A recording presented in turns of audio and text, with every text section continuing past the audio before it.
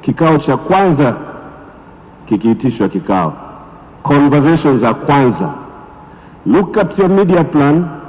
Who can we remove from the media plan but still stay effective? Look at the BTL activation that we are doing. How many are making returns and how many can we slash off? Look at the digital buying that you're doing. Punguza influencers. Punguza the publishers that we're using. We know that conversation every day. Our answer back is always, are the KPIs changing? The brand KPIs, are they changing? The commercial KPIs, are they changing? Unaambia hapana. In fact, we require to make more. We require to be visible. We need people to remember us, but the budget has been slashed 40%. In that space, how do we maneuver and how do we make sure we stay relevant? Because if we are not contributing to the bottom line, if we don't contribute to the bottom line, they will stop inviting us at the table of decisions. So this summit, in a nutshell, is trying to get us to gather the tools that we need kwa pamoja to help each other grow our brands, grow our businesses, and grow the marketing industry in Tanzania. Vuta picha pale ambapo tunakuwa na uhusiano au ndoa ya moja kwa moja kati ya traditional media and digital marketing. Unakuta there's a campaign being launched. You're doing the build up to the campaign on digital. You're asking a radio station to activate and direct traffic towards Mobi site that you've built. Wakifika pale, there's a landing page that you collect the data, because traditional media allows namba kubwa ya watu kupelekwa sehemu. Wakishafika on your landing page, you start collecting their data. Unaweza sasa ukishachukua ile data to start customizing the communication kwa watu ambao unajua the product talks to them directly. That is what we are talking about when we say fusion between traditional media and digital marketing. Digital marketing can granulate, inakuwezesha kuwa very specific in your endeavors, in your marketing endeavors. Inakuwezesha kuwaelewa kwa undani the people that you're talking to. Inakuwezesha kuwa trigger, kwa sababu ndugu yangu, I think I'm looking for rich auntie Tracy. Yes, unajikuta 1 minute you're on IG, you're watching a video clip about handbags. The next minute you're on Millard Aisle, a handbag commercial has popped.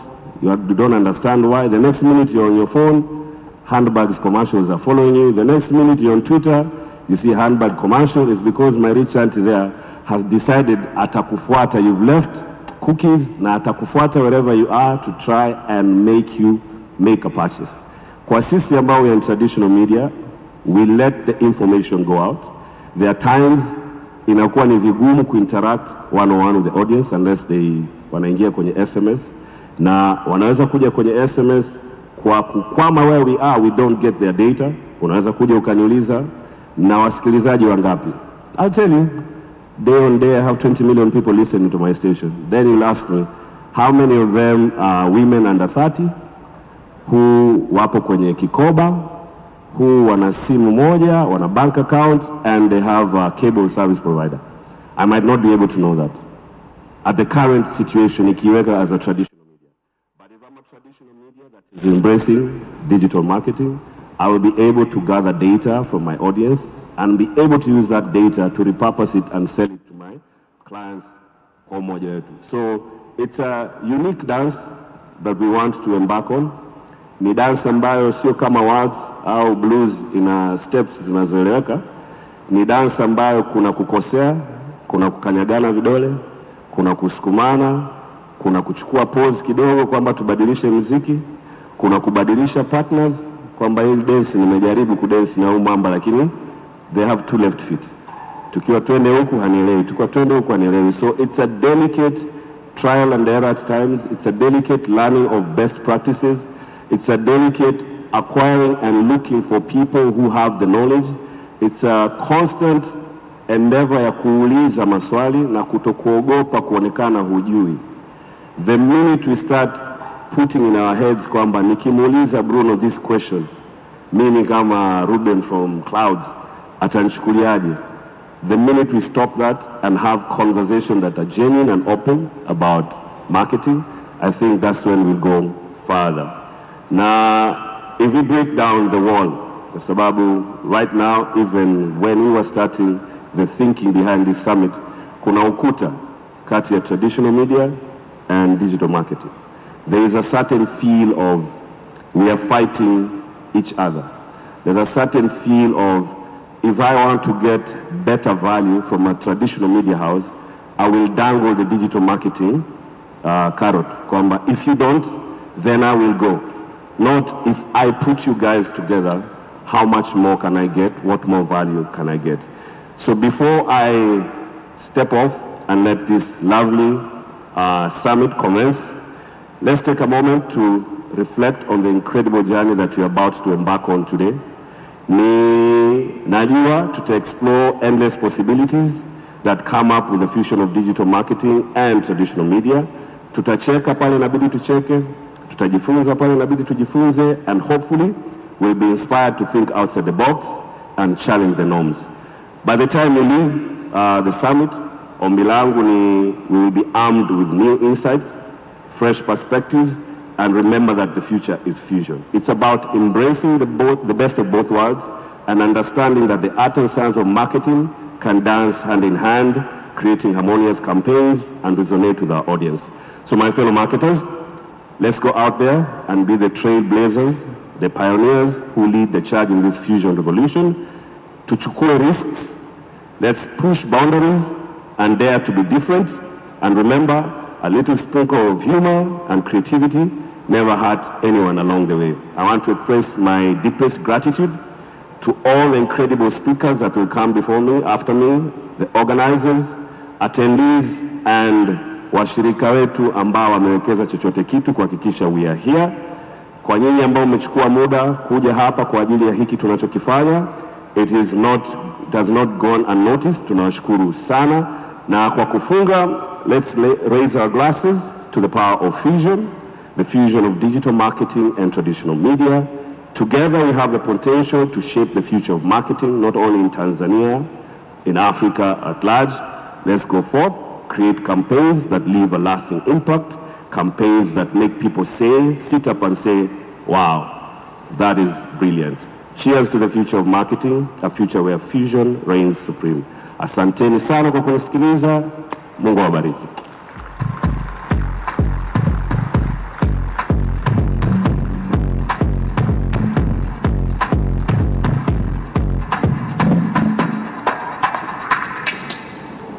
Somebody say, now we are talking. Huo mfano wa chips mayai umeeleweka vizuri eh? Yeah, kuna wageni wao wanakuja alafu wanadhani chips mayai ndio traditional food ya Tanzania. Okay. So we have thank you very much Mr. Ruben Dege. Very well understood. Now we have Mr. Henry. Anybody knows smart codes? Anybody knows smart people from smart codes? Okay, how you do too? Okay, so we are going to have Mr. Henry from Smart Codes. This is a digital agency, and he's going to talk to us about the fusion of digital marketing. You're welcome.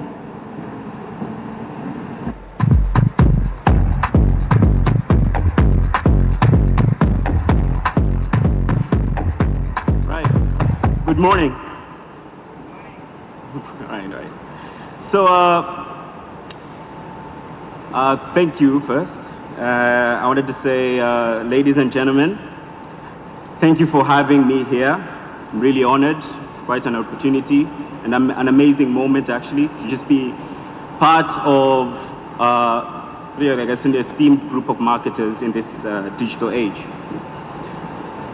So with everybody I think who comes here on stage, they do actually have a speech. So I have a bit of both. It's going to be a bit interactive. So, just to elaborate what I do, I work with highly talented people, and I help them unleash. Oh, sorry. Oh, it's a bit too high. Okay.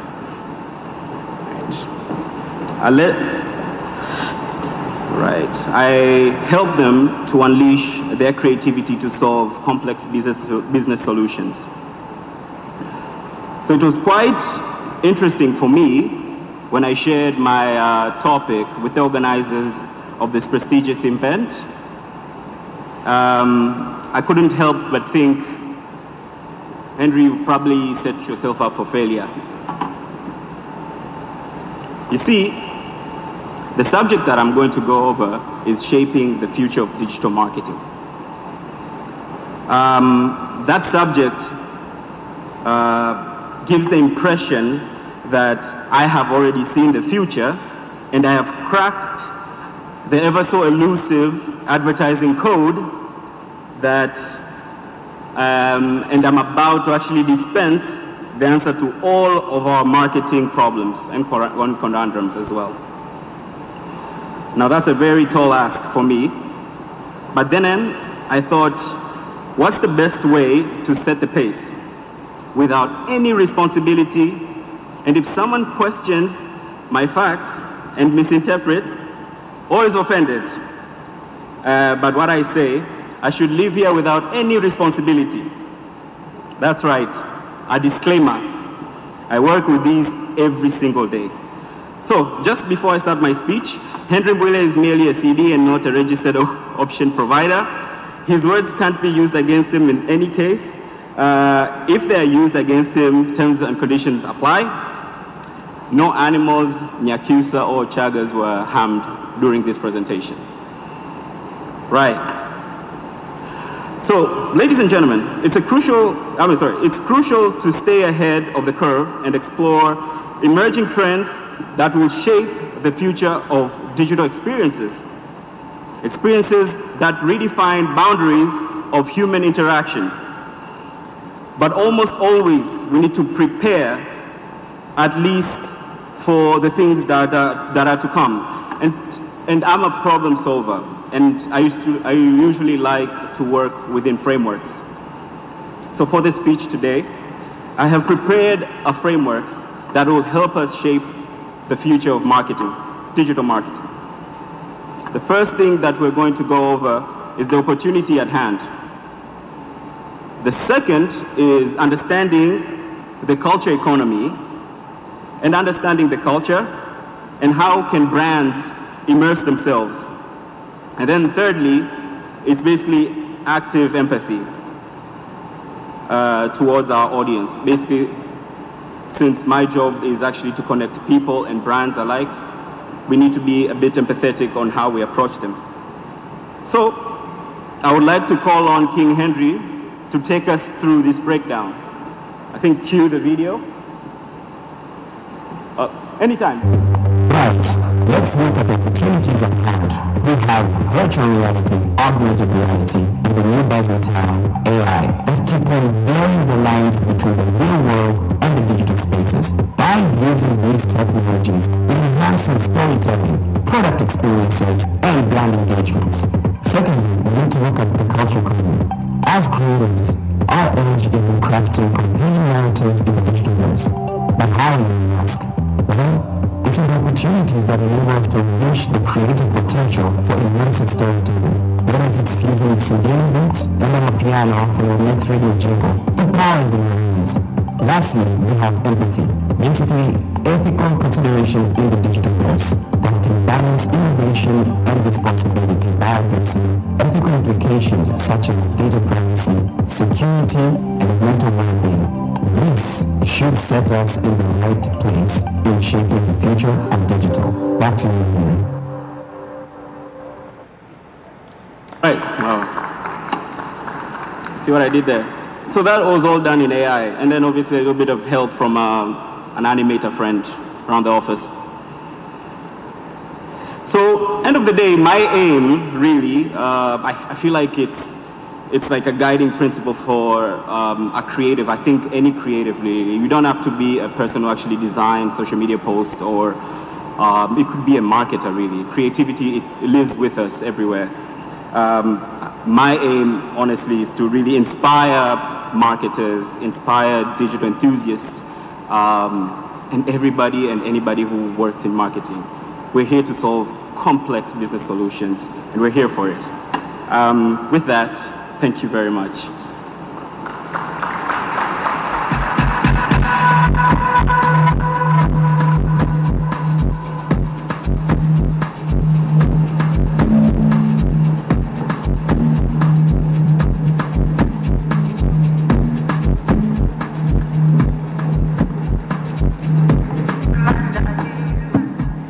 you very much, Mr. Henry Mwile, with your friend King Henry.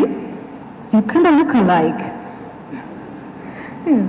Okay, so the next thing, has anyone ever bought anything from accounts from social media?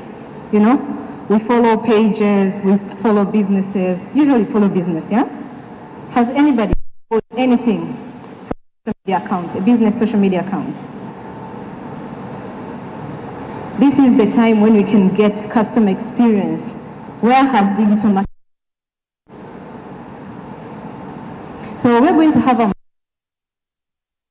to ask a few of you to tell us about your marketing.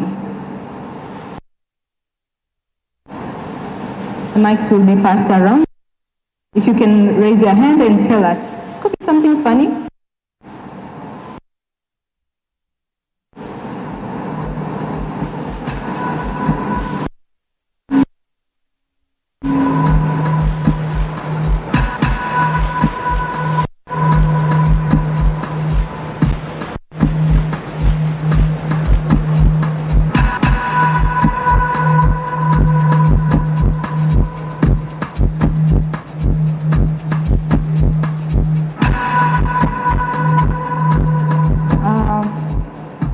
Maybe I can start with a question.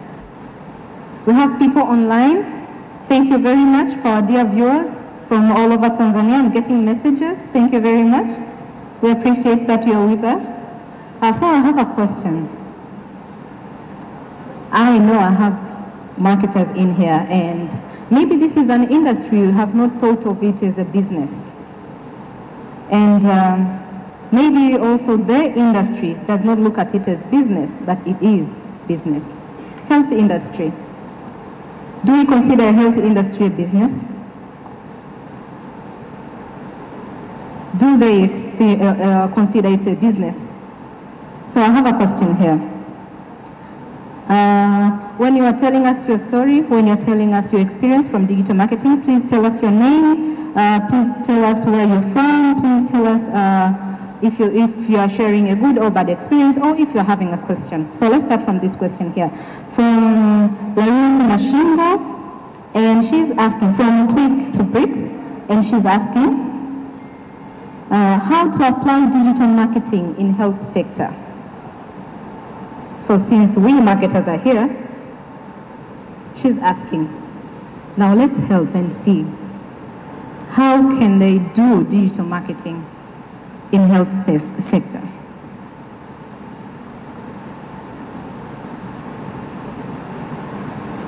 Anybody to answer us as we are waiting for stories and experiences?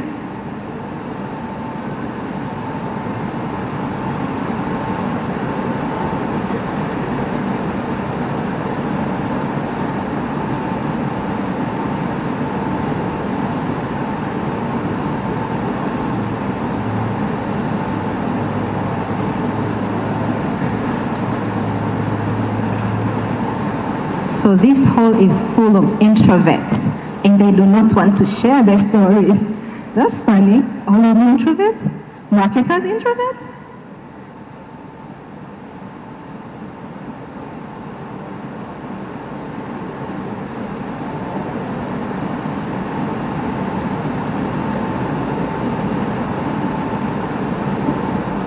Okay. Oh, wow. Okay, we have an experience or maybe a question from Madam Beatrice from Smart Codes. Yes, madam. Not really. I've just been handed the microphone to respond to the question. Healthcare needs to have marketing, but it's differentiated marketing in the sense that they're not talking to consumers for purchase. They're actually talking to consumers who are in need of solutions, health solutions. So think of yourself as the patient who's gone to the hospital, who's recovered after the experience at the hospital. How do we engage you for the future, or how do we engage you prior to your visit to the hospital?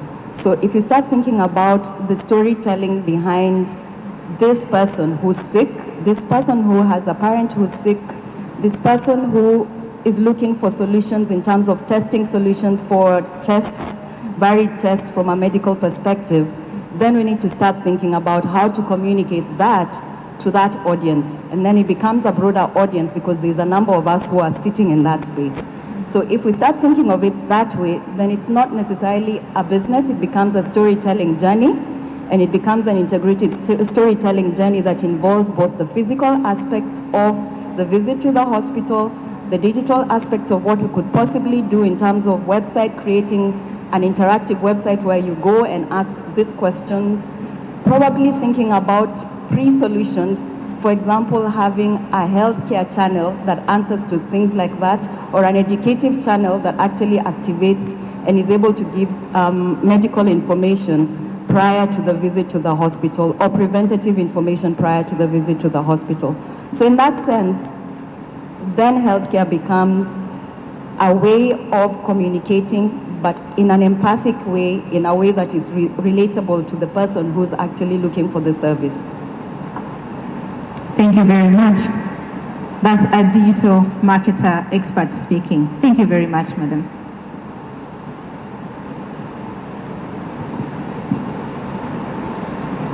Let's hear it from Madam Shumbana. Okay, good morning, everyone. My feedback will not be far away from what Beatrice said. I think what is crucial for us to understand is a digital platform is an area which allows you to connect with the audience you're looking for. So consider it as a market. Umeenda sokoni, you meet people and you want to sell what you want to sell. Yes, it's healthy. Yes, ni afya. Lakini tunajua kwamba kwenye afya kuna mahitaji. Kuna wagonjwa ambao either hawajui pa kuanzia au hawajui ni nini wanaweza wakapata kwako. So think of it that way, then share the information about what you are able to offer. And then the audience or the people that are in need will be able to get what they want from you through digital platforms, and they'll come direct to you. Thank you. Thank you very much. I hope Ms. Laris is listening and she's getting all of these advices. Now some experiences.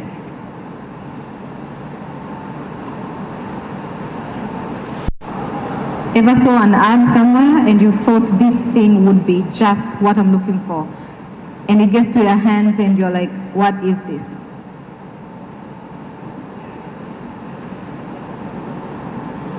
None of you have never had a bad experience or a good experience?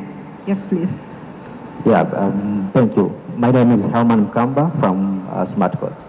So for me, I will share with you an experience, and this is good experience. For a long time, we have this perception that government entities, they are bad when it's come to customer experience. So I had one instance for some time back when I was moving to the new house. I wanted to top up the local token. Unfortunately, I couldn't get anywhere the meter number. So I was confused, like, where can I get the token? I tried to Google. Mind you, I was not having even TANESCO number, so I had to Google like TANESCO customer care. So I got the number, I called the guys, and like in 5 minutes they sorted me. So that's our fusion between me looking, searching for the number, customer service. It was way beyond working hour. We know how we perceive that government always close the doors when it's 3:30 or 4 p.m. So that was a huge experience to me, especially when it's come from the government entity. You know what I mean? Yeah. That's very true. I completely agree with you.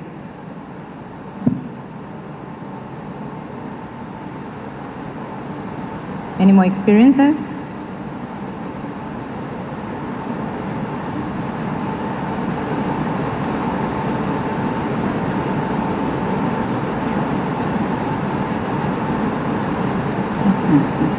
Okay, so let's go on.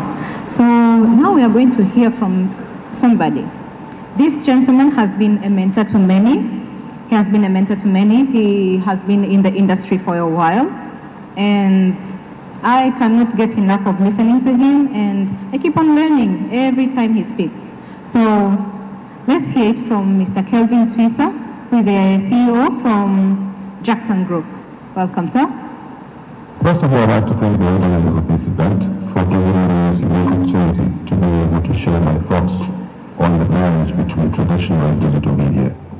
I think over the last decade we've seen a huge evolution of more digital media with the penetration of devices, both normal device phone as well as smartphones coming into the market. The market has evolved significantly, and back in the days when you talk about marketing, we dealt with very static, very limited audio-visual channels where it was only one way. Today the customer has a voice, and this requires a complete change in terms of how we do our marketing in this era. The marriage is something that must happen. The marriage is something that has to have an understanding. First, which is most important, is understanding the audience.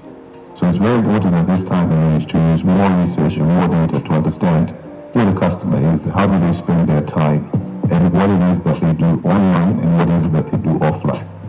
And that will define what kind of channels can be used to engage your customers more closely. Now, in the digital era, there has to be a clear brand story. And if you look at it from that perspective, that story can be told in both offline and online channels to ensure that there is consistency in terms of your messaging and your mission, your values, as well as your unique selling proposition that distinguishes you from the others in the competition is clearly told. Additionally to that, how do you do your messaging in terms of planning, coordinating your messaging, clear content plans, where what you see online, what you hear on radio, what you see on the billboard, and what engages with you at the point of purchase should be a thread that cuts across all those channels, so nothing hangs by itself. And that's very important because your customer has a voice and they can give you feedback. Now, once you do all this, it's very important to look at what kind of data is available and ensuring that you're leveraging on that data where your targeting is right, personalization is possible, and that's where digital becomes one of the most powerful tools to basically enhance the reach that you have and to become more effective. So you can use data from social media to kind of identify where and what kind of messaging resonates well with your audience and incorporate that message in your radio, in your television, and your billboards, as well as your print ads, not to be forgotten. And how do you cross-promote across channels? So each channel can give you costly engagement, but then digital combined with traditional media, you can create experiences that are very personalized for your customers. I've seen a lot of times where we use random hashtags. Some are longer than they should be, and that doesn't allow the customer to follow the conversation and understand what goes on. But a hashtag on TV can shift the conversation, or a hashtag shared on radio can shift the conversation from traditional media to the digital space. And that reinforces the message that the customers see, and you're able to get more out of your campaign.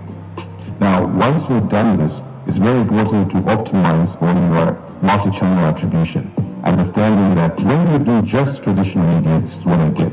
When you do traditional plus digital, what comes out of it? I've been lucky to work in industries where you're able to do this and see the numbers.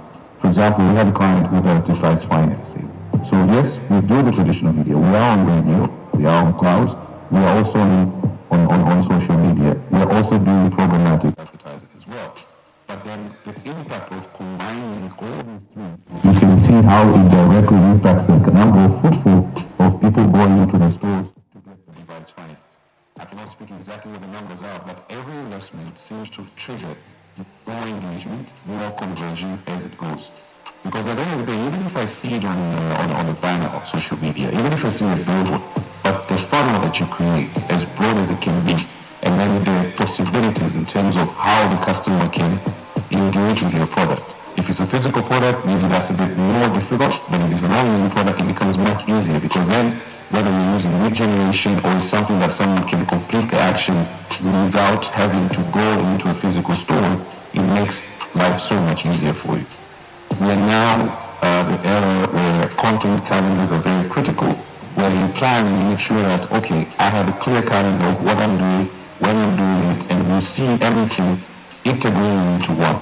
You hear the presenters talk about it, you see it on your social posts. At the same time, there's a billboard, especially digital LED, which I really like compared to the static ones, because then you can change the messaging to talk to different audience, different times of day, etc.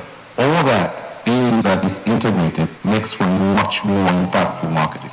The marriage, I don't think is something that should be ignored, but rather one should look at integrating both of these messaging to ensure that there's a clear contact calendar on a daily basis, on a weekly basis, proper plan, understanding how we're investing on digital, but also traditionally, to ensure that if I wake up in the morning, do I check my emails? Yes.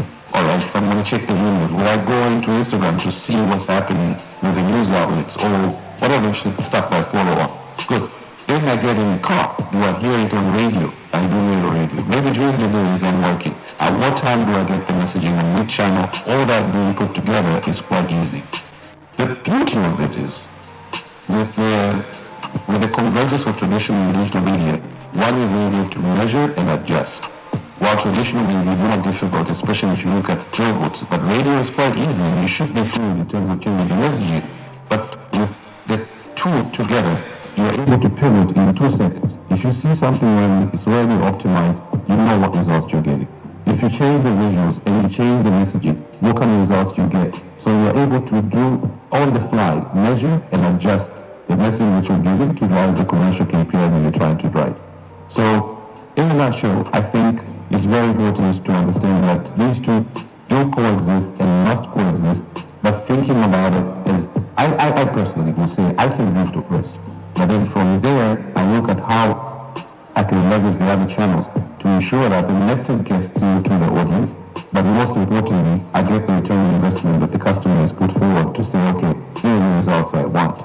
But again, it's very, very important to see it as an integrated message plan. It's critical, measuring over the time, understanding the impact, and creating hashtags. If you're in other countries, you can clearly see that the radio conversation in the morning are what drives the conversation that takes place on Twitter and Instagram, because they do it effectively. There's a clear hashtag. If you look at those who like football, whenever there's a DPL match, there's a hashtag for that match. You can follow what fans are saying across the globe. So in Tanzania, I think one of the biggest gaps that we have, I've seen hashtags around longer than the road from here to Morogoro. How do I keep up with that? There are chances I will spell the hashtag, there are chances I won't get it right. But also, are we thinking through to say, okay, if I see it on the billboard, if I hear it on the radio, if I see it on the TV, and then I take the conversation on social media, then everything is integrated into one. If we plan that way, and we think multi-channels, we think integrated calendars, then we'll be able to achieve more with the marriage of convergence rather of digital and traditional media. Other than that, I think it's something that we have to understand. I've said this before and again. 2 years ago, 5 years ago, nobody was talking about TikTok. Today people are talking about it. For the right audience, we need to be there. How are we going to be there? That's something you're supposed to work through. Instagram, Facebook still gives us a good number. What is going on in that space? Do we read blogs? Are we going to publishers online? As well as the media houses themselves. I think one of the things that will really make this marriage better is if the radio station, the television station, also have a strong presence online. We've seen some of the local media houses already start investing in digital space, but it shouldn't be a board where you just post messages. It should be something that evokes thought, gets people engaged, drives conversation. Now, when a brand gets into that space, they can integrate their story within the content that exists both offline and online, and it makes for a much richer experience. Ultimately, we're trying to market products. We're trying to drive numbers. And it's very important to do this with knowing that there are more tools to be used, but understanding that learning about how they behave, learning about our consumer. I started off from the very beginning, knowing your audience, who they are, what they do, what time of day, how they behave, how do they interact with your product, and simplicity at the core. It shouldn't be complicated for someone to understand what you're selling. It shouldn't be complicated for someone to access your service, whether it's a product, etc. Now, there was other things outside of this marriage, but for you as a person who is sitting at the rear driving that wheel, it's important to understand the trends that are happening, but most importantly, what do customers do today and what behavior you want to achieve by putting together an integrated marketing strategy. I'd like to leave you guys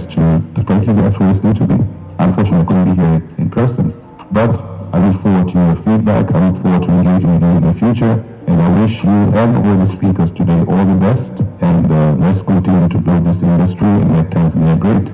Kazi.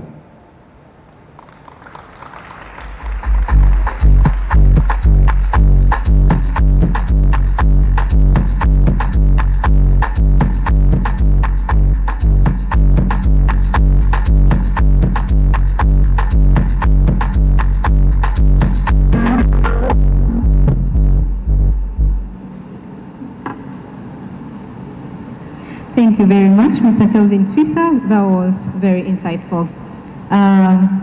Okay, so some people say they need a number to send their questions. They do have questions, but they need to send them. So it's more digital. So you can catch this number to send your questions, your stories, your feedbacks on digital marketing. 0757 04 0004. That should be the number you can send your questions. Na kwa watazamaji wetu wanaweza pia wakatuma maswali yao. Leo tuko hapa na vichwa vyote vya marketing Tanzania. Kwa hiyo unaweza ukatuma maswali yako kupitia hii namba 0757 04 0004. Okay, tunaendelea.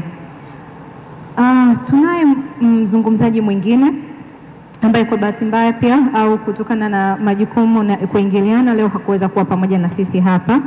Na huyu tunamfahamu sana kama mwandishi wa vitabu. He's a very good author. Na yupo kwenye biashara kwa muda mrefu sana. Na ukisoma vitabu vyake utaona ni advocate mkubwa sana wa sekta nzima ya digital marketing. Anaitwa Mr. Jumanne Mtambalike na tutapata kumsikia kupitia screen zetu pia hapa. Karibu. Habari, kwa majina naitwa Jumanne Mtambalike, ni mkurugenzi wa kampuni ya Sahara Ventures. Nafurahi kuwa na nyinyi leo, nitakiwa nipo physical lakini sipo. Na kwanza kwa kuanzia kabisa niwapongeze TMSA pamoja na Clouds Media Group na partners wao Smart Code na wadau wengine ambao wameshiriki kuandaa tamasha hili. Tamasha hili linakuja muda mwafaka ambao dunia nzima inazungumza masuala ya digital branding pamoja na digital marketing. Tamasha la Tanzania Digital Marketing Summit linakuja kufungua opportunity ambazo zipo kwenye sekta ya digital marketing na digital branding. Nimeombwa nizungumzie kuhusiana na digital customer experience. Sasa ukitizama huko tunakotokea na tunakoelekea, dunia inabadilika kwa kasi sana na matumizi ya teknolojia kwenye kuimprove namna gani tunaengage na customers imekuwa na yakiimprove. Sasa hivi tunaangalia vitu kama artificial intelligence, akili bandia kwenye kuimprove customer experience. Zamani ilikuwa inabidi waajiri watu wengi kwa ajili ya kuengage na kuzungumza na customers, lakini sasa hivi tupo kwenye age ambayo tunatumia teknolojia kama chatbots, ambapo unaweza ukaset artificial intelligence na kama unazungumza na wateja wako na ikawa inatoa service na vile vile kana tumia language zile ambazo zinalaza ambazo mteja wako anavyoenda kutumia. Kwa hiyo la kwanza ambao kampuni nyingi itabidi aanze kuexplore kwenye upande wa kuimprove customer experience kwenye digital marketing ni kwa namna gani utaweza kuintegrate matumizi ya chatbot kwenye utoaji wa huduma zao ili watu waweze kupata huduma zao kwa urahisi. Lakini vile vile kwa kampuni ambazo zinatoa service unaweza kufanya customized experience kwa mteja, kwa maana kwamba sasa hivi tayari kuna brand kubwa duniani ambazo zina recognize tarehe za kuzaliwa za wateja wao, tarehe za ndoa za wateja wao, tarehe za kuzaliwa za watu muhimu wa wateja wao, na vile vile wanatengeneza customized experience kwao. Kwa maana kwamba wanaweza kutengeneza vifurushi au package au service ambazo ni specifically kwa wateja wao kutokana na computing capability na data ambazo kampuni zinakusanya kutoka kwa wateja wao. Kwa vile vile tunaishi kwenye digital data age ambayo ni age muhimu sana kwenye masuala ya customer experience. Kwa makampuni jitahidi pale wanapotaka kukapitalize kwenye digital marketing kuangalia kwa namna gani wanaweza kutumia data kwa ajili ya kuimprove customer experience, kitu ambacho kampuni kubwa duniani zinafanya. Lakini jambo la tatu ambalo ni muhimu sana sasa hivi kuna concept ya digital tribes ambapo kampuni kubwa zinazochipukia zinatengeneza digital tribes zake, kwa maana kwamba hawa ni watu ambao ni loyal to the brand ambao wapo kwenye social media kwa ajili ya kuprotect interest ya kampuni, kwa maana kwamba wanapata negative PR au vitu kama hivyo, wanakuwa wapo kwa ajili ya kuprotect your brand. Kwa hiyo tunazungumzia the future ya digital marketing, lazima big brand zianze kufikiria kutengeneza digital tribes au tribes za watu ambao wana support initiative zao na movement zao wanazofanya na wako pale protect interest of brand. One way ya kufanya ni kwa very close na customers wako na improve the experience kuweza kutengeneza digital tribe. Kwa hiyo pia ni trend mpya ambayo tunaiona kwenye masuala ya improve customers experience na kutengeneza customer loyalty through digital platform. Lakini vile vile unapozungumzia digital age na namna ya improve customer experience kwenye digital marketing at this age, huwezi kusahau tools ambazo zinahusika kwenye kufanya masuala ya digital campaigns na coordinate digital campaigns. Sasa hivi kuna tools kama Brand24 ambazo unaweza kutumia kwa ajili ya kutrack namna gani brand yako inavyo perform, na vile vile for sentiment analysis, namna gani watu wana perceive brand yako kwenye mitandao na vitu kama hivyo. Ziko tools nyingi za kufanya hivyo, lakini vile vile kuna tools ambazo zinafanya scheduled post, kuna tools ambazo zinakusaidia kwenye analytics, kuna tools kama Hotsuite ambazo zinakuruhusu kupublish your content kwenye multiple digital platform, kuna tools kama Tweetdeck ambazo zinakuruhusu kufuatilia competitors brand namna zinapoperform. Kwa hiyo tunaishi kwenye age ambayo marketing as you know it is changing, na digital marketing inafanya individualized experience kwa customer. Sasa it's up to your brand kuangalia ni namna gani utaweza kutumia digital tool ili kuweza kuimprove your customer experience. Kwa naomba niwawish best success kwenye mjadala ambayo inaendelea, na vile vile niweza kuwapongeza waandaaji na partners wa Tanzania Digital Marketing Summit, and I'm looking forward to attend physically future session and future events. Asanteni sana.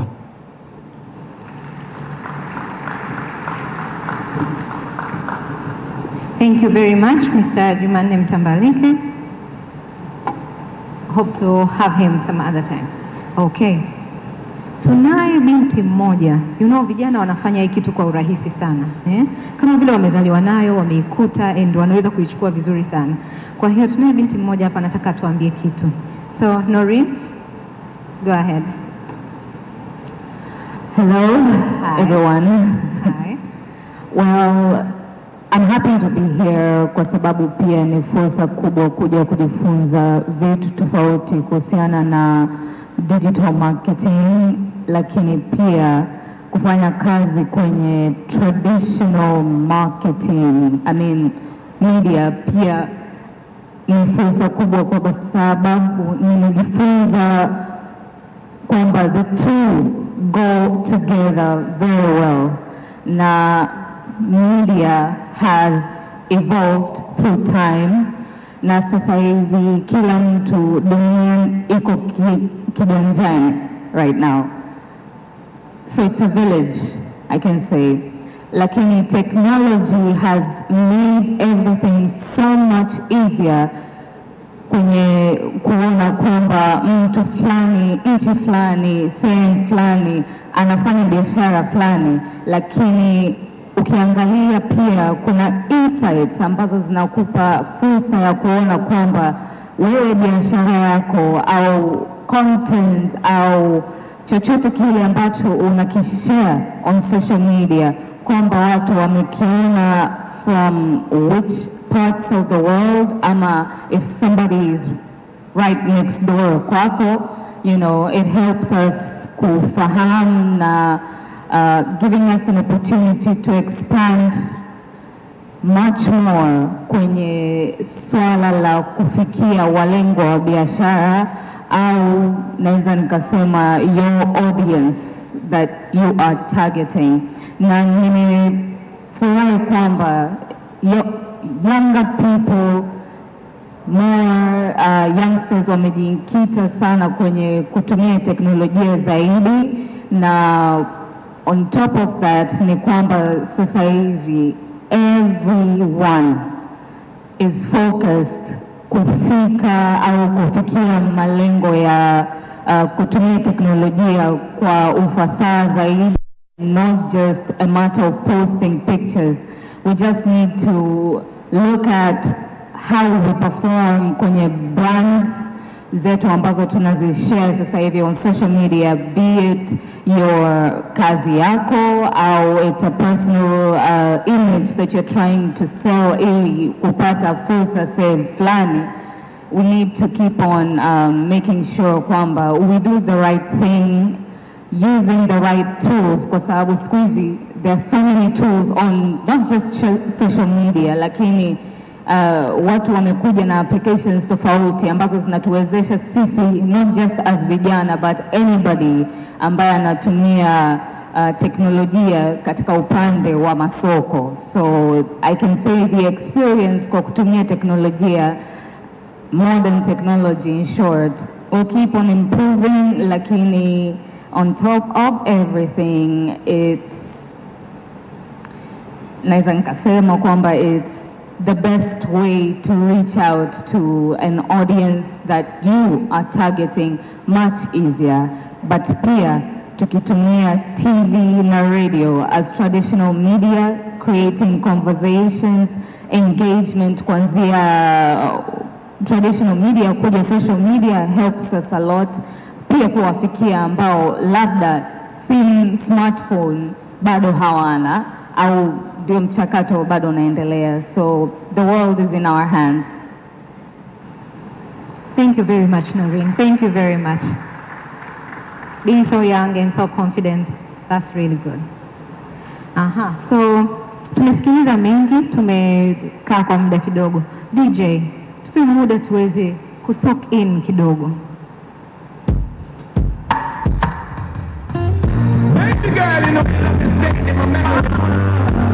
Katika nyanja za siasa, burudani, michezo pamoja na habari za kijamii, unachotakiwa kufanya ili kujiweka katika uhakika wa kupata habari zetu ni kuingia kwenye YouTube channel ya Concept TV, alafu unabonyeza neno subscribe. Ukishalibonyeza neno lile, nenda kwenye alama ya kengele, pia bonyeza ile notification pop. Ukishabonyeza basi pale unakuwa umejiweka katika nafasi ya kupata taarifa. Mara zote iko kwa ajili yako, umejiweka katika nafasi ya kupata taarifa. Mara zote iko kwa ajili yako, kwa ajili ya kukupa uhakika wa kupata habari zile za uhakika katika nyanja za siasa, burudani, michezo pamoja na habari za kijamii.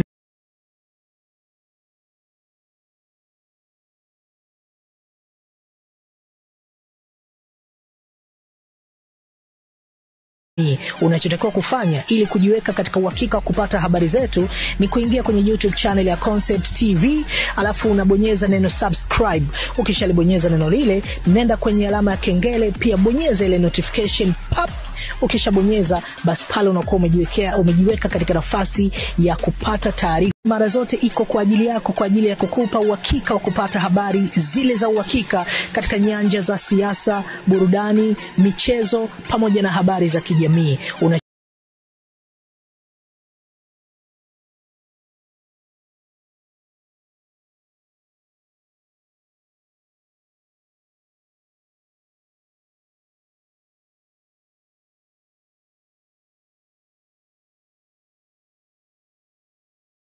Unachotakiwa kufanya ili kujiweka katika uhakika wa kupata habari zetu ni kuingia kwenye YouTube channel ya Concept TV, alafu unabonyeza neno subscribe. Ukishalibonyeza neno lile, nenda kwenye alama ya kengele, pia bonyeza ile notification pop.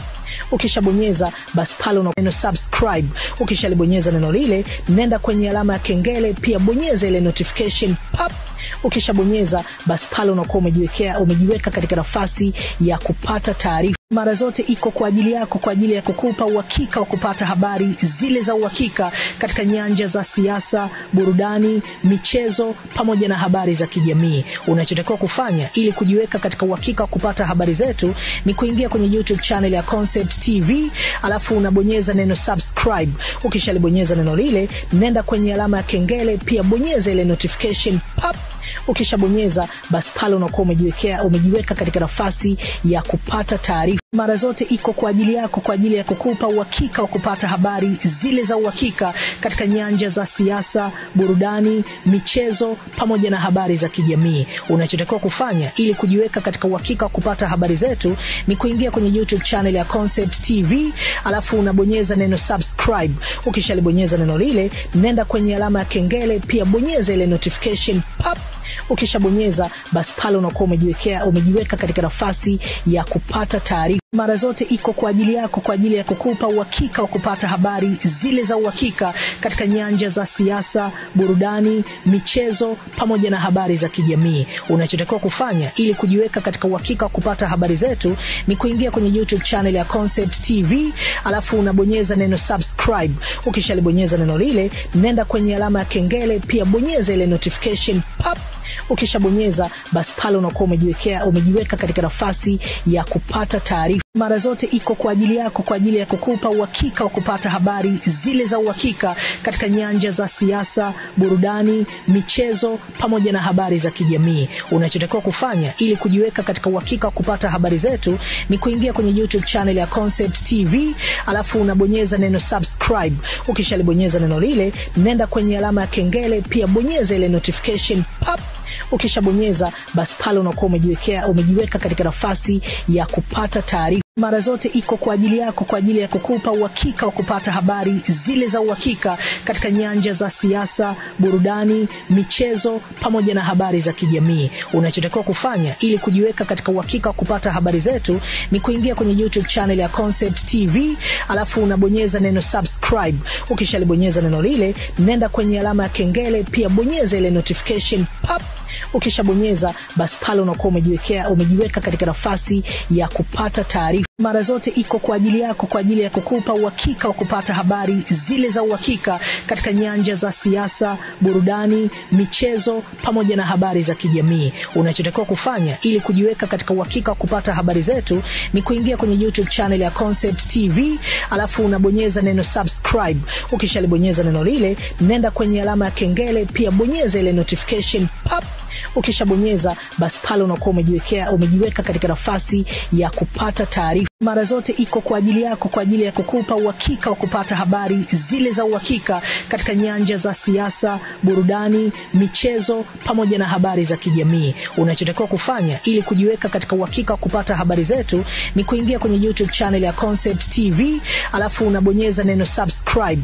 Ukishalibonyeza neno lile, nenda kwenye alama ya kengele, pia bonyeza ile notification pop.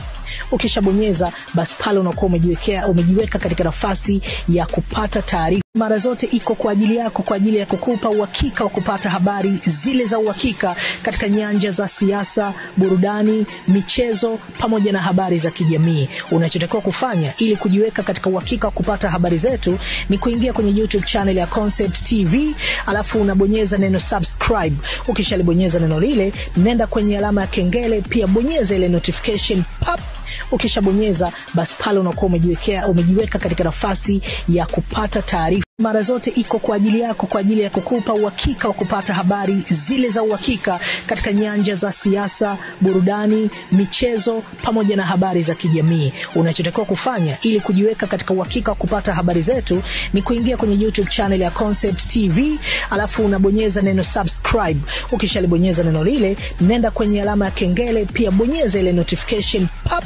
Ukishabonyeza basi pale unakuwa umejiweka katika nafasi ya kupata taarifa. Mara zote iko kwa ajili yako, kwa ajili ya kukupa uhakika wa kupata habari zile za uhakika katika nyanja za siasa, burudani, michezo pamoja na habari za kijamii. Unachotakiwa kufanya ili kujiweka katika uhakika wa kupata habari zetu ni kuingia kwenye YouTube channel ya Concept TV, alafu unabonyeza neno subscribe.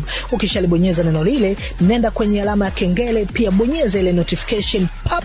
Ukishabonyeza basi pale unakuwa umejiweka katika nafasi ya kupata taarifa. Mara zote iko kwa ajili yako, kwa ajili ya kukupa uhakika wa kupata habari zile za uhakika katika nyanja za siasa, burudani,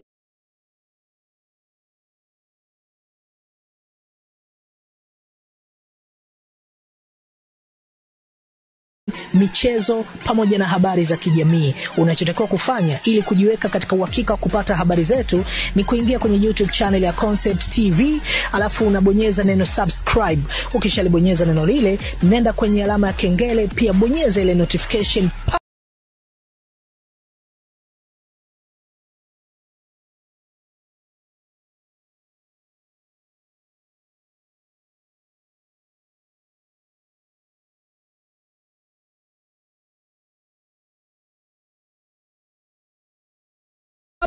Ukishabonyeza basi pale unakuwa umejiweka katika nafasi ya kupata taarifa. Mara zote iko kwa ajili yako, kwa ajili ya kukupa uhakika wa kupata habari zile za uhakika katika nyanja za siasa, burudani, michezo pamoja na habari za kijamii. Unachotakiwa kufanya ili kujiweka katika uhakika wa kupata habari zetu ni kuingia kwenye YouTube channel ya Concept TV, alafu unabonyeza neno subscribe. Ukishalibonyeza neno lile, nenda kwenye alama ya kengele, pia bonyeza ile notification pop. Ukishabonyeza basi pale unakuwa umejiweka katika nafasi ya kupata taarifa. Mara zote iko kwa ajili yako, kwa ajili ya kukupa uhakika wa kupata habari zile za uhakika katika nyanja za siasa, burudani, michezo pamoja na habari za kijamii. Unachotakiwa kufanya ili kujiweka katika uhakika wa kupata habari zetu ni kuingia kwenye YouTube channel ya Concept TV, alafu unabonyeza neno subscribe. Ukishalibonyeza neno lile, nenda kwenye alama ya kengele, pia bonyeza ile notification pop. Ukishabonyeza basi pale unakuwa umejiweka katika nafasi ya kupata taarifa. Mara zote iko kwa ajili yako, kwa ajili ya kukupa uhakika wa kupata habari zile za uhakika katika nyanja za siasa, burudani, michezo pamoja na habari za kijamii. Unachotakiwa kufanya ili kujiweka katika uhakika wa kupata habari zetu ni kuingia kwenye YouTube channel ya Concept TV, alafu unabonyeza neno subscribe. Ukishalibonyeza neno lile, nenda kwenye alama ya kengele, pia bonyeza ile notification pop. Ukishabonyeza basi pale unakuwa umejiweka katika nafasi ya kupata taarifa. Mara zote iko kwa ajili yako, kwa ajili ya kukupa uhakika wa kupata habari zile za uhakika katika nyanja za siasa, burudani, michezo pamoja na habari za kijamii. Unachotakiwa kufanya ili kujiweka katika uhakika wa kupata habari zetu ni kuingia kwenye YouTube channel ya Concept TV, alafu unabonyeza neno subscribe. Ukishalibonyeza neno lile, nenda kwenye alama ya kengele, pia bonyeza ile notification pop. Ukishabonyeza basi pale unakuwa umejiweka katika nafasi ya kupata taarifa. Mara zote iko kwa ajili yako, kwa ajili ya kukupa uhakika wa kupata habari zile za uhakika katika nyanja za siasa, burudani, michezo pamoja na habari za kijamii. Unachotakiwa kufanya ili kujiweka katika uhakika wa kupata habari zetu ni kuingia kwenye YouTube channel ya Concept TV, alafu unabonyeza neno subscribe. Ukishalibonyeza neno lile, nenda kwenye alama ya kengele, pia bonyeza ile notification pop. Ukishabonyeza basi pale unakuwa umejiweka katika nafasi ya kupata taarifa. Mara zote do we count? Do we wait on weekend? I don't. Okay, so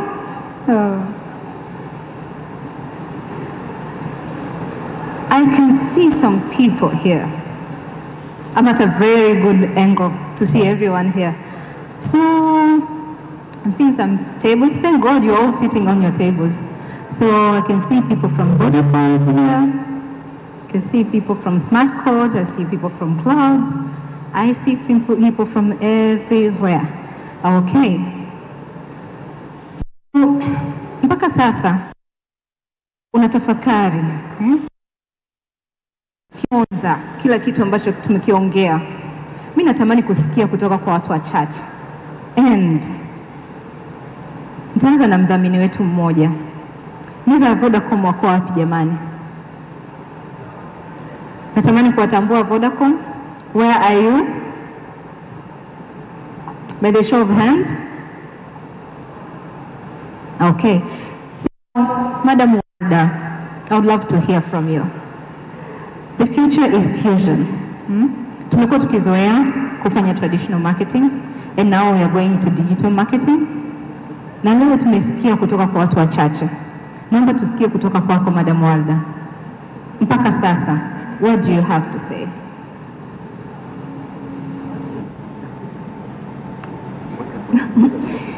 Thank you for putting me on the spot. Exactly what's the question?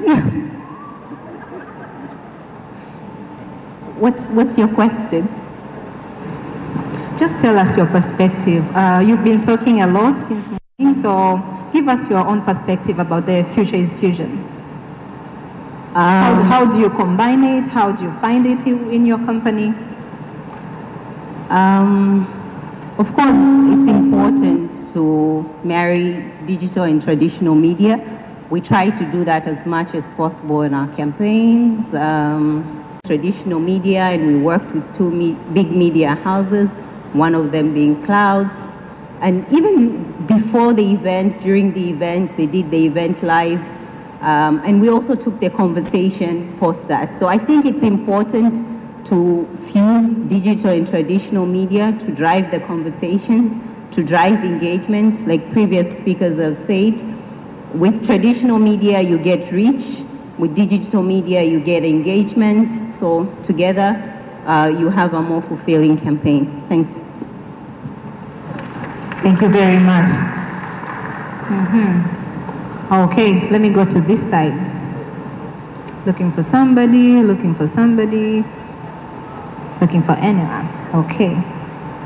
Bank of Africa. By the show of hands, naomba tuwasalimie Bank of Africa. BOA. Hi. Okay. So from Bank of Africa, Madam Nandi. Karibu sana. What do you want me to say? Can it be a fusion between digital and traditional marketing? Do you apply it? How do you apply it? Well, thank you very much for the opportunity. My name is Nandi Myombela. I'm from Bank of Africa. And generally, I'm very excited to be here. I think it's exciting time. And I think if I ask any of my colleagues in marketing, been really trying to gather together marketing community. So I think it's high time we managed to pull this together. So I think it's a good idea because you cannot put these things separately. So you have to integrate both digital and traditional media. Essentially, like the previous speaker spoke, I think KT mentioned about it. It's very important to make sure that these two channels talk to each other. The coherency of the messaging and whatnot. So I think it's an exciting time. I'm very excited. I'm looking forward to become a digital-led marketer, which is very important. So, and kudos to the partners and the organizers. So I look forward to the sessions. Thank you very much. Thank you very much. Okay, so I'll spare somebody. She'll come later on. She'll tell us something. I refer her as a digital marketing expert, so I'll call upon her later on. But for now, let's hear it from Stanbic. And we have a head of business and incubator at Stanbic Bank, Mr. Kai Morel. Please, you're welcome.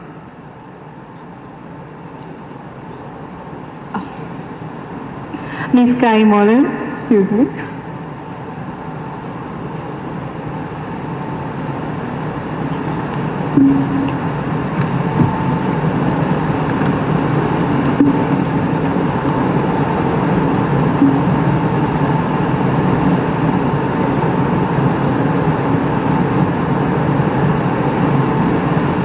A round of applause as she comes. That will do.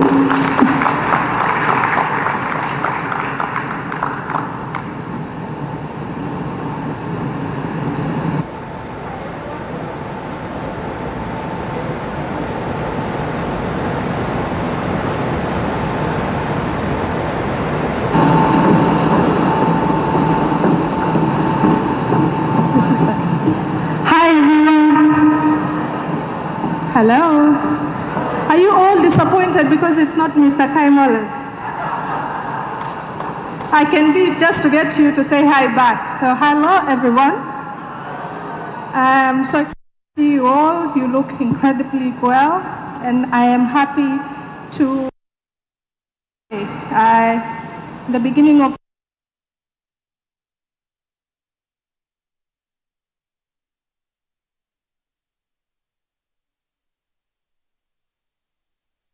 that they all serve one purpose, which is to make an impact.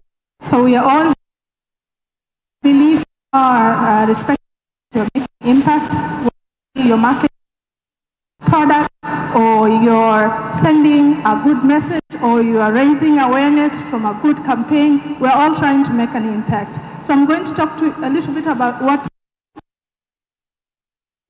which is impact wing of our bank, or impact unit, whereas we are focusing on entrepreneurs, innovators, as well as MSMEs, and we're trying to enable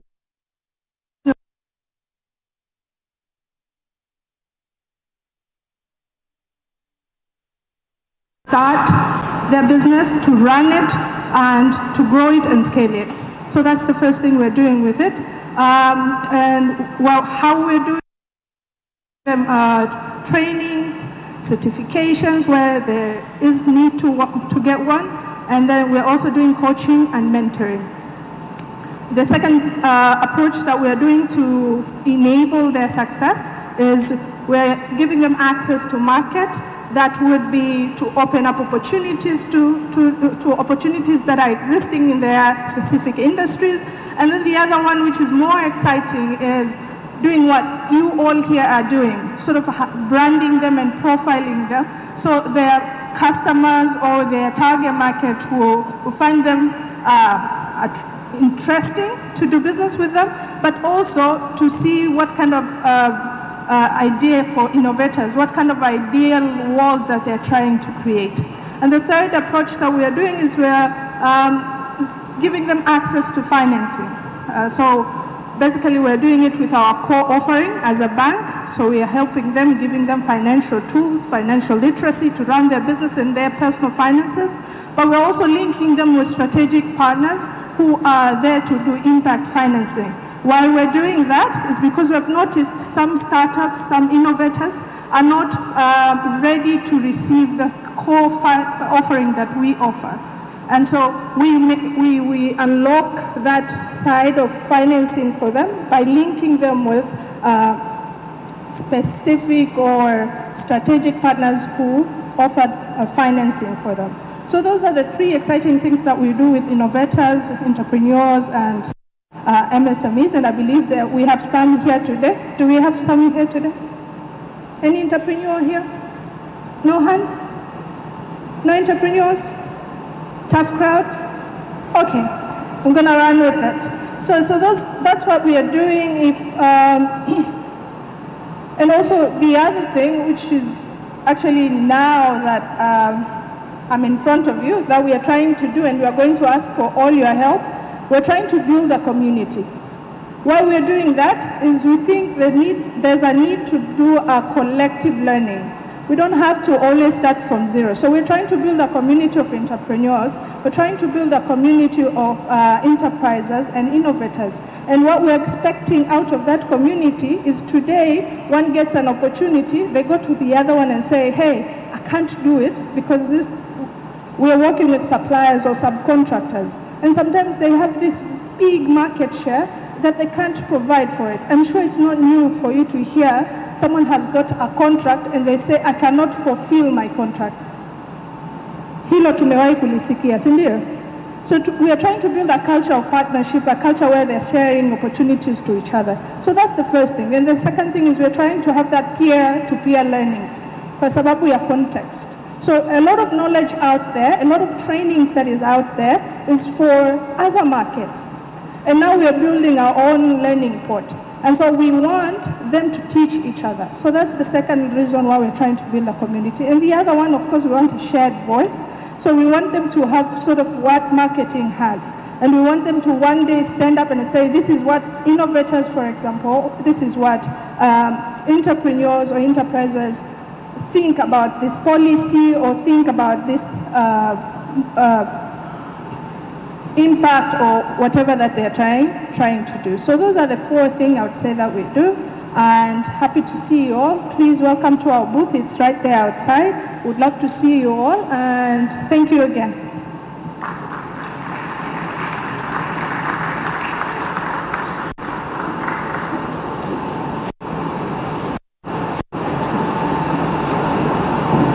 Thank you very much. we were not disappointed at all. Yeah.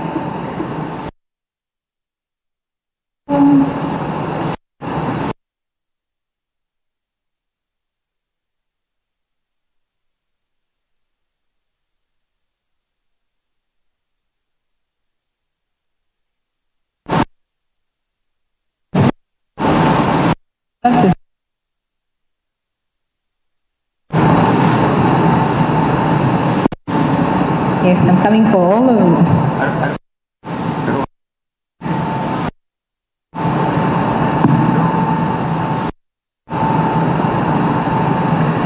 Yes, yes.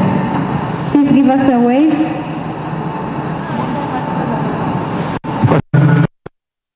First and foremost, there's a Bruce for Sahara. Before I impersonate someone, let me know. But what is the question? Let's hear from Mr. Bruce Mugaisi. What is the question? Say something.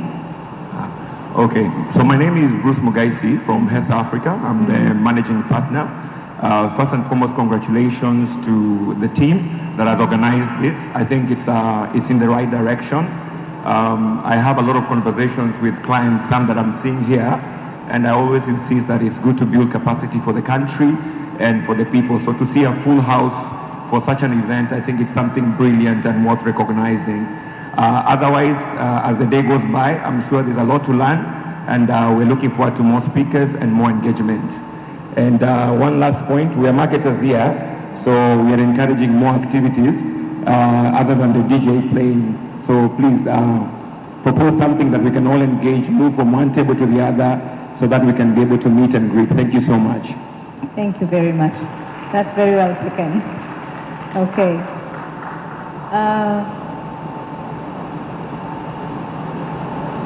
Okay, so yeah, we have somebody else here. This is a young lady. I've got an opportunity to hear from her several times. And if you are a person of social media, maybe you have also seen her videos. So Miss Tracy, please say hello.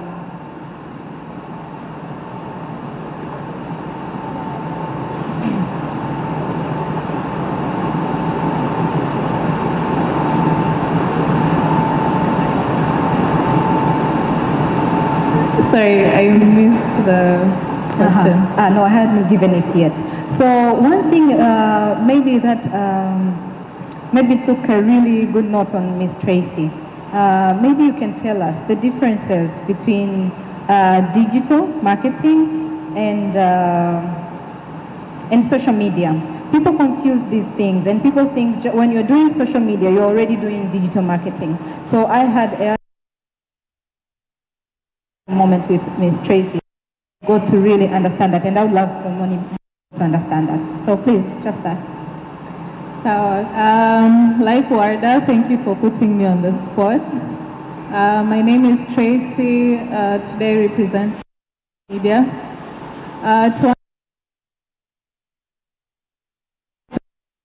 Social media is of digital.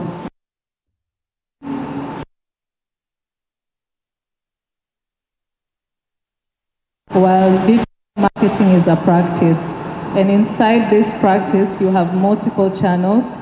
Ruben gave an example about how you might be scrolling on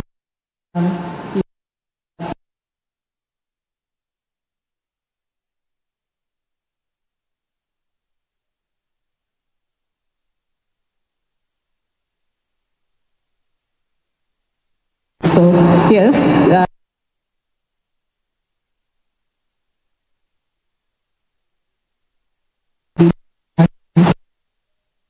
When we do our using digital with traditional, we need to take the time to understand exactly what digital is, what are the possibilities that are available, and how can we use them to our advantage, and then where does traditional come into the picture. Thank you.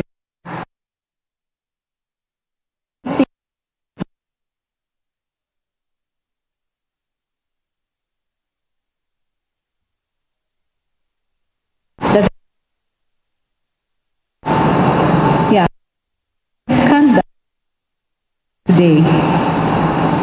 the event is going on, you can have the pictures that are still done up to the moment. Share social media. Please hashtag TZ Digital Marketing Summit. Hashtag TZ Digital Marketing Summit. So you can get your picture.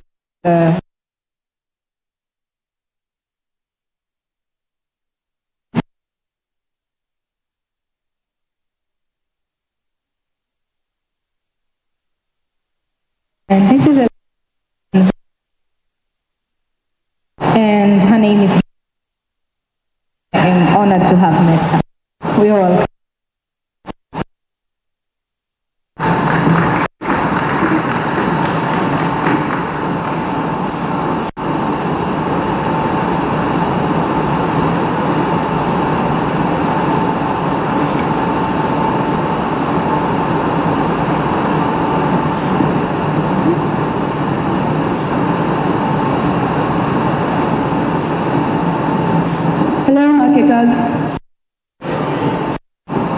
So I think we're tired of standing. Sitting. Let's just stand and do a little jiggle. I think let's see everyone's little jiggle, just to get the energy flowing.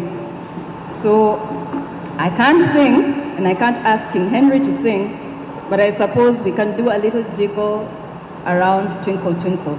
Twinkle, twinkle, little star, jiggle, jiggle. And then somebody continues singing the same jiggle, jiggle. I think I just want to get the energy flowing. We've been sitting for a while. So, Shumbana, twinkle, twinkle, little star. Let's see your jiggle, jiggle. Daniel Osman, jiggle, jiggle. Who else do I see? And Sports Pesa team, let's see your jiggle. The guys at the back, control room, jiggle, jiggle. Yeah, I think we can all sit, and I think the energy is now flowing for us to have an interesting conversation about digital marketing. So Q. Q again. And Q. So everything does communicate. And I have a lovely quote out here that says, today, we don't have any motivational quotes. It's up to you. If you want to give up, give up. If you're in this room and you want to give up, you're in the wrong room. So leave. We're not about motivational quotes here. We're about understanding the fact that everything does communicate. And when we say everything does communicate, this is actually a truck. And the truck could have been anybody's truck. It could have been a truck carrying newspapers to go out somewhere, but it had some communication and an interesting quote sitting there. Then it landed up in, somebody took a photo, and after the photo landed in somebody's WhatsApp, somebody shared it, and it became communication. So if everything, remember that your journey into everything that you put out there as a marketer does communicate.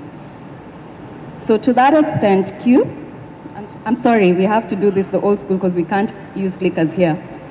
But yeah, Q, so the landscape is changing. I think the problem is we as marketers are equally challenged from the perspective of what's happening today, what's going to happen in the future, and the conversation of what does that mean for us as marketers, because it keeps evolving. We need to evolve with this culture. We need to evolve with the times. We need to evolve to be able to connect with our consumers better. And so for us to do that, I've put together what I call a digital marketer's starter pack of sorts, or a survivor's kit. So over to the next slide.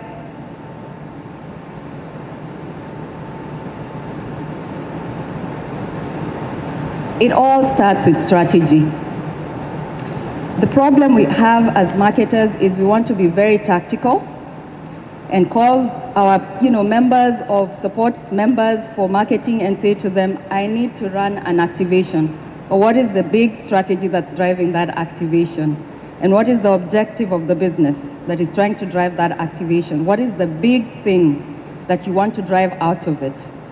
So the challenge is, if you're going to be very tactical, you're not going to get a lot of results. You're actually going to get the same thing, a tactical response. And it could have an uplift in terms of your sales. It could have an uplift in terms of your brand metrics. The reality is it's short-lived because you don't have a long-term strategy. So my thing is, before we start and embark on a journey in terms of digital marketing, and I think Tracy summed up that fairly well when she said you have to think about digital marketing not as a thing, but as a part of the bigger strategy that actually embodies your journey in terms of marketing solutions. So start here. The case study for Coca-Cola is around the strategy piece that they built for it. This is Share a Coke, and they put my name there. I didn't ask for it, but hey, it's there. They started the journey with understanding what they wanted to drive. They wanted to drive more sales, but they wanted to drive more sales with an increment of their big idea, which is happiness from a bottle. So the happiness from a bottle then spans from you sharing the Coke with somebody else. And so they created this concept called Share a Coke. And the whole idea around Share a Coke was you're able to get it online, you're able to get it offline, you're able to also interact with it from a personal level in terms of the experiences that they built. So this is a good example where the digital strategy actually led to social media engagement, but also an uplift in sales because they started the journey understanding what the big picture was. So cute. And then the second thing is your SEO. I call it the SEO treasure map.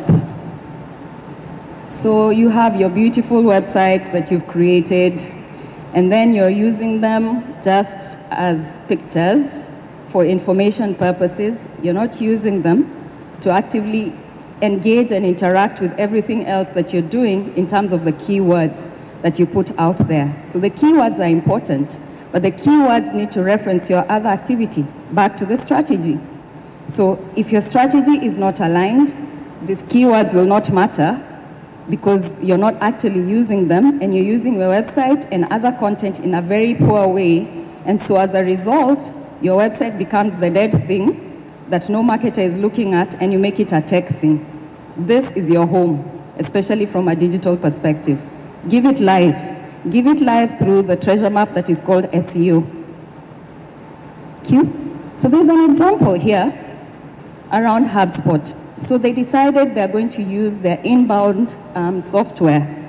It was not just around the keywords, but they actually fashioned the keywords to generate content that was relevant to the consumer. So it's a two-way street. It's not just about putting out stuff, understanding it, but also using an understanding of the consumer feedback you're getting to tailor-make the content. So this is a good use of keywords to drive home the agenda for the brand. Cute? And then I think Tracy spoke about this, social media as a part of digital marketing. So the starting point for most people who want to go into digital is to go here, which is the social media space. But social media is not just having things digital.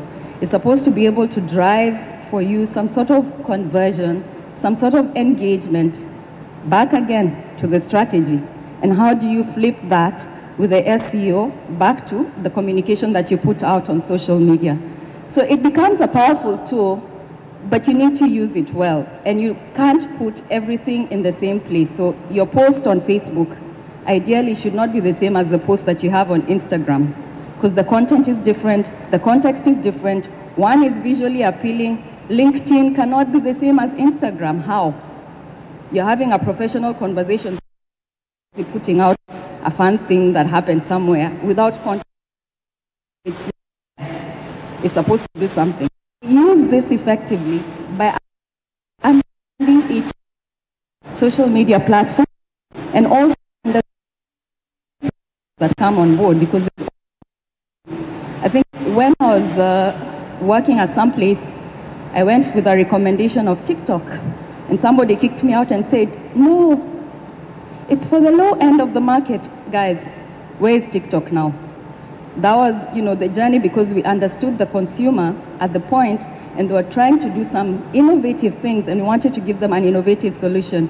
But because the marketer was so old-fashioned, they didn't understand the context of that specific platform, they kicked out the solution that would have given them edge. So I'm urging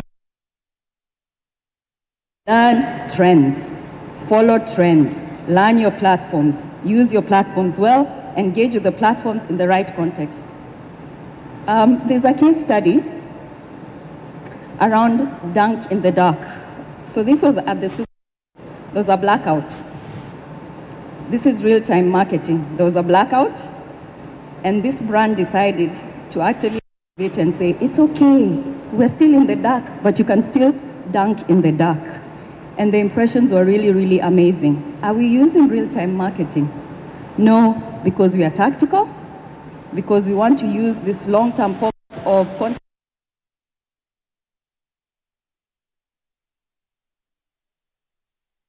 We use the opportunity for real-time marketing. We use the opportunity for actually doing stuff that is cut through and being able to make a difference for our consumers in terms of context. Because your consumer, your online consumer, is online all the time. I call this the content armor. It's one of the things we need to always think about. So yes, you have the platforms. You've understood the platforms. There's an audience that sits there. But what are you putting out there? Use your content as your armor. Use your content, because content is here to stay, and content is king. It's valuable, but you can also use it to captivate. You can also use it to tell your story, but you can also use it to educate. So it's what you want to do with content, but you have to be deliberate around the use of content. So again, the strategy informs what you put out there in terms of the content. So this is another case study from Red Bull. I think you all know about Red Bull. They do extreme sport. They use the extreme sport content in a very differentiated manner, and as a result of it, they've actually created a media company. Instead of it being just a brand, it's a media company that talks about extreme sports. On YouTube, they have 10 million subscribers. How many of you can boast about 10 million subscribers? We have to start thinking different. We have to start thinking how.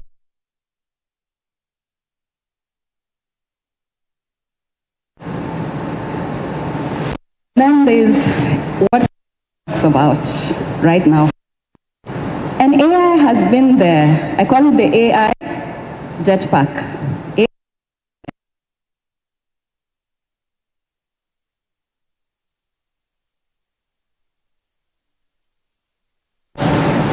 How come it gives you recommendations? Well, to do that, it's AI. The only reason we're talking about it now is because we've been given access to it, access as marketers to play with it. So use this to tell your information, to share your information, to use your information for understanding your consumer better, to tailor-make solutions for them. So this is another survivor kit thing that we need to have in that little bag of the digital survivors kit, the AI jackpot or the jetpack. There's an example here. I went for a party, cue the video, and I had fun at this party because there were all these beautiful people with me.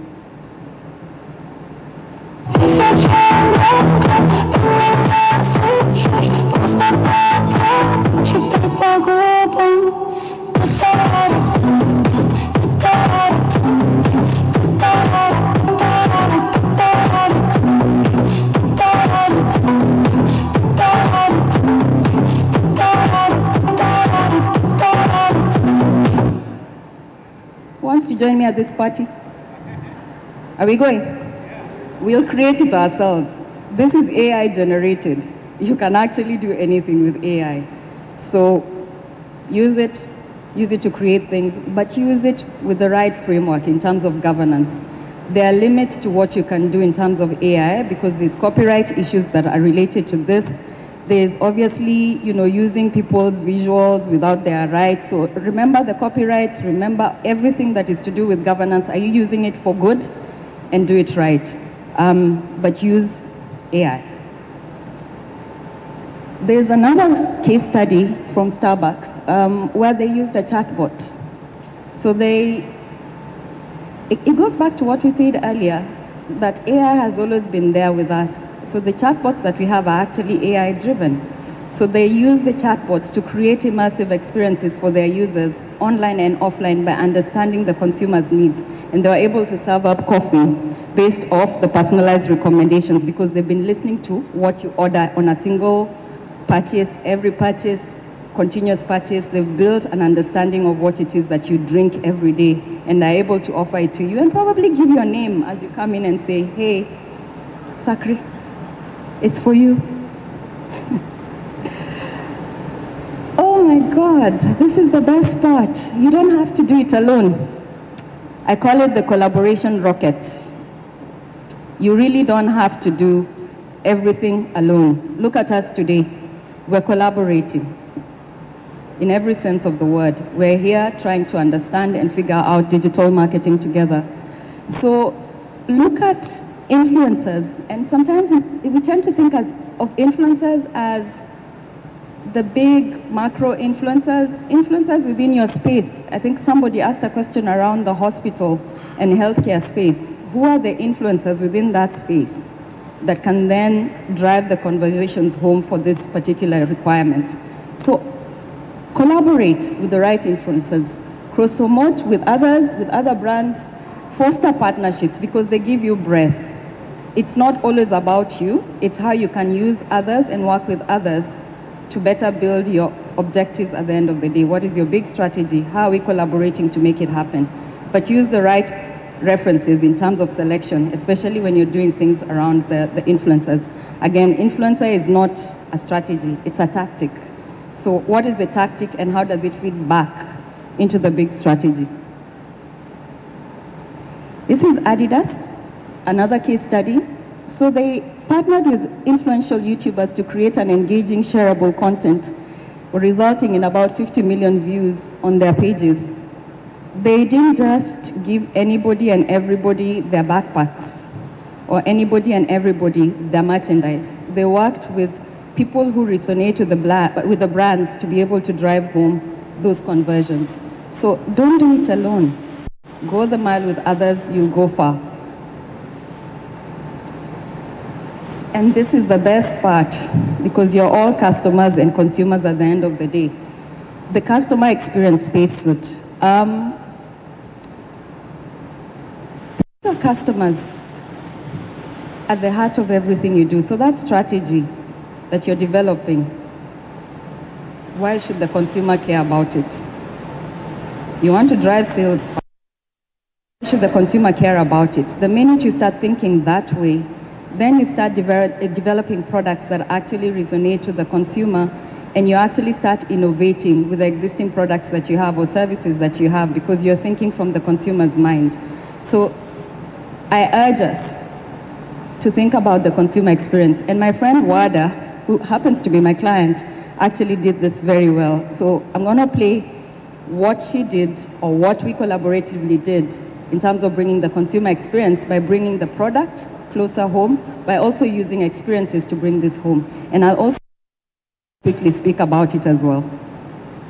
As the super network that changes Tanzanians' lives through technology, Vodacom has made yet another history as the network of firsts by introducing the 5G technology in Tanzania. Going all in, we kicked off our launch by inviting our media partners, Clouds FM and EFM, to air their breakfast shows live from Limani City. At 10 a.m. sharp, our MD, Ms. Hilda Budiku, took to the stage and said a few words to welcome the guests. Ahadi yetu kwa Watanzania ni kwamba tutaendelea kutumia mtandao wa teknolojia ya mawasiliano kuboresha maisha ya jamii yetu ya Watanzania na kuendelea kuwa mshirika katika kuielekeza Tanzania kutimiza malengo endelevu ya Jumuiya ya Umoja wa Mataifa duniani. And right after, invited our guest of honor, Minister of Information, Communication and ICT, Honorable Nathan Mawia, to the stage. And as a highlight, the minister appeared as a hologram live from Johari Rotana Hotel, as was the case with our MD from Limani City. This two-way hologram was the first ever to happen in the world and was broadcasted live on national television, TBC. Mheshimiwa, habari ya asubuhi. Salama kabisa, habari ya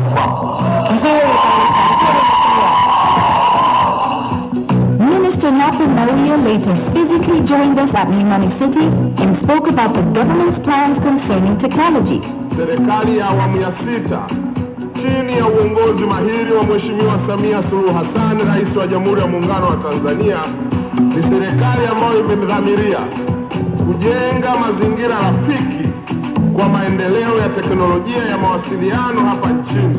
We also had a few words from Regional Commissioner of Dar es Salaam, Mr. Amos Makala, the Vodacom Board Chairman, retired Judge Thomas Mihayo, and Minister of Education, Honorable Adolf Mkenda. There was also a panel discussion with industry leaders themed Technology for Humanity and what 5G has to offer in Tanzania. In partnership with Nokia, there were also experiential booths. Later, the launch moved to the streets of Dar es Salaam with a parade, accompanied by race cars with various stops including the iconic Tanzanite Bridge.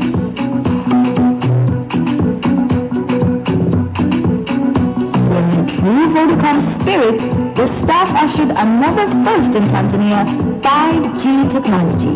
Ya Kwanza Tanzania. Wada, do you want to say something?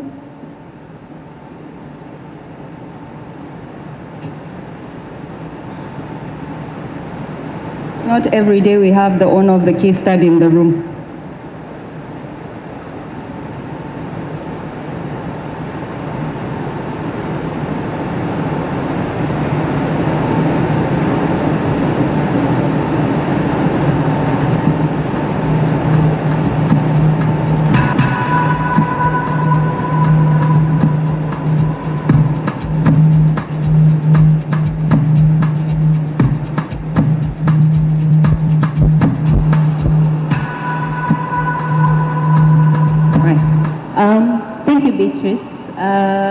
I think maybe not to repeat myself, but I think the key thing that I wanted to highlight there was the spirit of partnership. So as you've seen in the way we launched 5G, there was a lot of collaboration that came through. Yes, we use digital media. Yes, we use traditional media, but you can see in terms of getting the experience to the people, below the line also takes space. So maybe one thing to add over and above what I shared earlier, as we talk of digital, and I think earlier there were things spoken about AI and things like that, and I was just speaking to Bruce here, and to say, as we're seeing things like AI, how does this play into our day-to-day? And I was giving him an example just a few weeks ago. We were doing a video. Traditionally, when you do a video, you would need a voiceover, and you would find an artist who would come do the voiceover. And sometimes the part is, you know, they're not available, they'll come tomorrow, you do one draft, the next day it's not the same, they have to come back in and change it. But now with AI, you put in your text, in 10 minutes, you have a voiceover. So if we leverage such technology, you're then able to have things quicker, faster, and better. So there's ways we can still leverage digital and enhance our experiences for our customers and our campaigns. Thanks. Thank you, Wada.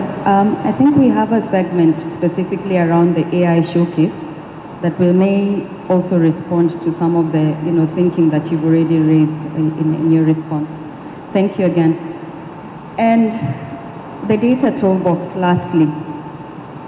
You collect a lot of information around the insights that you build from social media, the things that you pick up from your websites, all the information that you activate from your radio activations, the number of people that came in, female, male, what were they interested in, which segments. So it's essential for us to leverage those analytical tools and use them in a differentiated way to package solutions for our consumers. The reason you do this is because you're learning. You have to keep on learning. And the learning comes from the data that you built. So for us, when I speak of us as marketers, this is the currency that we should be working hard to get, because again, there are these situations where we're getting to around data protection rules and things like that. what does that mean for you as a marketing person in being able to use the data that you currently have to be able to make the solutions and work around solutions that drive more impact for your marketing activations. So there is a case study around Amazon where they used their recommendation engine effectively, because what they do is you go onto Amazon, you pick whatever it is that you're picking, it keeps learning, getting the information in terms of the things that you have, and packages solutions for you to be able to make it more effective for you when you go onto their platform. As a result of it, you continuously buy from Amazon because now it knows you. It's like here, the shoes that you wanted, here.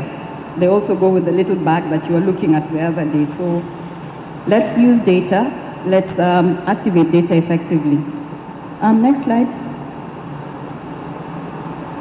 So at Smart, we've been doing a rethink in terms of all these things from a strategy perspective all the way to the data toolbox that I spoke about. And I'm happy to announce that we have a partnership or an MOU currently with Kantar to be able to drive content effectively and actually provide solutions using research with the Kantar team. And I'm happy to ask my friend, my partner in crime, Daniel Osserman, who is the next speaker actually, to talk to you about some thoughts on what we can do from just some little nuggets that he has to drive us home. So thank you.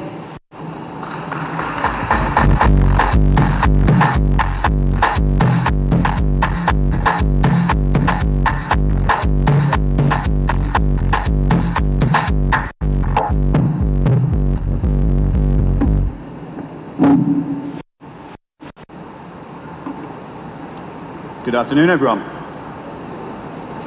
Good afternoon. You seem to have been awarded a free iPhone up at the podium. This does not belong to me. I'll be returning it to one of the speakers when I come down. Great. Absolute pleasure to be here. Thank you to Beatrice for the introduction. My name is Dan Osman. I am the Chief Growth Officer for Kantar in Africa. And Kantar is a data insights consultancy, the largest in the world, with the mission of helping brands grow. If we could just move to my first slide, please. Thank you.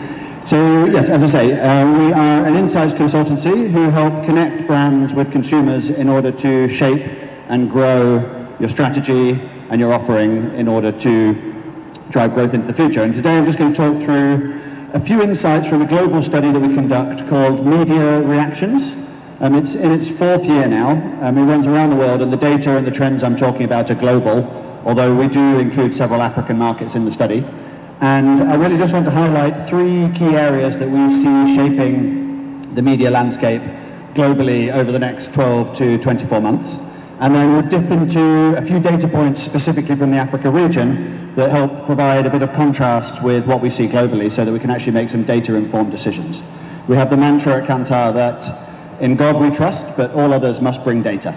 I think more and more as the media landscape continues to fracture, as viewers and consumers are increasingly distracted by stimulus and touch points, we need to base our decisions in well-sourced data to make sure that we maximize our impact and drive the strategies and campaigns that we're putting into the market.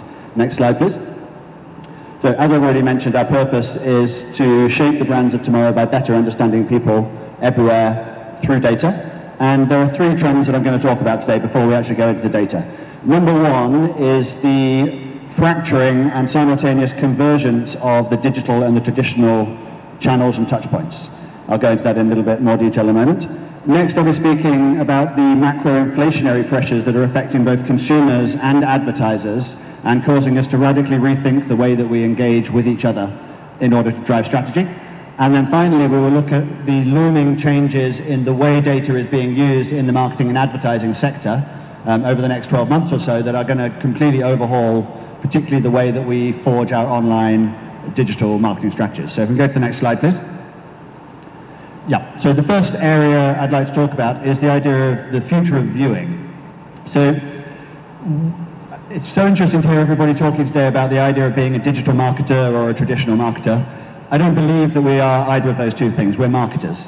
Digital marketing is just a new set of tools in the toolbox of the professional marketer, and we need to learn how the two, or the different sets of tools actually interact with each other and support each other and drive synergy in order to be most effective. And what we're seeing is actually increased blurring of the line between digital and traditional media. If we can go to the next slide, please. So based on the conversations we had as part of the media reaction survey globally, which is based on global media data, conversations with tens of thousands of consumers, and in-depth interviews with leading marketers around the world, we're finding that, particularly in the video space, there is a blurring and emerging between linear broadcast media and what was being termed video on demand or subscription-based media.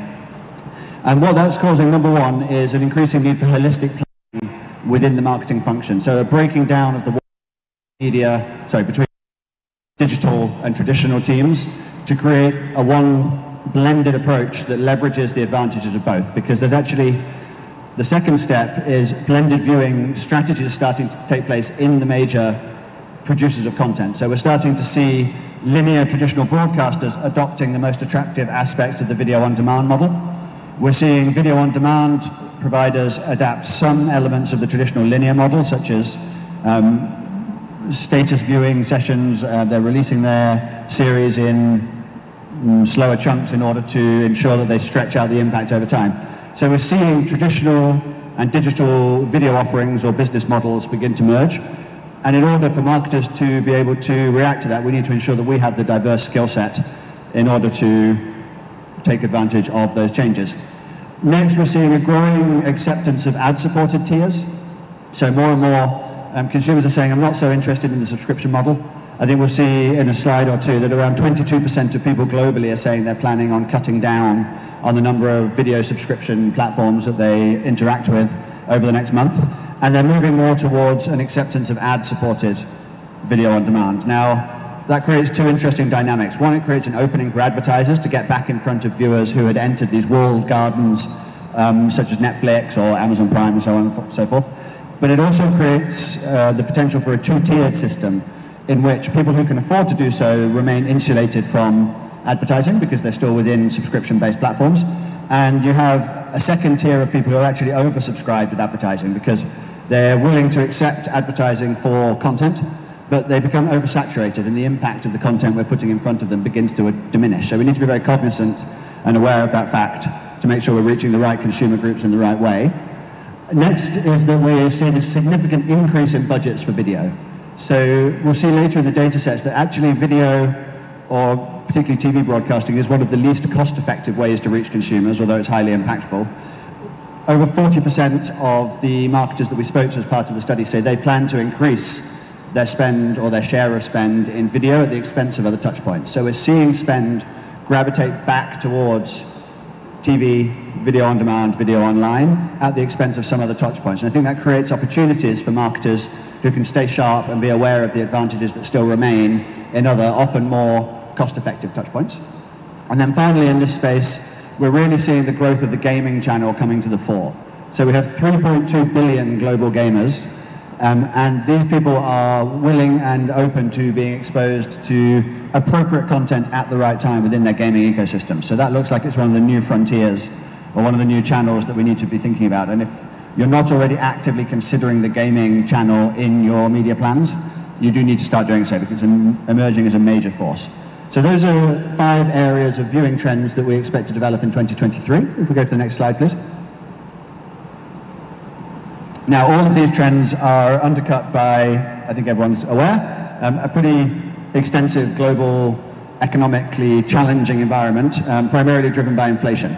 So both consumers and media buyers are experiencing an intense period of inflation, and it's changing behavior rapidly. If we go to the next slide, please.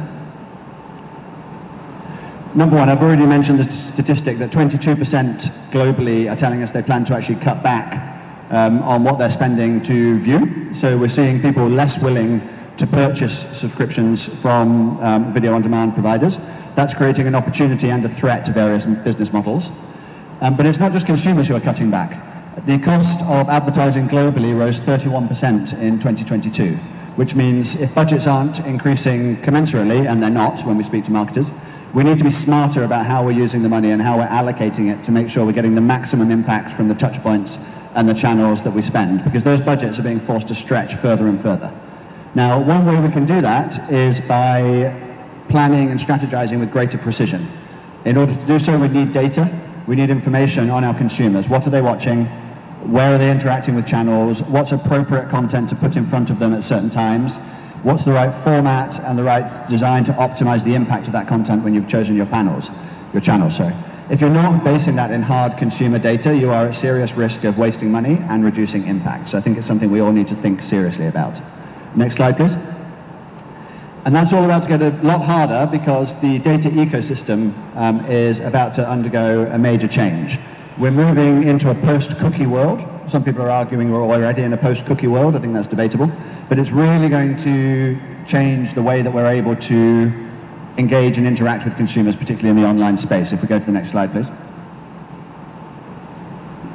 I'm sure everybody here or any professional marketer in the room is aware that Google has been announcing and delaying their intention to turn off the cookie function that currently allows you to track consumers across their various online journeys. When that function goes, and it's currently slated for H2 2024, it's suddenly going to become an awful lot harder to engage in the kind of targeted marketing that Beatrice was speaking about during her talk. Some people will be able to do it, the Amazons of the world and so on and so forth, but for the majority of marketers, we're going to need a change of mindset around how we keep an eye on what our customers are doing online and make sure we're putting the right products and services in front of them at the right time. Now, interestingly, that's happening at a time when consumers are telling us they have very mixed views on cookies. So 46% of people claim globally that they empty their cookie caches on a regular basis. But at the same time, 54% say they actually don't mind cookies as long as it results in appropriate products and services being put in front of them at the right time and in an appropriate fashion. And they're not two mutually exclusive groups. Half of the people who say they regularly delete their cookies also say they're perfectly happy to have cookies track them around the internet if it's done appropriately. So we need to be aware that in the consumer's mind there's kind of a conflicting attitude towards that privacy area. One trend we certainly see is that age matters in that space. So older consumers are, I think, almost twice as likely to say that they're deleting their cookie caches, whereas younger consumers, particularly those under 24, are significantly more likely to say that they're willing to trade a little bit of privacy for content and relevant offers. So again, depending on how you've segmented your offer, your target market, your target consumer, you need to be aware that that radically affects the types of channels that you can approach them with, both in the traditional and in the digital world. Finally, as the types of data we have access to change, particularly the switching off of the cookie function, we're going to need new types of data to get in front of our consumers. And I strongly believe that strong consumer research is really at the heart of understanding and developing appropriate and impactful media plans. So with those key trends outlined, I'm just going to look at a few data points from the media reaction study, and we're going to contrast Africa and the Middle East with the rest of the world. If we can go on to the next slide, please. So the slide we're looking at here is looking at the impact of media touchpoints in building long-term brand equity. The green line is specifically for the Middle East and Africa, and the grey line is the global average. So what we see is that they follow a similar pattern in terms of the order of importance, in terms of how important each media touchpoint is. But we also see some anomalies. So in Africa, the impact of TV is still about a third higher, 50% higher than it is elsewhere in the world in terms of building long-term brand equity. So TV has radically diminished in its impact on brand equity globally. It remains a very strong force in the Africa region, but it is declining. If I'd been delivering this presentation to you last year, then the number up there would have been 22% in terms of TV's impact. So it's already lost 7 points just in the last 12 months, and that downward trend will continue.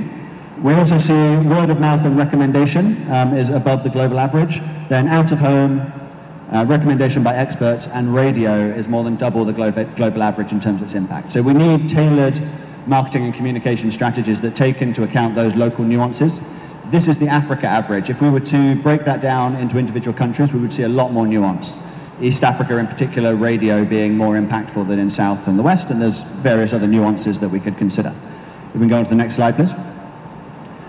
So this one's a little bit small, but it's just giving you more of the touch points in detail, and we can make this slide available to anybody who's interested in the data after the session. But I think what interests me the most is if you look at the top 10 most impactful brand building media channels, it's a really interesting mix of what we call the traditional, the digital, and the earned. And the message that really puts across to me is there's no one size fits all. You have to have an integrated strategy that combines traditional, digital, and earned touch points, particularly word of mouth and recommendation, if you're really going to have an impact. You'll see that quite a lot of the other stuff that's been mentioned already in some of the talks around the idea of online contacts through blogs and so on and so forth, really not driving a great deal of impact on long-term equity. So in terms of building your brand, these are the top 10 channels that you need to focus on, and it's a mix of different channel types. If we go to the next slide, please. Now, it's not just about the ability to build a brand with a channel. You also need to make sure that you're exposing consumers to your message in an appropriate way and an appropriate time.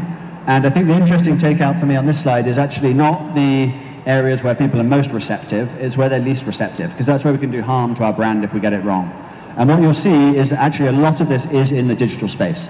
So people are least receptive to receiving marketing content when they're listening to music, streaming, when they're in their social media news, when they're viewing online videos in display, during video streaming, and also during online free mobile games. Now these are traditionally considered some of the most powerful touch points to engage because you've got captive eyeballs, you can target, you can segment, and it's great and powerful. Consumers are telling us, if you don't do that right, you're invading my space, I am not going to thank you as a brand, and you're actually going to do harm to your positioning in the long term. So we need to be very cognizant of how our consumers feel about where we're approaching them and make sure that we do so in a fully appropriate way. If we can move on to the next slide, please. Finally, we need to think about cost effectiveness and reach. So I mentioned earlier that TV is still king when it comes to driving brand equity. It remains king in terms of reach. I think we've got 61.4% reach for TV on average when we put marketing on there. But when it actually comes to driving awareness, association, and motivation, TV underperforms a number of other much cheaper, more cost-effective channels, and we need to keep that in mind. So at the Africa level, Facebook remains the most cost-effective way to reach consumers, with the caveat consumers under the age of 40. But it's the most cost-effective when it comes to actually driving awareness of your brand, delayed association with your brand after viewing, and motivation to change behavior and interact. After that, we have point of sale and YouTube. So we're seeing a mixture of physical and digital channels again, but you really need to balance the reach question with the impact question and look at it also through the lens of receptiveness and long-term brand impact. So the three lenses I've just talked about on the previous two slides. If we can move to my final slide, please. So just three learnings that we take away from Africa and the Middle East, and this is really top level. There's actually over 20 key trends in the study, and they're all very much available. If anyone wants to come speak to me after the talk, I can share them with you. Number one is that in Africa particularly, TV, out-of-home, print and radio do continue to generate more impact compared to global norms, and relative to elsewhere in the world, TV and out-of-home remain relatively cost-effective, but it is declining rapidly, and we need to strategically prepare ourselves for that change and make sure we're ready for it. Next is that Facebook is by quite some margin still the most cost-effective paid digital touchpoint across the Africa region, and is very strong at driving behavior change and motivation to interact with brands. And then finally, we're seeing significant overspend on radio investment, and we think that's probably the one area right now that's ripest for a shift or a realignment into the digital space. So there is still the mantra across marketing conferences I attend in the region that radio is king. Radio may be king, but it's in a declining state, and I think there could be some usurpers coming up. We need to be ready for that and make sure that we're shifting our spend appropriately and not over-investing in the radio platform or channel. Final slide, please. So with that, it really brings me to the end of my talk. I think I've highlighted three key trends that are shaping the media landscape in 2023. I provided a few data points to help you with your thinking around how you transition and integrate your digital and traditional and earned media strategies. And if anyone's interested in any more data, we have the full media reaction survey based on over 40,000 global interviews, I think, to date. And I'd be very happy to talk to anyone about it. So thank you very much for your time. Good day.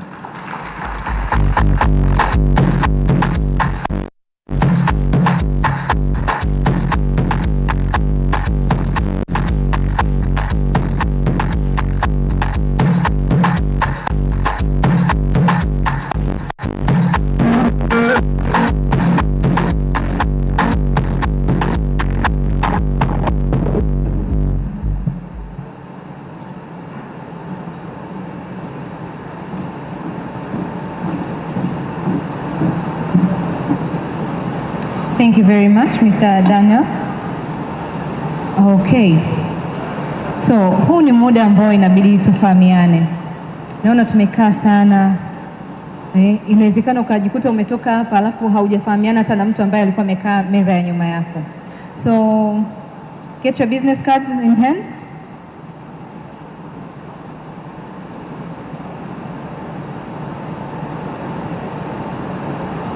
Nitakupa dakika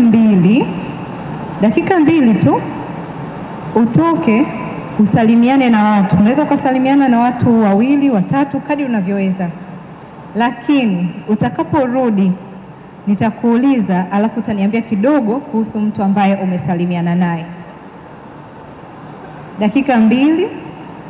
So DJ ataplay music just 2 minutes. You'll go around.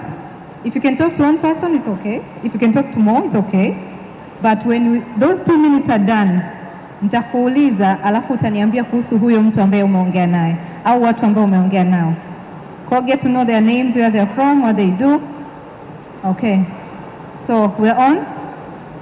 2 minutes. We're starting. DJ, please. Napenda kuwakaribisha sana katika kampuni yetu. Concept Group ni kampuni ambayo tunajihusisha na mambo mengi, ikiwa pamoja na masuala ya media. Tuna media agents ambayo tunamiliki platform zaidi ya 4 ambazo zina reach zaidi ya milioni 18 na watazamaji zaidi ya milioni 50 kwa mwezi, na watazamaji wetu wengi ni wa Tanzania na wanaosoma Kiswahili. Na vile Concept Agency tunajihusisha na masuala ya ushauri wa masuala ya mitandao ya kijamii, vile masuala ya masoko mtandaoni, lakini kingine ambacho tunafanya ni masuala ya media, advertising pamoja na public relations. Kwa ni kampuni ambayo inajihusisha katika uwanda huo, katika kutoa ushauri katika makampuni mbalimbali, watu binafsi pamoja na taasisi za serikali. Na tunashukuru toka tumeanzisha kampuni yetu mwaka 2015 mpaka sasa ni kampuni ambayo imeshinda tuzo mbalimbali ndani na nje ya Tanzania, lakini pia tumekuwa tukiaminiwa na wateja wengi ndani na nje ya Tanzania kufanya nao kazi katika hizo nyanda. Lakini vile tuna kampuni nyingine ambayo inajihusisha na masuala ya real estate, lakini tunauza na kununua nyumba pamoja na property management.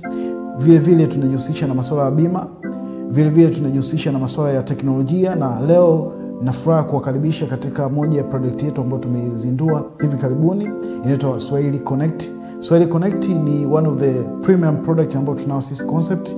Mitandao yako kijamii ikiwa pamoja na links kabisa, lakini vile unaweza kutengeneza short biography ya kampuni yako na wewe mwenyewe. Ni kitu ambacho kwa kawaida kwenye business kaida ya karatasi huwezi kupata, lakini kutumia business card yetu ya kidijitali hivi vyote unaweza kuvipata.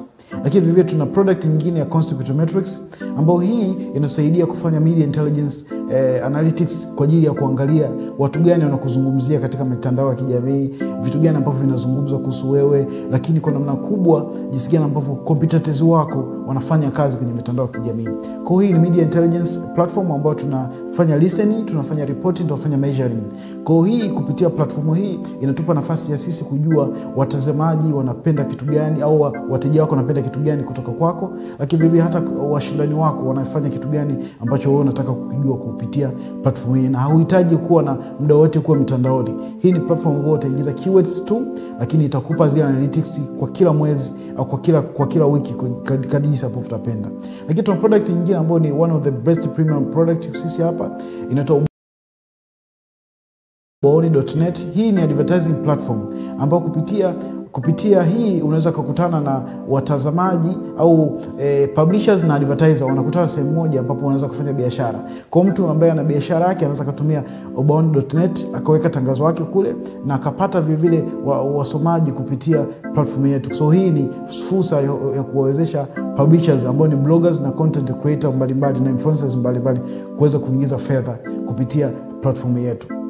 Lakini vile tuna platform nyingine ambayo tunategemea kuizindua hivi karibuni, ambayo hiyo itakuwa ni learning management system, inaitwa Concept Digital Hub, ambayo tunategemea kuweza kufundisha teknolojia mbalimbali ambazo zinakuwa katika tasnia yetu ya marketing pamoja na biashara kwa ujumla. Lakini katika ulimwengu kwa sasa, kwa sababu tunajua teknolojia mbalimbali zinakuja kwenye upande wa kifedha, upande wa teknolojia mbalimbali, masuala masoko, lakini biashara yote ambayo inafanyika kwa saizi kuna teknolojia mbalimbali kama za artificial intelligence au akili bandia zimeathiri au zimekuja na impact ambayo kuna moja nyingine ni chanya au hasi kadri jinsi ambavyo tunachukua. Kwa sisi kama concept tuligundua kuna hiyo changamoto, kwa tumekuja na hiyo solution ambayo tutatengeneza concept digital hub. Watu wataweza kujipatia elimu mbalimbali kuhusu teknolojia mpya ambazo zinakuja, ambazo kuna namna moja au nyingine zitaathiri maisha yetu. Lakini vile vile tuna product nyingine upande wa teknolojia inaitwa Concept News. This is a news aggregator. Hii inakupa nafasi ya kuweza kupata habari nyingi kwa pamoja, kwamba wewe uhitaji kuwa na kusikiza radio muda wote, kusikiza watu ambao wanatengeneza maudhui mitandaoni, lakini vile maudhui kwenye radio zao, TV zao, kuingiza fedha. Kwa sababu tuna njia zaidi ya 100 ambazo tumeziweka kwenye platform yao ambazo zitasaidia hawa content producers kutengeneza fedha kupitia hiyo platform yetu ambayo inaitwa Concept News. Na jinsi ambavyo sisi kampuni yetu tunaamini sana teknolojia, tuna teknolojia mbalimbali kama za artificial intelligence, kuna teknolojia za chatbots, kwa makampuni mbalimbali yanaweza kufanya kazi na sisi kwa ajili ya kuangalia jinsi gani ambavyo kuboresha huduma za kijamii. Na vile vile sisi kama kampuni tunaamini sana kwenye vijana. Kwa focus yetu ni kuweza kuhakikisha vijana wengi wanaweza kujiajiri kutokana na hizi teknolojia mpya ambazo zinakuja, lakini vile vile kuangalia jinsi gani ambavyo wanaweza kutumia fursa ambazo wanaanza kutokana na elimu yao waliopata, lakini uzoefu wao na exposure ambao wamepata. Sisi Concept Group tunakubaliana na mawazo yao na tunakaribisha sana mawazo mapya katika kampuni yetu katika kuboresha tasnia mbalimbali hapa nchini. Na tunategemea ndani ya miaka 5 kampuni yetu kuweza kukua zaidi. Kwa sasa kampuni yetu imeingia vivyo kwenye biashara ya electronics na ina ofisi yake Dubai, lakini vivyo tunategemea Afrika nzima iweze kufikia Concept Group ikaweza kuimpact katika nafasi moja au nyingine katika kila sekta ambayo sisi tunaifanyia kazi. Concept Group kwa sasa tunapatikana Mikocheni B, nyumba namba 30 au maarufu wasema karibu na Komaznat au Osama. Tunapatikana katika mitandao ya kijamii yote jina moja la Concept TZ. Na vivyo unaweza kupitia kwenye page yetu ya Concept TV ambayo ni online platform ya kwetu. Lakini kupitia na mawasiliano ya simu unaweza kutupata kupitia namba za simu ambayo ni 0658 123 310.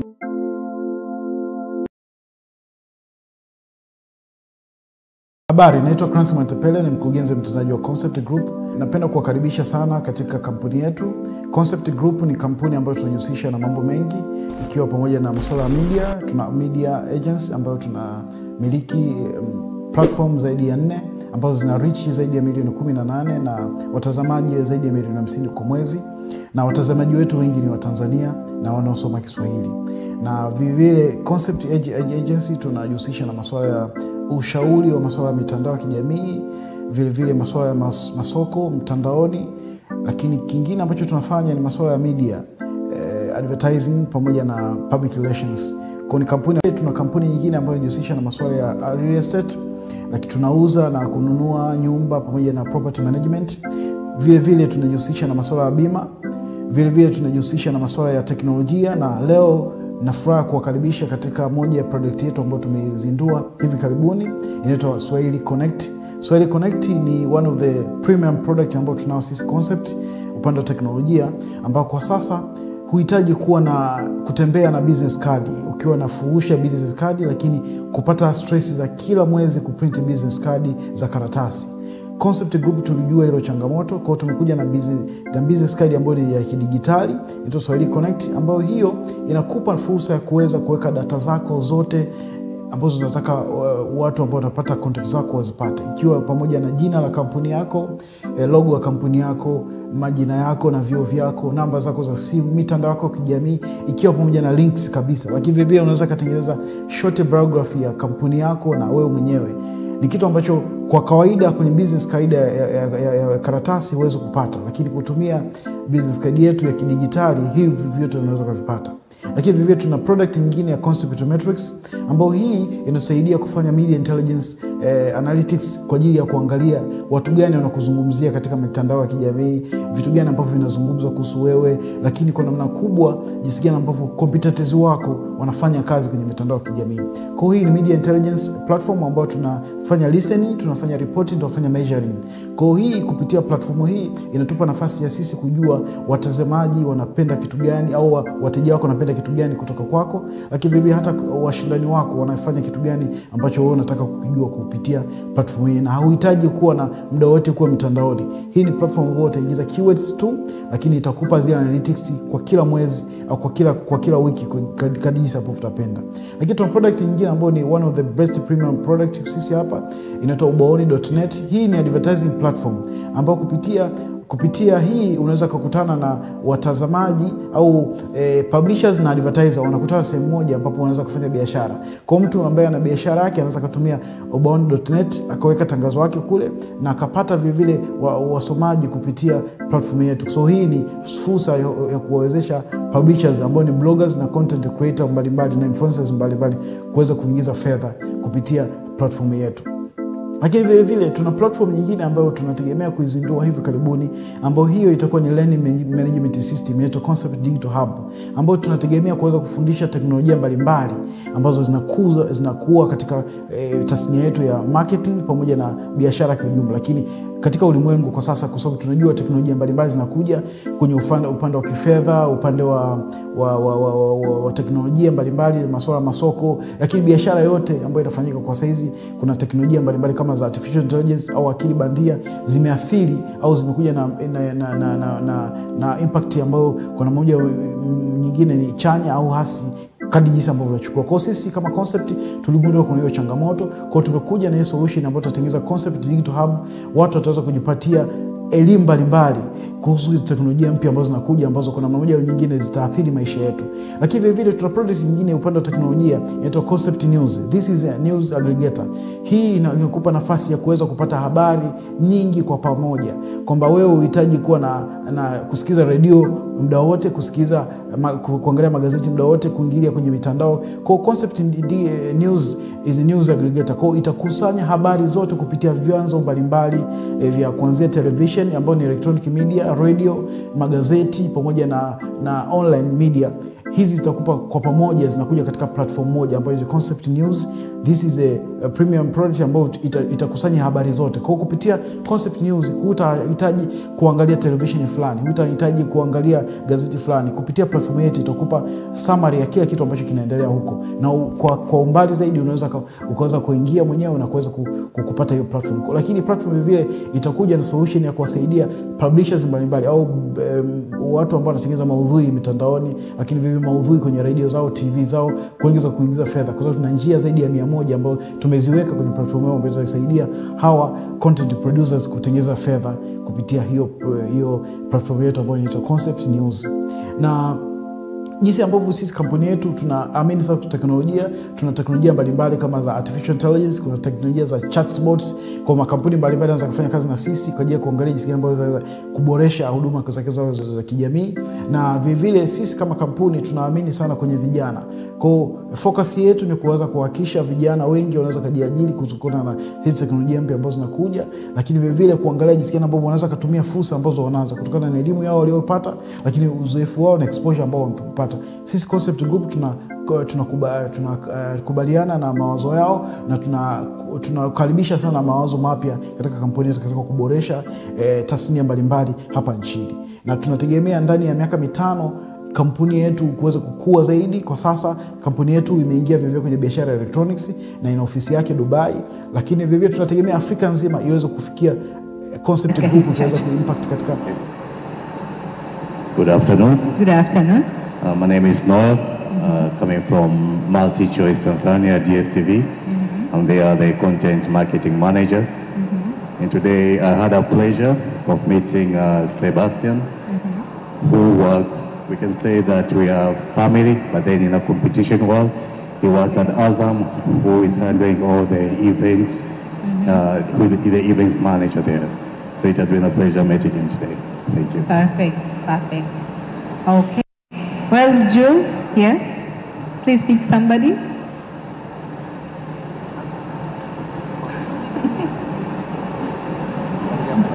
That is what we call caught off guard.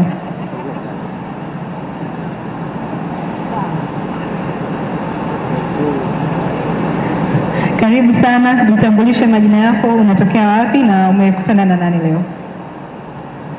All right, my name is Jerry. I'm from Code Studios, and I'm really happy I met some few colleagues. I met Kai Molel from Stanbic. Okay. I also met Salama from NBC. I think, to mention a few, those are people I mentioned. Okay. Beatrice, yes please. Karibu dada, jitambulishe majina yako, umetokea wapi na umekutana na nani leo? Unaweza ukaeleza kidogo au uliokutana nao ni kina nani, wanatokea wapi? Jina langu naitwa Quadrant Group of Company. Siku ya nimekutana ambaye anatokea iStore na pia nimekutana na Veronica ambaye anafanya event planning.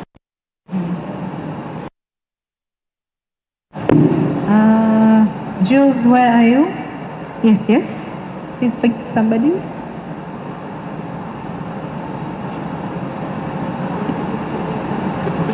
Karibu sana, jitambulishe, umetokea wapi na umekutana na nani leo? Majina naitwa Gloria Chua, natokea Azam Media Limited. Lakini mojawapo ni Shafik ambaye ni Head of Digital kutoka Clouds Media. Nimekutana na Managing Director wa Concept pia. I think hawa wanatosha. Sawa sawa. Beatrice, kuna watu nimewaona walikutana hapo wakafurahiana sana. Okay, yes, please.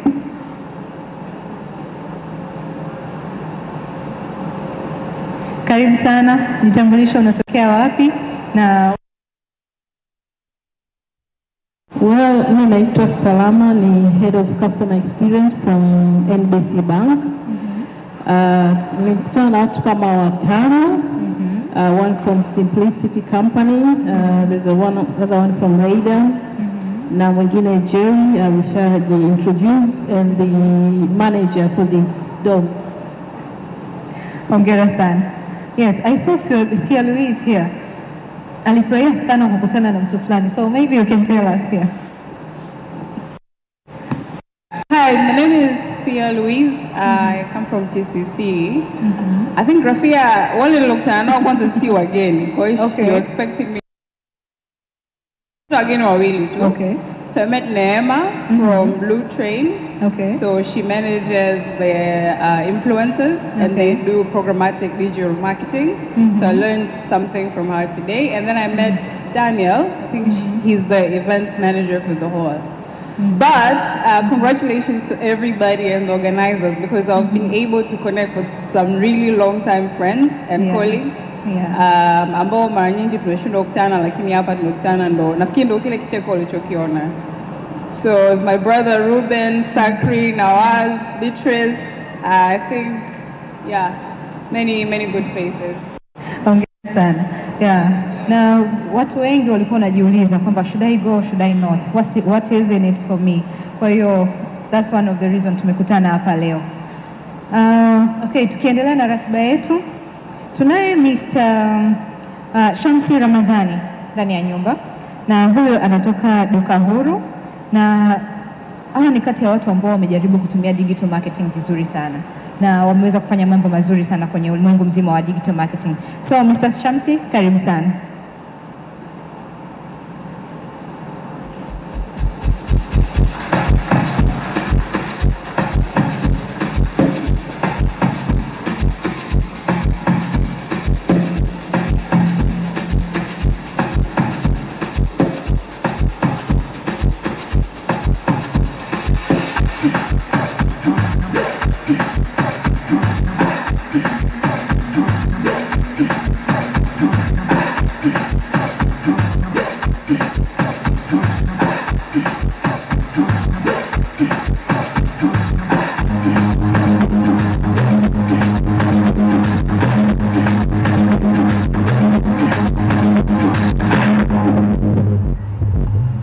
Mambo vipi?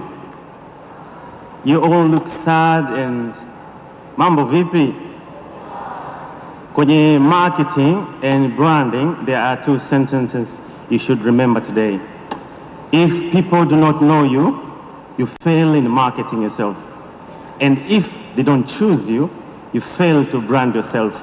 Mambo vipi?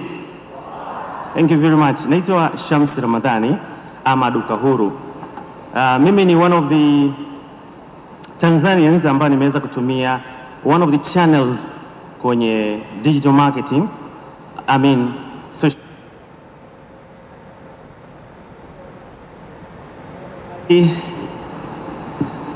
I helped a lot of local entrepreneurs, small businesses, elevating themselves into real competition, because the real competition kwenye biashara iko at this. I'll mix the two languages. I hope it's okay, right? Thank you. Now, let me take you back in time. Wakati ule ilikuwa, if you want to do business, you need to have a potential area, like Samora Avenue. You remember those times, yeah? You have a front office, ambayo watu wanapita, they come to your office or your store and buy something. Au wanaambiana, namjua fulani bana, go and buy something, you right? So right now, tumekuwa transformed into a new era, a virtual marketplace. This virtual marketplace, we call digital, right? In virtual marketplace, customers, products, services, they are all in one place. Sasa hivi ukiingia katika digital platforms, social media platforms, websites, apps, you see there are customers there, products there, services there at one place. Here, virtual marketplace, there is one problem. The one with the upper hand here is the customer, because a customer sees you, sees them, sees him. You understand? Now, if you're not marketing good to these people, they will never choose you.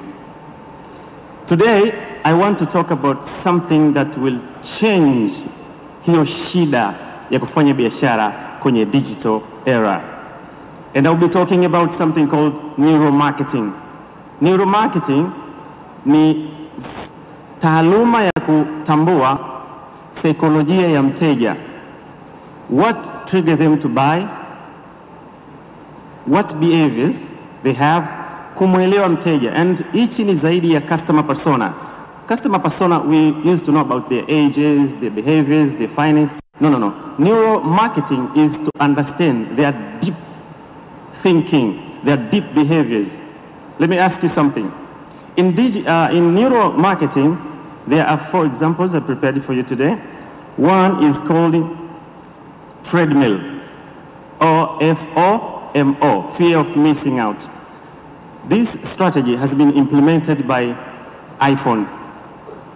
Do anyone have iPhone here? Come on, don't be shy. iPhone? So iPhone has created this strategy for you to keep purchasing by creating in you a fear of missing out. So you see, there is 5, there is iPhone 6, there is iPhone 7. So you keep running. That's why it's called treadmill. You keep running, but you're not moving. So this is called the neuromarketing. All these AI algorithms, they are studying your behaviors. They are studying how you react on those posts, how you click some buttons, how you behave in social media or on digital platforms. This is called neuromarketing. Another example is called hiding in plain sight. Maybe you do this, maybe you don't know. If you go somewhere, you find some environment, some things that are convincing you to buy something, without your knowledge, that is called hiding in plain sight. Have you gone to a supermarket and find some product, have some dolls' faces and they're smiling? Look at the cornflakes product. They are placed in the top shelves in supermarket. And those doll faces, they are smiling, but not smiling on you, they are smiling on they're looking downward like. So if you're going to shop in the supermarket, your kid will say, "Mommy, I want this one," because that doll is speaking to the kid. So that is called hiding in plain sight. Another example I want to give you today is called the right price. These are the result of neuromarketing studied from you, me, and everyone, and they come up with these strategies by understanding your psychology, your behaviors, and everything.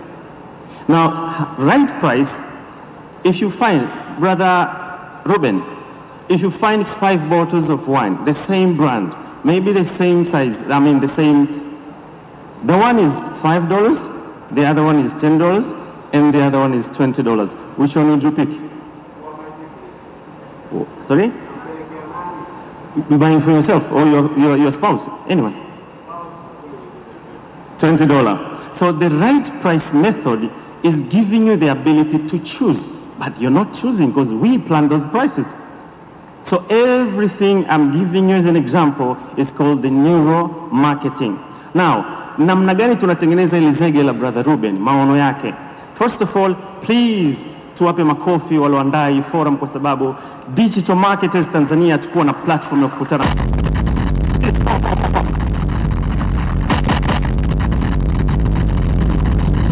Hatukuwa na platform ya kukutana kwa pamoja tukabadilishana mawazo. When you talk about digital marketing, kila mtu ana chance. There are influencers there, kuna affiliators, wasanii, watu binafsi. Everyone can use digital. Kila mtu anaweza akabenefit kwenye digital. Alright? So, hawa waliondoa hii platform, heshima sana kwenu. Mimi pia nimepata simu ya kuzungumza na kuwaambia kwamba it was an hustle, kuwaambia watu kwamba naacha kazi nafanya social media. They were like, unaenda kuwasitia tu Facebook, are you? So right now, thanks to you mloandai kwamba I can make sense in front of you, right? So, namna gani tunatengeneza hii zege? How do we combine traditional and digital together, alafu tuweze kuiperform vizuri katika biashara zetu? The previous speakers wameshasema kuhusu data. Everything you do before you create any strategy kwenye digital platform, social media, or anywhere in digital, you need to have the right data for your client. I'll give you an example. When you talk about Rolls-Royce brand, you ask Rolls-Royce, what are you selling? They're saying, we are selling a lifestyle. We're not selling vehicle. When you ask a consumer of Rolls-Royce, they say, I didn't buy a car. It's a lifestyle. They feel something. So how did Rolls-Royce become so good in selling the motor vehicles at a higher price, and you never complain? Because the way you behaved, they use that as the marketing strategy to make you feel so connected with them. Look at the Rolls-Royce promotions. They're not posting their cars. They don't do those show off like come and check that. No. They create something called scarcity. Scarcity is FOMO, write that down, fear of missing out. They make 5 Rolls-Royce a year, like 5. I'll miss this thing out. So you jump quickly and go and purchase it. Another thing, they create content that describes what we built. They're taking pictures of Rolls-Royce beside private jets, beside private yachts. So you look at the picture says, this is for few people, not you. You say, no, come on, I can afford this. So you're creating that fear of missing out and you're purchasing it without complaining about the price. Guys, are we getting it? Say, yeah. Thank you. Now, how are you going to use the same method in neuromarketing to drive sales, to drive engagement in your content? First of all, study who you're dealing with. What triggers us to buy? Sisi tunazungumza kwenye soko letu la Afrika Mashariki. Usi-apply strategy za Western, Asian, Europe, no? Apply strategy za hapa. We all know how East Africans react. Ukitengeneza strategy kama ya Starbucks, Beatrice alizungumza kuhusu Starbucks. Starbucks alitengeneza strategy ya kutumia social media bila ya kuposti wala kutumia tamia kwenye ku-advertise. What they did, Starbucks akawa ukienda kuchukua kahawa, wanakuuliza what's your name?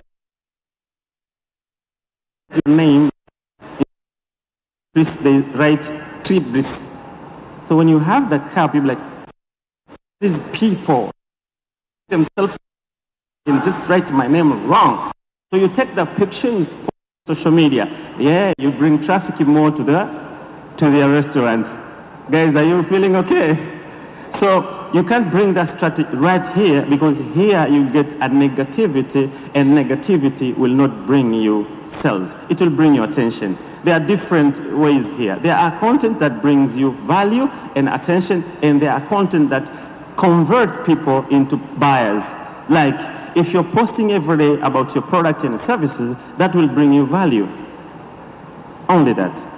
If you want to convert people into buying, you need to present a social presentation. Like, how many people have you serviced? How many people have you sell it to? So that is one of the social presentation. Another thing is, we should have, like Beatrice said, use influencers, like celebrities, and so these are some of the content that can convert people into purchasing from you. Now, when you have enough data for your people, you'll know the right language to speak for your people. Also, you'll understand what content they understand the most. Also, you'll understand which platform they're using. Like right now, everybody thinks Instagram is everything. No. Everybody thinks Facebook is everything. No. Everybody thinks if I have a website, I'll do better. No. That is not enough. You need to collect enough data to understand who are the people that I'm talking to. What are my mission? What are my vision? And which platform they're using. What language should I speak to them? Which content they understand the most. Everything I'm talking right here is called the neuromarketing. Did you get the point about neuromarketing? So that is my position. I don't want to bore you with a lot of information, because a lot of information will make you numb. Wote mmechoka kwa sababu kila content ukiamka asubuhi content. Na kuna madaktari wako mtandaoni wanakuambia ukisikia ganzi, mguu unauma, unawashwa, una cancer. You'll be like, I feel the same way. Do I have cancer? There are a lot of information that make you numb. So not a lot of information, just few. If you get the point, that will be my time. My name is James Ramadhani. Thank you very much for listening.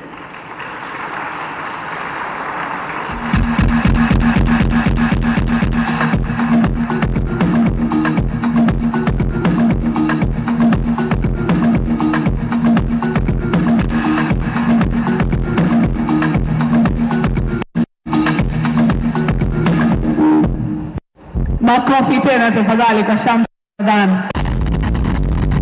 Habari zenu jamani. Wazima. Mimi naitwa Mina Ali na nimefurahi sana kuwaona hapa.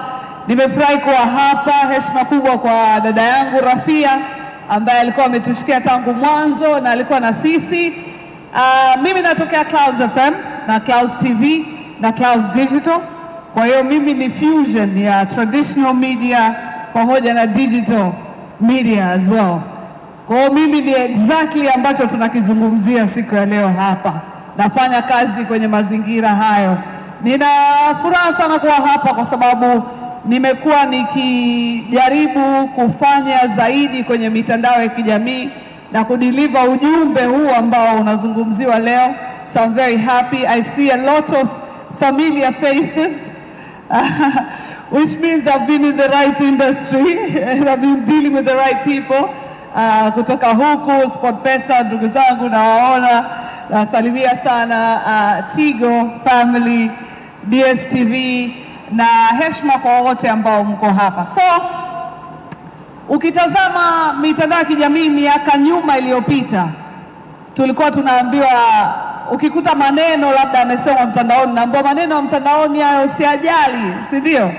Lakini leo maneno ya mtandaoni ndio kati ya maneno ambayo yanaongoza mawazo yetu ama ambayo tunaamka tunayaona kila siku. Zamani ilikuwa ngumu kuweza kupush biashara kwa namna nyingine ambayo sio traditional media. Lakini sasa hivi kupitia traditional media na digital pamoja tunaweza kuchanganya kupush biashara. Na ifuata sasa hivi kwenye stage bila kupoteza wakati. Kwa kutumia digital media, watu hawa wameweza kuingiza pesa. Ni vijana tu kutoka mtaani, wengine wakiwa na elimu zao, wakaamua you know what, we can use social media vizuri, we can utilize it, tunaweza kujulikana zaidi. Zamani ukitazama comedy ilibidi umwangalie Joti na Mpoki kwa miaka mingi, unatazama kwenye TV. But now ukiingia kwenye social media unakutana talent za kila aina. Watu hao wamekuwa wakitengeneza maudhui na kushare kwenye social media, wamekuwa wakimonetize maudhui yao kwenye social media, na kupitia social media wamekuwa wakileta audience kubwa kwenye show zao. So ladies and gentlemen, naomba makofi tafadhali kwa Deo kutoka Watu Baki.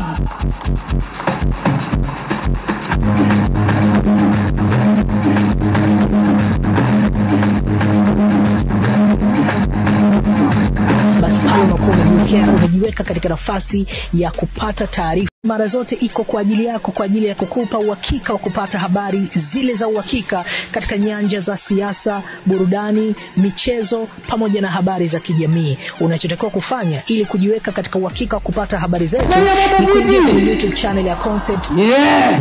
Yes! I know now niko Tanzania. Ndio kawaida yetu. Nafikiri ukimwambia Mtanzania mambo vipi, sehemu kama hii atakujibu kwa nguvu. Ni watu wa wasiwasi, ni watu kujicheki. Naendaje hapa? Ndio nchi pekee ambayo kila mtu anajiuliza hivi, kwani hapa nilipo naenda kama nani?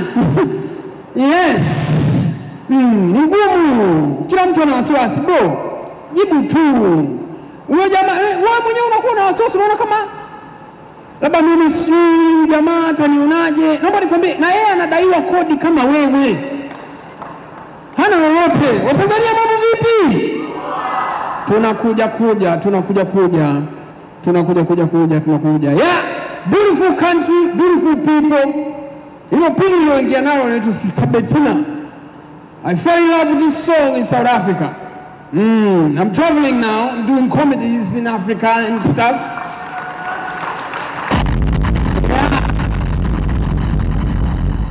Don't do that push. Unaona ma DJ, yani watu wakicheka ndio wanaingilia.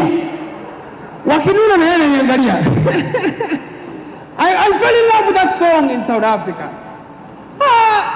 Unajua ukiwa Tanzania ukienda South Africa, ukiwa Tanzania kama unaenda South Africa, kuna namna unaichukulia South Africa, eh? Unakuwa kama South Africa. When you're in Tanzania, South Africa almost feels like it's not real Africa. South Africa feels like Africa light. Africa light hivi, yani sio yenyewe. How beautiful your country is. Until you start traveling, unagundua mbona we are doing fine. I went to South Africa and these niggas were still shooting in broad daylight. Mchana watu wanalipuana. Wanapigana risasi mchana kweupe. Hapo hamna mtu anayehangaika kwa sababu nchi nzima iko mapiano. Sister Bettina. Yani mpaka wakusikia kwamba umepigwa risasi. Sio leo. It was in South Africa where I said this. These guys are still shooting in South. Let me tell you something. Yani it feels like these guys are still stuck in Sarafina. Yani kama bado wao kwenye sababu kwa stimula bado wanakufa. Yako sinyama. Yo baba.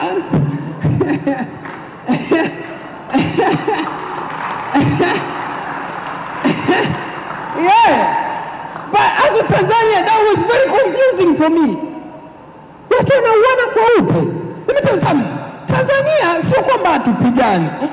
Tunapigana. But a Tanzanian will never fight you in the open. It doesn't mean we won't fight you. We'll fight you. But you will not know we are fighting you until you know. Until you know. Nchi bwana hii. Wewe ukatoka una maneno yako. Sijui. Unajua?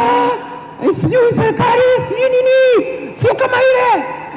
Nakwambia unaijua sana nchi Ambassador. Tunakupa ubalozi kaisimulia nchi za duniani huko. Wamba Tanzania tupo. Sister Bettina. Yeah, this is a beautiful place, I'm telling you. It's a very beautiful place. Nchi mambo yamekaa kama nani. Nilienda Kenya juzi and when I got to Kenya they were telling me they actually refer to themselves as a developed country. Why? Because they have political freedom. In Kenya you can be openly politically active. Mimi nikaambia wakuu, sio kwamba Tanzania tujui siasa. We are politically active but not openly. Kwa sababu Kenya watu wanaitana maandamano, wanaposti na watu wanaenda. Sisi tunakuja ila Insta. And it's not because we are dumb. It's not because Tanzanians are dumb people. Watanzania ni wajanja. Watanzania wameshagundua kuna ukweli na kuna uhalisia. Sasa the question is, ukweli ni ukweli? Hiyo inategemeana na uhalisia.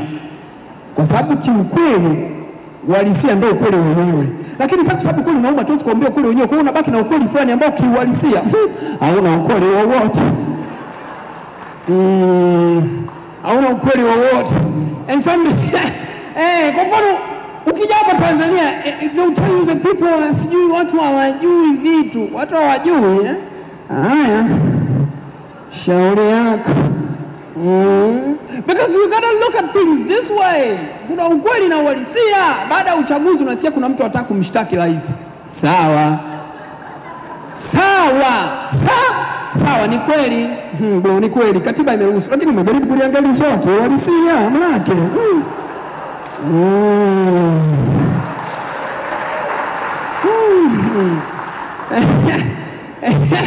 For those of you, naona kuna globalization in the room. I see a few white people. A round of applause kwa wageni. Yeah. White people and everybody who is not from Tanzania, welcome to Tanzania. Karibuni sana. You talk to any person who has come to Tanzania, they tell you, my God, nimeenda Serengeti. I've gone to Serengeti. I've seen the parks. I've seen the lion. I've seen the moon. But oh my God, of all those things, the people. Oh my God, the people are so nice. Let me tell you something, Tanzanians are not nice. Just nice to be nice. We are nice as a foreign policy. We are not nice just to be nice. We are nice as a foreign policy. We are nice to keep the foreigners foreign. No, ukifika Tanzania, we're very quick to teach you shit. We tell you to finish Swahili. Teach me Swahili. We teach you the same exact things every day. Jambo. Hakuna matata. Poa kichizi kama ndizi. Things that we don't speak, but we teach you that. So that when you show up with a jambo, we say foreigner.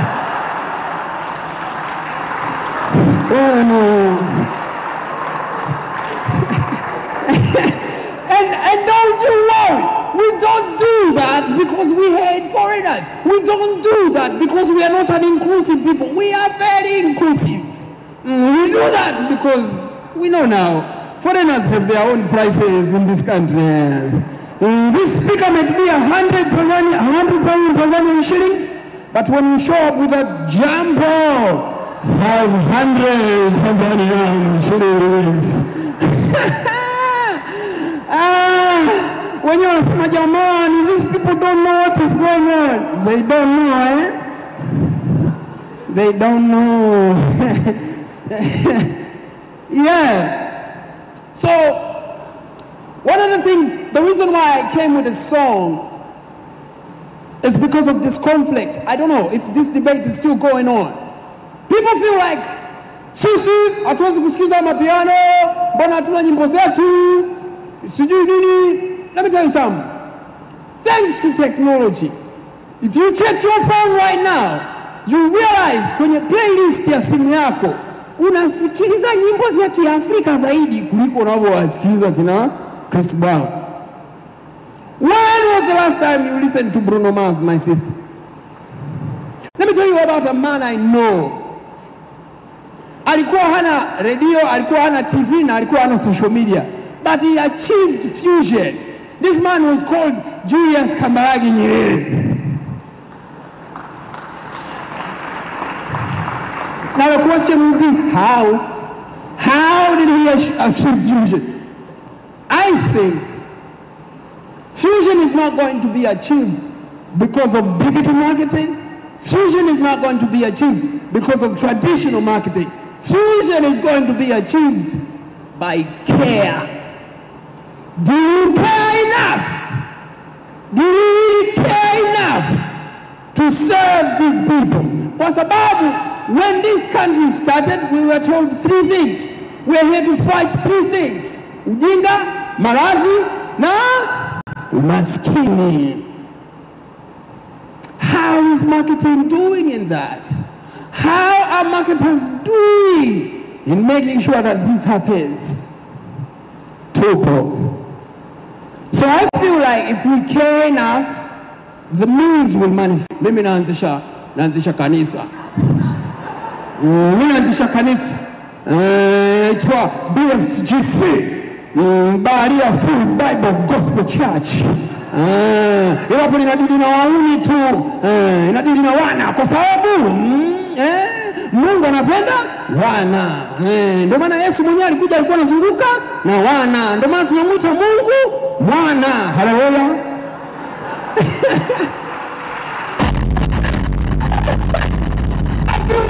I feel with the right marketing, that shit will work. Kwa sababu mimi nyimbo zote na gospel kanisani kwangu, ngoma tutazipiga kwa singeli nini. Ukiingia pale sifa unaambiwa alitembea juu ya maji, Yesu Yesu baria.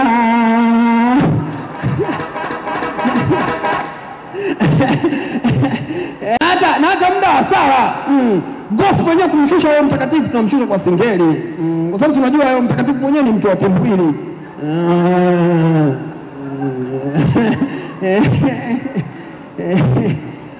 Unaambiwa Roho Mtakatifu ni mtu wa timbuli. Kwa hata hiyo gospel yenyewe itakayopigwa hapo ni kumshusha huo Roho Mtakatifu mwenyewe. Tunapiga nao ni singeli hivyo hivyo dada yangu. Holy Ghost fire, watu moto wapata moto na kanisa ni sadaka. So if my marketing skill is sadaka, wauni wanatoa, sema tu umepiga nyimbo gani? Na mimi nyimbo zote kali naweka mwisho. Kuombewa muombewa na pepo limetoka, sadaka unatoa sadaka unatoa.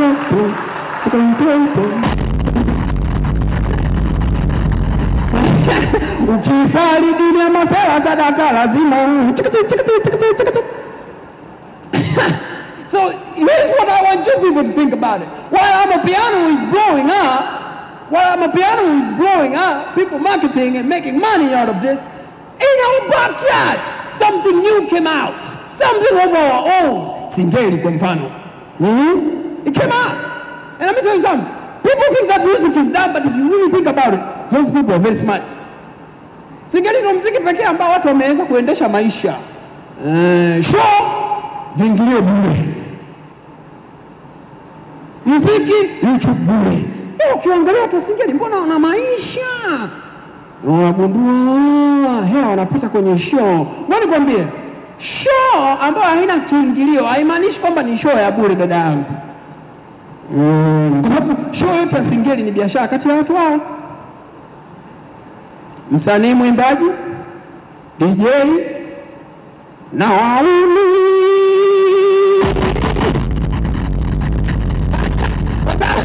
Kwa sababu kuzinga pale, show yote ya Singeli ina sehemu kuu mbili. Sehemu ya kwanza ni ujumbe ambao ndio wewe unaujua, ndio zile kwamba sijui nini, kisima changu kisima changu la mbili kinaniseva bwana.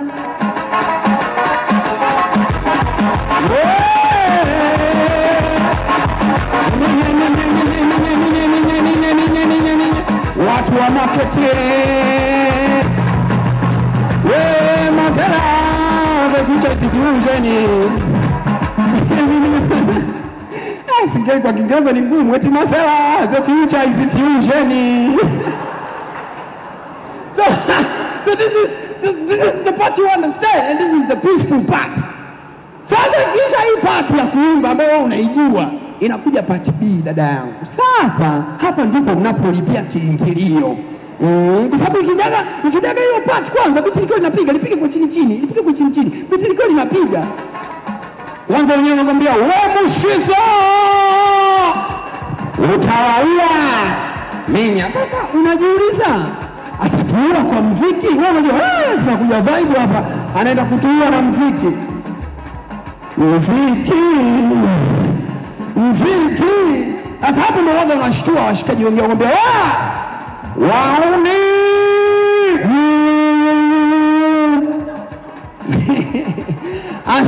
This is the part where they get wanakuwa ni choreographers.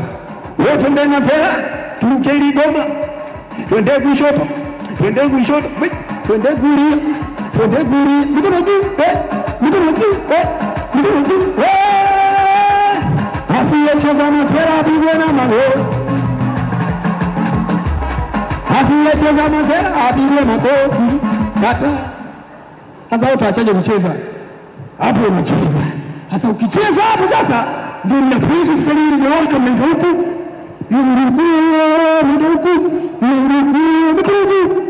Mikono hapo unapigwa ile wauni. Siri sasa baba. Simu Mungu wangu, simu hizo. Siri zinaondoka.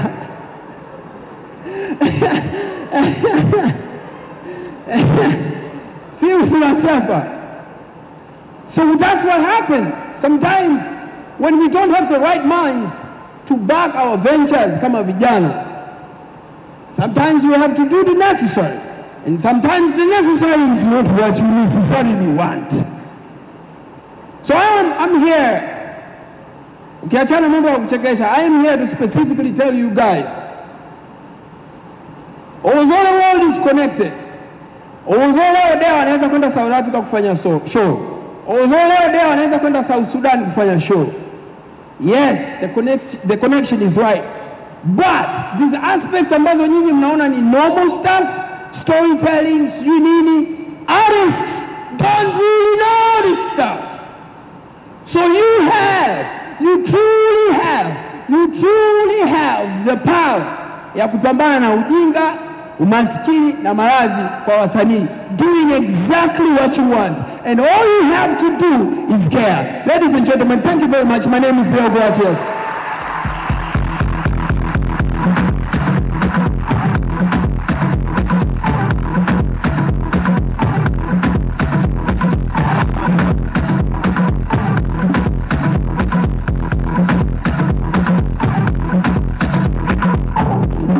Asante sana Deogratias. More to come, mengi yanakuja. Naomba niwasihi mbaki hapo hapo tu na nitoe heshima kwa haraka kwa sponsors wa Tanzania Digital Marketing Summit, Clouds Media Group, waandaaji, Tanzania Marketing Science Association, Smart Cause, NIC, DSTV, Stanbic Bank, Concept, The Superdome na wengine ambao nitaendelea kuwataja baadaye. Hivi sasa, right now it's time for lunch. And watu watakuja kwa ajili ya kusimamisha meza baada ya meza kuelekea nje for lunch. So please just sit on your seat and enjoy DJ Diomi's music as you wait for lunch. But it is now lunchtime. When we get back, we'll hear more from Shumbana from DSTV, Karimu from NIC, and Stephen Mpuya from Stanbic, and a lot more. Kwa hiyo tafadhali mubaki, twende tukale lunch ya pamoja. Please do make sure to socialize, get to know new people. And as for now, while we wait kuja kusimamishwa kwa ajili ya kuelekea lunch, please enjoy good music from DJ Diomi.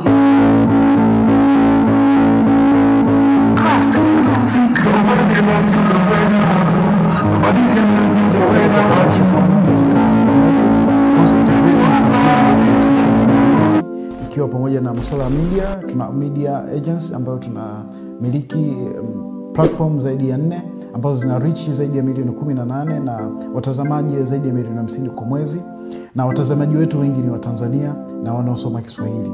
Na vile Concept Agency tunajihusisha na masuala ya ushauri wa masuala ya mitandao ya kijamii, vile masuala ya masoko mtandaoni, lakini kingine ambacho tunafanya ni masuala ya media advertising pamoja na public relations. Kwa ni kampuni ambayo inajihusisha katika uwanda huo katika kutoa ushauri katika makampuni mbalimbali, watu binafsi pamoja na taasisi za serikali. Na tunashukuru toka tumeanzisha kampuni yetu mwaka 2015 mpaka sasa ni kampuni ambayo imeshinda tuzo mbalimbali ndani na nje ya Tanzania, lakini pia tumekuwa tukiaminiwa na wateja wengi ndani na nje ya Tanzania kufanya nao kazi katika hizo nyanda. Lakini vile tuna kampuni nyingine ambayo inajihusisha na masuala ya real estate, lakini tunauza na kununua nyumba pamoja na property management. Vile tunajihusisha na masuala ya bima, vile tunajihusisha na masuala ya teknolojia, na leo nafuraha kuwakaribisha katika moja ya product yetu ambayo tumezindua hivi karibuni, inaitwa Swahili Connect. Swahili Connect ni one of the premium product ambao tunao sisi Concept upande wa teknolojia, ambao kwa sasa huhitaji kuwa na kutembea na business card, ukiwa na furusha business card, lakini kupata stress za kila mwezi kuprint business card za karatasi. Concept Group tulijua hilo changamoto, kwa hiyo tumekuja na business card ambayo ni ya kidigitali, inaitwa Swahili Connect, ambayo hiyo inakupa fursa ya kuweza kuweka data zako zote ambazo unataka watu ambao wanapata contact zako wazipate, ikiwa pamoja na jina la kampuni yako, logo ya kampuni yako, majina yako na vyeo vyako, namba zako za simu, mitandao yako ya kijamii, ikiwa pamoja na links kabisa. Lakini vile unaweza kutengeneza short biography ya kampuni yako na wewe mwenyewe. Ni kitu ambacho kwa kawaida kwenye business card ya karatasi huwezi kupata, lakini kutumia business card yetu ya kidigitali hivi vyote unaweza kuvipata. Lakini vile tuna product nyingine ya Concept Metrics, ambayo hii inasaidia kufanya media intelligence analytics kwa ajili ya kuangalia watu gani wanakuzungumzia katika mitandao ya kijamii, vitu gani ambavyo vinazungumzwa kuhusu wewe, lakini kwa namna kubwa jinsi gani ambavyo competitors wako wanafanya kazi kwenye mitandao ya kijamii. Kwa hiyo hii ni media intelligence platform ambayo tunafanya listening, tunafanya reporting, tunafanya measuring. Kwa hiyo hii kupitia platform hii inatupa nafasi ya sisi kujua watazamaji wanapenda kitu gani au wateja wako wanapenda kitu gani kutoka kwako, lakini vile hata washindani wako wanafanya kitu gani ambacho wewe unataka kukijua kupitia platform hii, na hauhitaji kuwa na muda wote kuwa mtandaoni. Hii ni platform ambayo utaingiza keywords tu, lakini itakupa zile analytics kwa kila mwezi au kwa kila wiki kadri hapo utapenda. Lakini tuna product nyingine ambayo ni one of the best premium product sisi hapa, inaitwa ubaoni.net. Hii ni advertising platform ambayo kupitia hii unaweza kukutana na watazamaji au publishers na advertiser wanakutana sehemu moja ambapo wanaweza kufanya biashara. Kwa mtu ambaye ana biashara yake anaweza kutumia ubaoni.net akaweka tangazo lake kule na akapata vile wasomaji kupitia platform yetu. So hii ni fursa ya kuwawezesha publishers ambao ni bloggers na content creator mbalimbali na influencers mbalimbali kuweza kuingiza fedha kupitia platform yetu.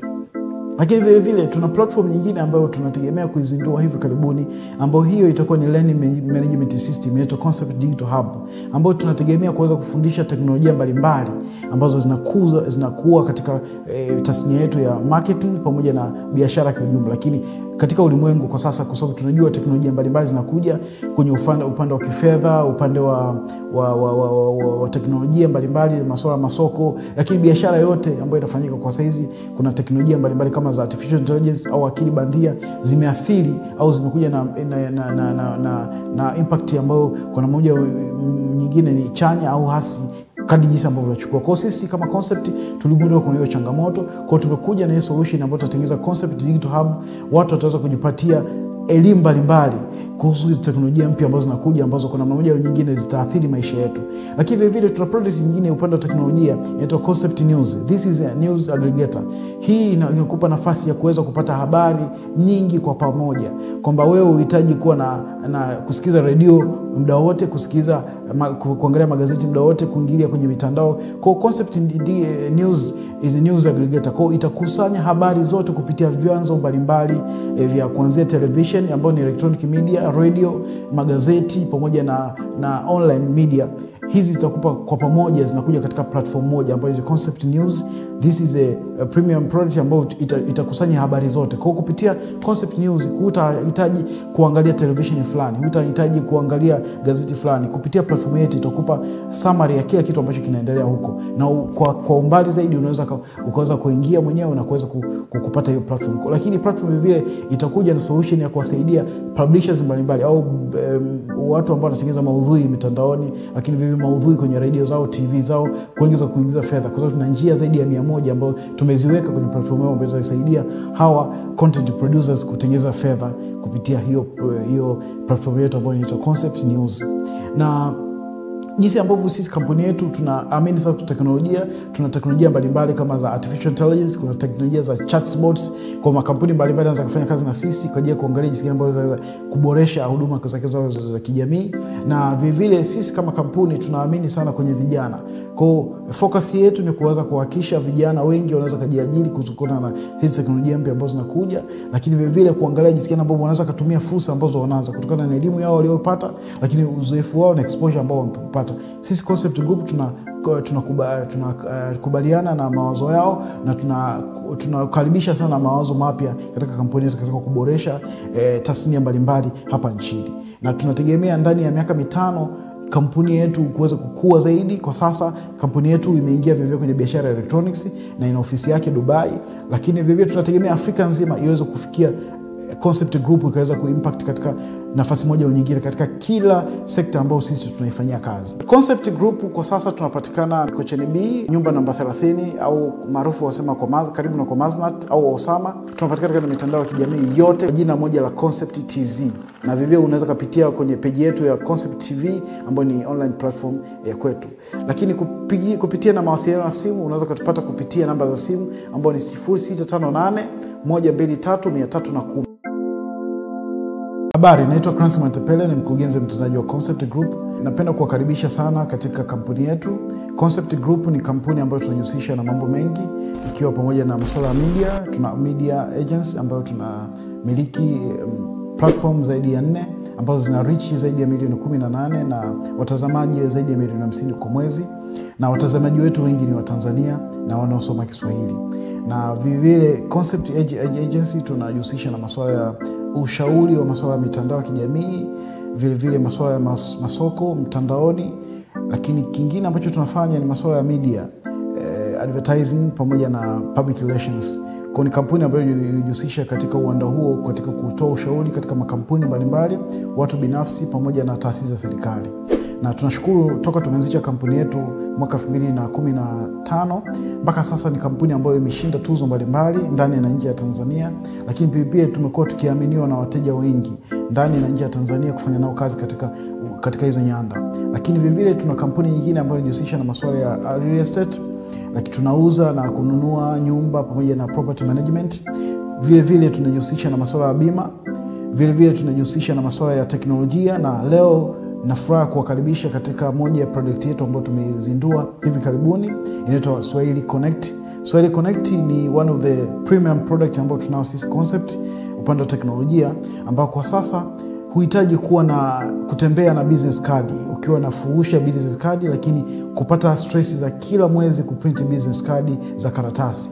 Concept Group tulijua hilo changamoto, kwa hiyo tumekuja na business card ambayo ni ya kidijitali, inaitwa Swahili Connect, ambayo hiyo inakupa fursa ya kuweza kuweka data zako zote ambazo unataka watu ambao wanapata contact zako wazipate, ikiwa pamoja na jina la kampuni yako, logo ya kampuni yako, majina yako na vyeo vyako, namba zako za simu, mitandao yako ya kijamii, ikiwa pamoja na links kabisa. Lakini vile unaweza kutengeneza short biography ya kampuni yako na wewe mwenyewe.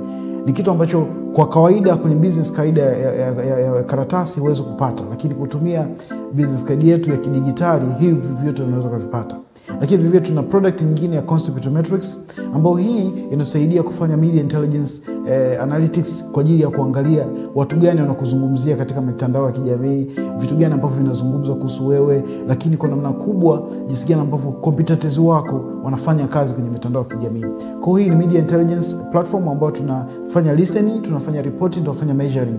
Kwa hiyo hii kupitia platform hii inatupa nafasi ya sisi kujua watazamaji wanapenda kitu gani au wateja wako wanapenda kitu gani kutoka kwako, lakini vivyo hata washindani wako wanafanya kitu gani ambacho wewe unataka kujua kupitia platform hii, na hauhitaji kuwa na muda wote kuwa mtandaoni. Hii ni platform ambayo utaingiza keywords tu, lakini itakupa zile analytics kwa kila mwezi au kwa kila wiki kadri hapo utapenda. Lakini tuna product nyingine ambayo ni one of the best premium product sisi hapa, inaitwa Ubaoni.net. Hii ni advertising platform ambayo kupitia Kupitia hii unaweza kukutana na watazamaji au publishers na advertiser wanakutana sehemu moja ambapo wanaweza kufanya biashara. Kwa mtu ambaye ana biashara yake anaweza kutumia obaoni.net akaweka tangazo lake kule na akapata vile wasomaji kupitia platform yetu. So hii ni fursa ya kuwawezesha publishers ambao ni bloggers na content creator mbalimbali na influencers mbalimbali kuweza kuingiza fedha kupitia platform yetu. Lakini vile vile tuna platform nyingine ambayo tunategemea kuizindua hivi karibuni, ambayo hiyo itakuwa ni learning management system inaitwa Concept Digital Hub, ambayo tunategemea kuweza kufundisha teknolojia mbalimbali ambazo zinakuwa katika tasnia yetu ya marketing pamoja na biashara kwa ujumla. Lakini katika ulimwengu kwa sasa, kwa sababu tunajua teknolojia mbalimbali zinakuja kwenye upande wa kifedha, upande wa teknolojia mbalimbali, masuala masoko, lakini biashara yote ambayo inafanyika kwa saizi kuna teknolojia mbalimbali kama za artificial intelligence au akili bandia zimeathiri au zimekuja na impact ambayo kuna moja nyingine ni chanya au hasi kadri jinsi ambavyo tunachukua. Kwa sisi kama Concept tuligundua kuna hiyo changamoto, kwa tumekuja na hiyo solution ambayo tutatengeneza Concept Digital Hub. Watu wataweza kujipatia elimu mbalimbali kuhusu teknolojia mpya ambazo zinakuja, ambazo kuna mmoja au nyingine zitaathiri maisha yetu. Lakini vile vile tuna product nyingine upande wa teknolojia inaitwa Concept News. This is a news aggregator.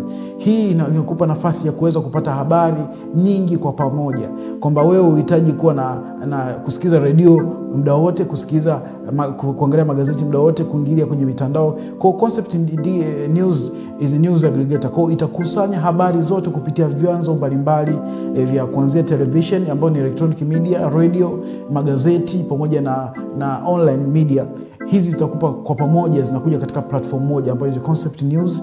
This is a premium product ambayo itakusanya habari zote. Kwa kupitia Concept News hutahitaji kuangalia television fulani, hutahitaji kuangalia gazeti fulani. Kupitia platform yetu itakupa summary ya kila kitu ambacho kinaendelea huko. Na kwa umbali zaidi ukaweza kuingia mwenyewe na kuweza kupata hiyo platform. Lakini platform vile itakuja na solution ya kuwasaidia publishers mbalimbali au watu ambao wanatengeneza maudhui mitandaoni, lakini vile maudhui kwenye radio zao, TV zao, kuingiza fedha. Kwa sababu tuna njia zaidi ya 100 ambazo tumeziweka kwenye platform yao ambazo zitasaidia hawa content producers kutengeneza fedha kupitia hiyo platform yetu ambayo inaitwa Concept News.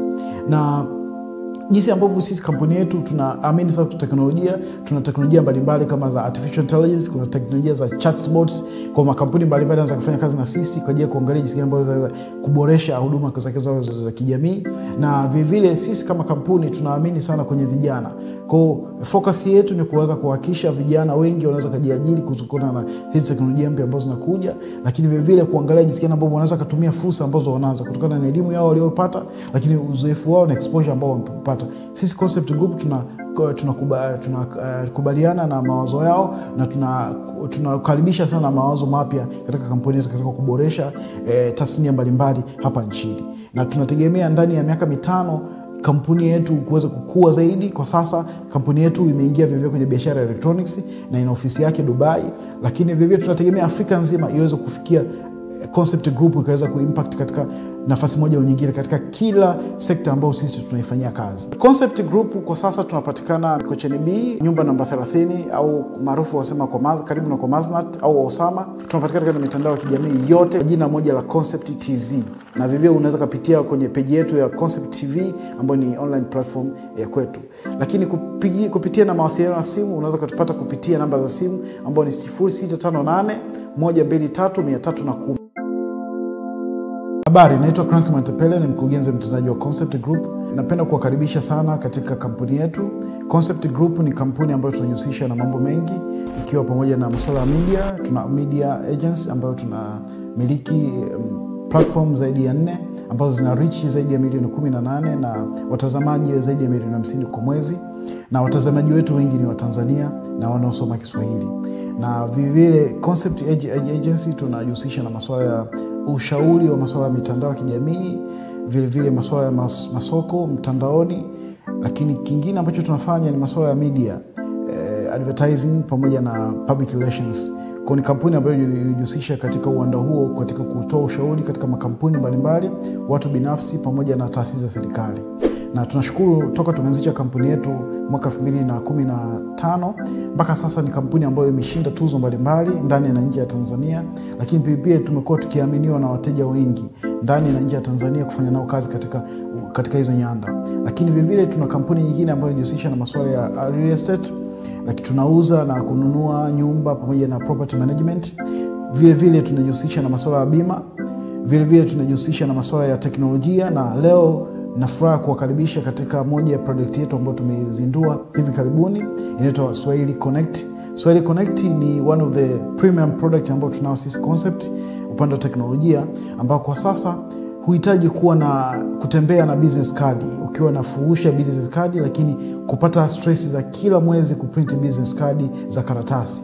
Concept Group tulijua hilo changamoto, kwa tumekuja na business card ambayo ni ya kidigitali, inaitwa Swahili Connect, ambayo hiyo inakupa fursa ya kuweza kuweka data zako zote ambazo unataka watu ambao wanapata contact zako wazipate, ikiwa pamoja na jina la kampuni yako, logo ya kampuni yako, majina yako na vyeo vyako, namba zako za simu, mitandao yako ya kijamii, ikiwa pamoja na links kabisa. Lakini vile unaweza kutengeneza short biography ya kampuni yako na wewe mwenyewe.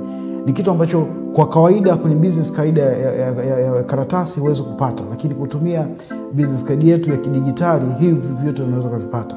Lakini vivyo tuna product nyingine ya Concept Metrics, ambayo hii inasaidia kufanya media intelligence analytics kwa ajili ya kuangalia watu gani wanakuzungumzia katika mitandao ya kijamii, vitu gani ambavyo vinazungumzwa kuhusu wewe, lakini kwa namna kubwa jinsi gani ambavyo competitors wako wanafanya kazi kwenye mitandao ya kijamii. Kwa hiyo hii ni media intelligence platform ambayo tunafanya listening, tunafanya reporting, tunafanya measuring. Kwa hiyo hii kupitia platform hii inatupa nafasi ya sisi kujua watazamaji wanapenda kitu gani, au wateja wako wanapenda kitu gani kutoka kwako, lakini vivyo hata washindani wako wanafanya kitu gani ambacho wewe unataka kukijua kupitia platform hii, na hauhitaji kuwa na muda wote kuwa mitandaoni. Hii ni platform ambayo utaingiza keywords tu, lakini itakupa zile analytics kwa kila mwezi au kwa kila wiki kadri hapo utapenda. Lakini tuna product nyingine ambayo ni one of the best premium product sisi hapa, inaitwa ubaoni.net. Hii ni advertising platform ambayo kupitia hii unaweza kukutana na watazamaji au publishers na advertiser wanakutana sehemu moja ambapo wanaweza kufanya biashara. Kwa mtu ambaye ana biashara yake anaweza kutumia ubaoni.net akaweka tangazo lake kule na akapata vile wasomaji kupitia platform yetu. So hii ni fursa ya kuwawezesha publishers ambao ni bloggers na content creator mbalimbali na influencers mbalimbali kuweza kuingiza fedha kupitia platform yetu. Lakini vile vile tuna platform nyingine ambayo tunategemea kuizindua hivi karibuni, ambayo hiyo itakuwa ni learning management system, inaitwa Concept Digital Hub, ambayo tunategemea kuweza kufundisha teknolojia mbalimbali ambazo zinakuwa katika tasnia yetu ya marketing pamoja na biashara kwa ujumla. Lakini katika ulimwengu kwa sasa, kwa sababu tunajua teknolojia mbalimbali zinakuja kwenye upande wa kifedha, upande wa teknolojia mbalimbali, masuala ya masoko, lakini biashara yote ambayo inafanyika kwa saizi kuna teknolojia mbalimbali kama za artificial intelligence au akili bandia zimeathiri au zimekuja na impact ambayo kwa namna moja nyingine ni chanya au hasi kadri jinsi ambavyo tunachukua. Kwa sisi kama Concept tuligundua kuna hiyo changamoto, kwa tumekuja na hiyo solution ambayo tutatengeneza Concept Digital Hub. Watu wataweza kujipatia elimu mbalimbali kuhusu hizo teknolojia mpya ambazo zinakuja, ambazo kwa namna moja au nyingine zitaathiri maisha yetu. Lakini vile vile tuna product nyingine upande wa teknolojia inaitwa Concept News. This is a news aggregator. Hii inakupa nafasi ya kuweza kupata habari nyingi kwa pamoja, kwamba wewe uhitaji kuwa na kusikiza radio muda wote, kuangalia magazeti muda wote, kuingilia kwenye mitandao. Kwa Concept News is a news aggregator. Kwa itakusanya habari zote kupitia vyanzo mbalimbali vya kuanzia television ambayo ni electronic media, radio, magazeti pamoja na online media. Hizi zitakupa kwa pamoja, zinakuja katika platform moja ambayo ni Concept News. This is a premium product ambayo itakusanya habari zote. Kwa kupitia Concept News hutahitaji kuangalia television fulani, hutahitaji kuangalia gazeti fulani. Kupitia platform yetu itakupa summary ya kila kitu ambacho kinaendelea huko. Na kwa umbali zaidi ukaweza kuingia mwenyewe na kuweza kupata hiyo platform. Lakini platform vile itakuja na solution ya kuwasaidia publishers mbalimbali au watu ambao wanatengeneza maudhui mitandaoni, lakini vile maudhui kwenye radio zao, TV zao, kuingiza fedha. Kwa sababu tuna njia zaidi ya 100 ambazo tumeziweka kwenye platform yao ambazo zinasaidia hawa content producers kutengeneza fedha kupitia hiyo platform yetu ambayo inaitwa Concept News. Na jinsi ambavyo sisi kampuni yetu tunaamini sana teknolojia, tuna teknolojia mbalimbali kama za artificial intelligence, kuna teknolojia za chatbots, kwa makampuni mbalimbali yanaweza kufanya kazi na sisi kwa ajili ya kuangalia jinsi gani ambavyo kuboresha huduma za kijamii. Na vile sisi kama kampuni tunaamini sana kwenye vijana. Kwa focus yetu ni kuweza kuhakikisha vijana wengi wanaweza kujiajiri kutokana na hizi teknolojia mpya ambazo zinakuja, lakini vile kuangalia jinsi gani ambavyo wanaweza kutumia fursa ambazo wanaanza kutokana na elimu yao waliopata, lakini uzoefu wao na exposure ambao wamepata. Sisi Concept Group tunakubaliana na mawazo yao na tunakaribisha sana mawazo mapya katika kampuni yetu katika kuboresha tasnia mbalimbali hapa nchini. Na tunategemea ndani ya miaka 5 kampuni yetu kuweza kukua zaidi. Kwa sasa kampuni yetu imeingia vivyo kwenye biashara ya electronics na ina ofisi yake Dubai, lakini vivyo tunategemea Afrika nzima iweze kufikia Concept Group ikaweza kuimpact katika nafasi moja au nyingine katika kila sekta ambayo sisi tunaifanyia kazi. Concept Group kwa sasa tunapatikana Mikocheni B, nyumba namba 30 au maarufu wasema karibu na Komaznat au Osama. Tunapatikana katika mitandao ya kijamii yote jina moja la Concept TZ. Na vivyo unaweza kupitia kwenye page yetu ya Concept TV ambayo ni online platform ya kwetu. Lakini kupitia na mawasiliano ya simu unaweza kutupata kupitia namba za simu ambayo ni 0658 123 310. Habari, naitwa Cransman Mwantepele, ni mkurugenzi mtendaji wa Concept Group. Napenda kuwakaribisha sana katika kampuni yetu. Concept Group ni kampuni ambayo tunajihusisha na mambo mengi, ikiwa pamoja na masuala ya media. Tuna media agents ambayo tunamiliki platform zaidi ya 4 ambazo zina reach zaidi ya milioni 18 na watazamaji zaidi ya milioni 50 kwa mwezi. Na watazamaji wetu wengi ni Watanzania na wanaosoma Kiswahili. Na vile Concept Agency tunajihusisha na masuala ya ushauri wa masuala ya mitandao ya kijamii, vile masuala ya masoko mtandaoni, lakini kingine ambacho tunafanya ni masuala ya media, advertising pamoja na public relations. Kwa ni kampuni ambayo inajihusisha katika uwanda huo katika kutoa ushauri katika makampuni mbalimbali, watu binafsi pamoja na taasisi za serikali. Na tunashukuru toka tumeanzisha kampuni yetu mwaka 2015 mpaka sasa ni kampuni ambayo imeshinda tuzo mbalimbali ndani na nje ya Tanzania, lakini pia tumekuwa tukiaminiwa na wateja wengi ndani na nje ya Tanzania kufanya nao kazi katika hizo nyanda. Lakini vile tuna kampuni nyingine ambayo inajihusisha na masuala ya real estate, lakini tunauza na kununua nyumba pamoja na property management. Vile tunajihusisha na masuala ya bima, vile tunajihusisha na masuala ya teknolojia, na leo nafuraha kuwakaribisha katika moja ya product yetu ambayo tumezindua hivi karibuni, inaitwa Swahili Connect. Swahili Connect ni one of the premium product ambayo tunao sisi Concept upande wa teknolojia, ambao kwa sasa huhitaji kuwa na kutembea na business card, ukiwa na furusha business card, lakini kupata stress za kila mwezi kuprint business card za karatasi. Concept Group tulijua hilo changamoto, kwa hiyo tumekuja na business card ambayo ni ya kidigitali, inaitwa Swahili Connect, ambayo hiyo inakupa fursa ya kuweza kuweka data zako zote ambazo unataka watu ambao watapata contact zako wazipate, ikiwa pamoja na jina la kampuni yako, logo ya kampuni yako, majina yako na vyeo vyako, namba zako za simu, mitandao yako ya kijamii, ikiwa pamoja na links kabisa. Lakini vile unaweza kutengeneza short biography ya kampuni yako na wewe mwenyewe. Ni kitu ambacho kwa kawaida kwenye business card ya karatasi huwezi kupata, lakini kutumia business card yetu ya kidigitali hivi vyote unaweza kuvipata. Lakini vivyo tuna product nyingine ya Concept Metrics ambayo hii inasaidia kufanya media intelligence analytics kwa ajili ya kuangalia watu gani wanakuzungumzia katika mitandao ya kijamii, vitu gani ambavyo vinazungumzwa kuhusu wewe, lakini kwa namna kubwa jinsi gani ambavyo competitors wako wanafanya kazi kwenye mitandao ya kijamii.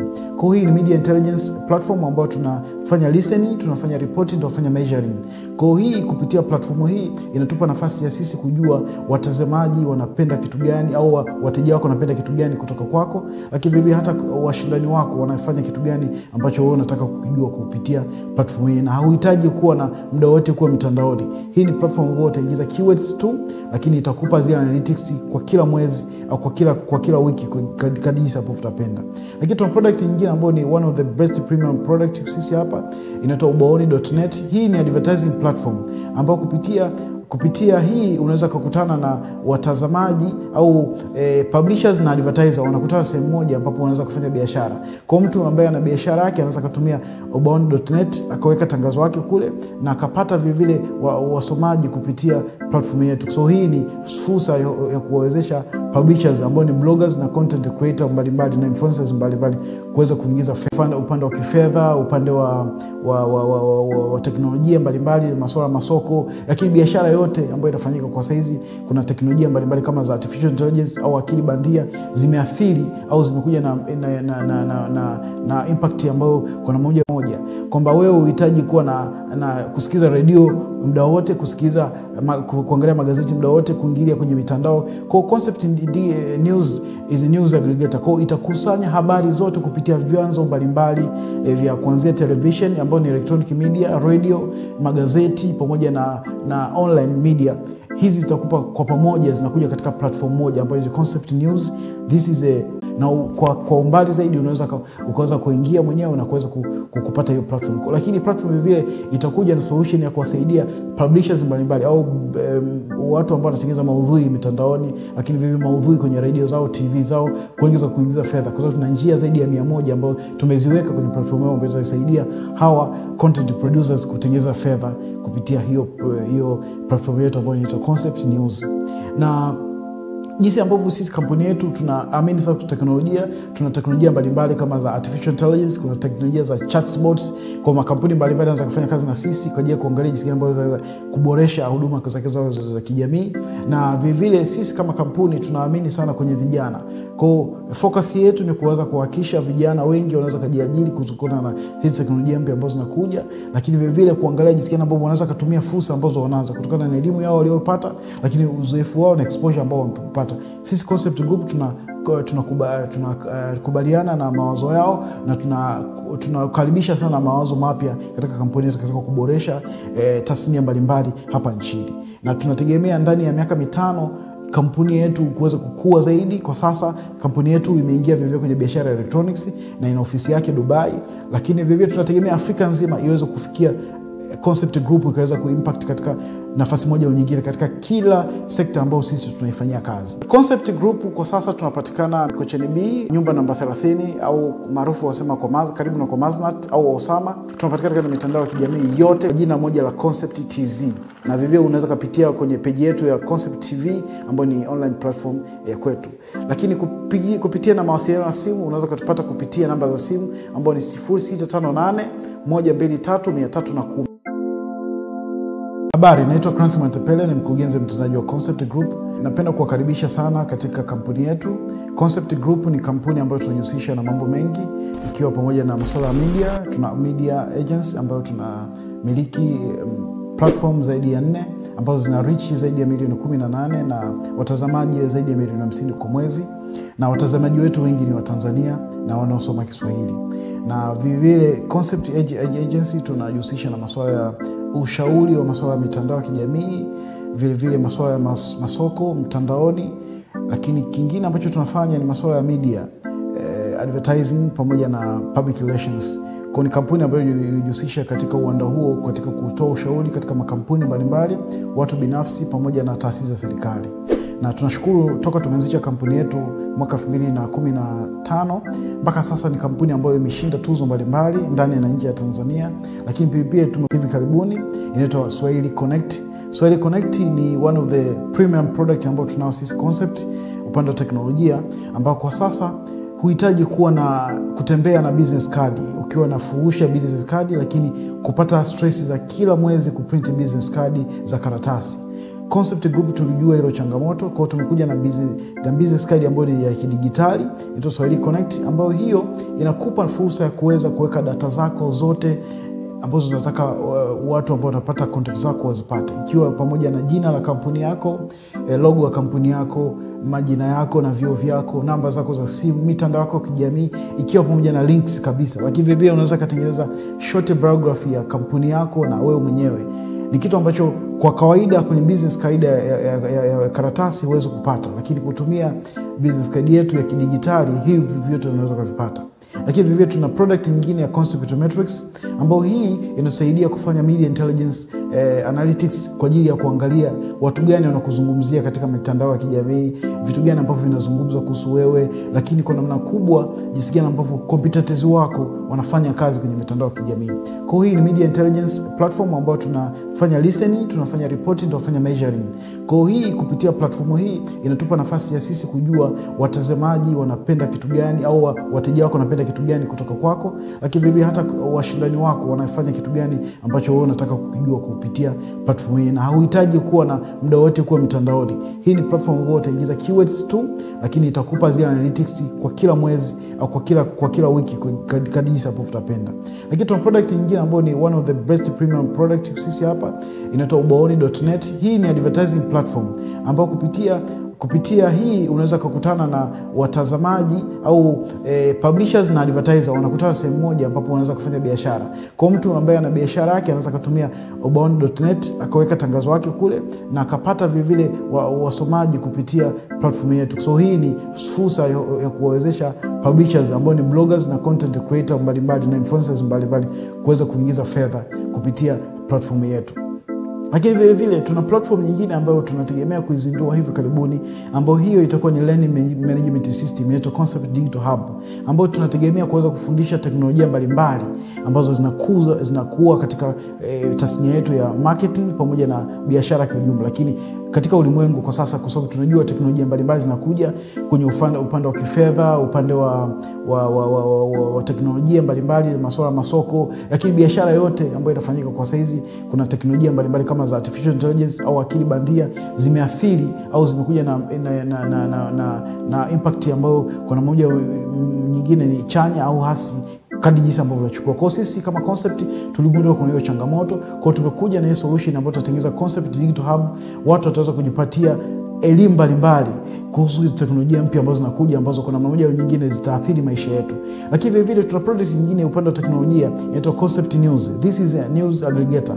Hii inakupa nafasi ya kuweza kupata habari nyingi kwa pamoja, kwamba wewe uhitaji kuwa na kusikiza radio muda wote, kuangalia magazeti muda wote, kuingilia kwenye mitandao. Kwa Concept News is a news aggregator. Kwa itakusanya habari zote kupitia vyanzo mbalimbali vya kuanzia television ambayo ni electronic media, radio, magazeti pamoja na online media. Hizi zitakupa kwa pamoja, zinakuja katika platform moja ambayo ni Concept News.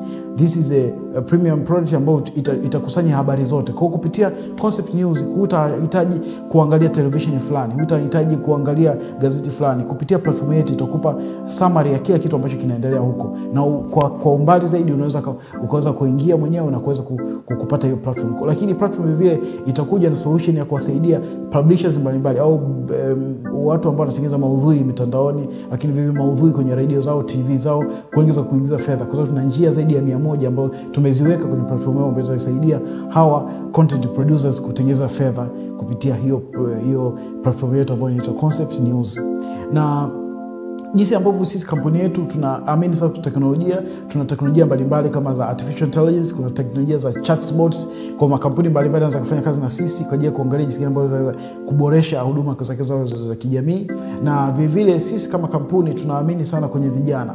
Kwa focus yetu ni kuweza kuhakikisha vijana wengi wanaweza kujiajiri kutokana na hizi teknolojia mpya ambazo zinakuja, lakini vile kuangalia jinsi gani ambavyo wanaweza kutumia fursa ambazo wanaanza kutokana na elimu yao waliyopata, lakini uzoefu wao na exposure ambao wamepata. Sisi Concept Group tunakubaliana na mawazo yao na tunakaribisha sana mawazo mapya katika kampuni yetu katika kuboresha tasnia mbalimbali hapa nchini.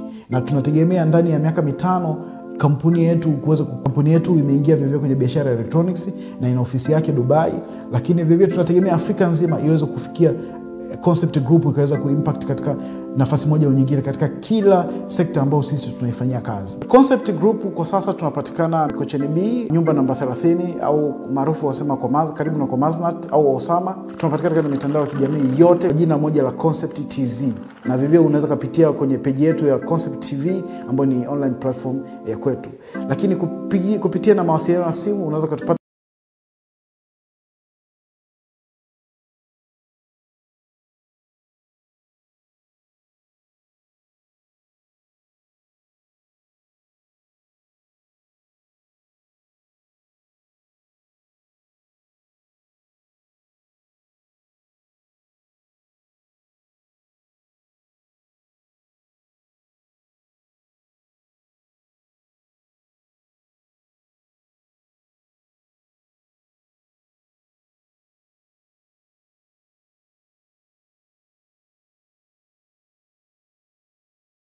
kupitia namba za simu ambao ni 0658 123 310.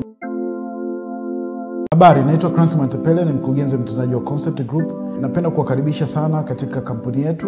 Concept Group ni kampuni ambayo tunajihusisha na mambo mengi, ikiwa pamoja na masuala ya media. Tuna media agency ambayo tunamiliki platform zaidi ya 4 ambazo zina reach zaidi ya milioni 18 na watazamaji zaidi ya milioni 50 kwa mwezi, na watazamaji wetu wengi ni wa Tanzania na wanaosoma Kiswahili.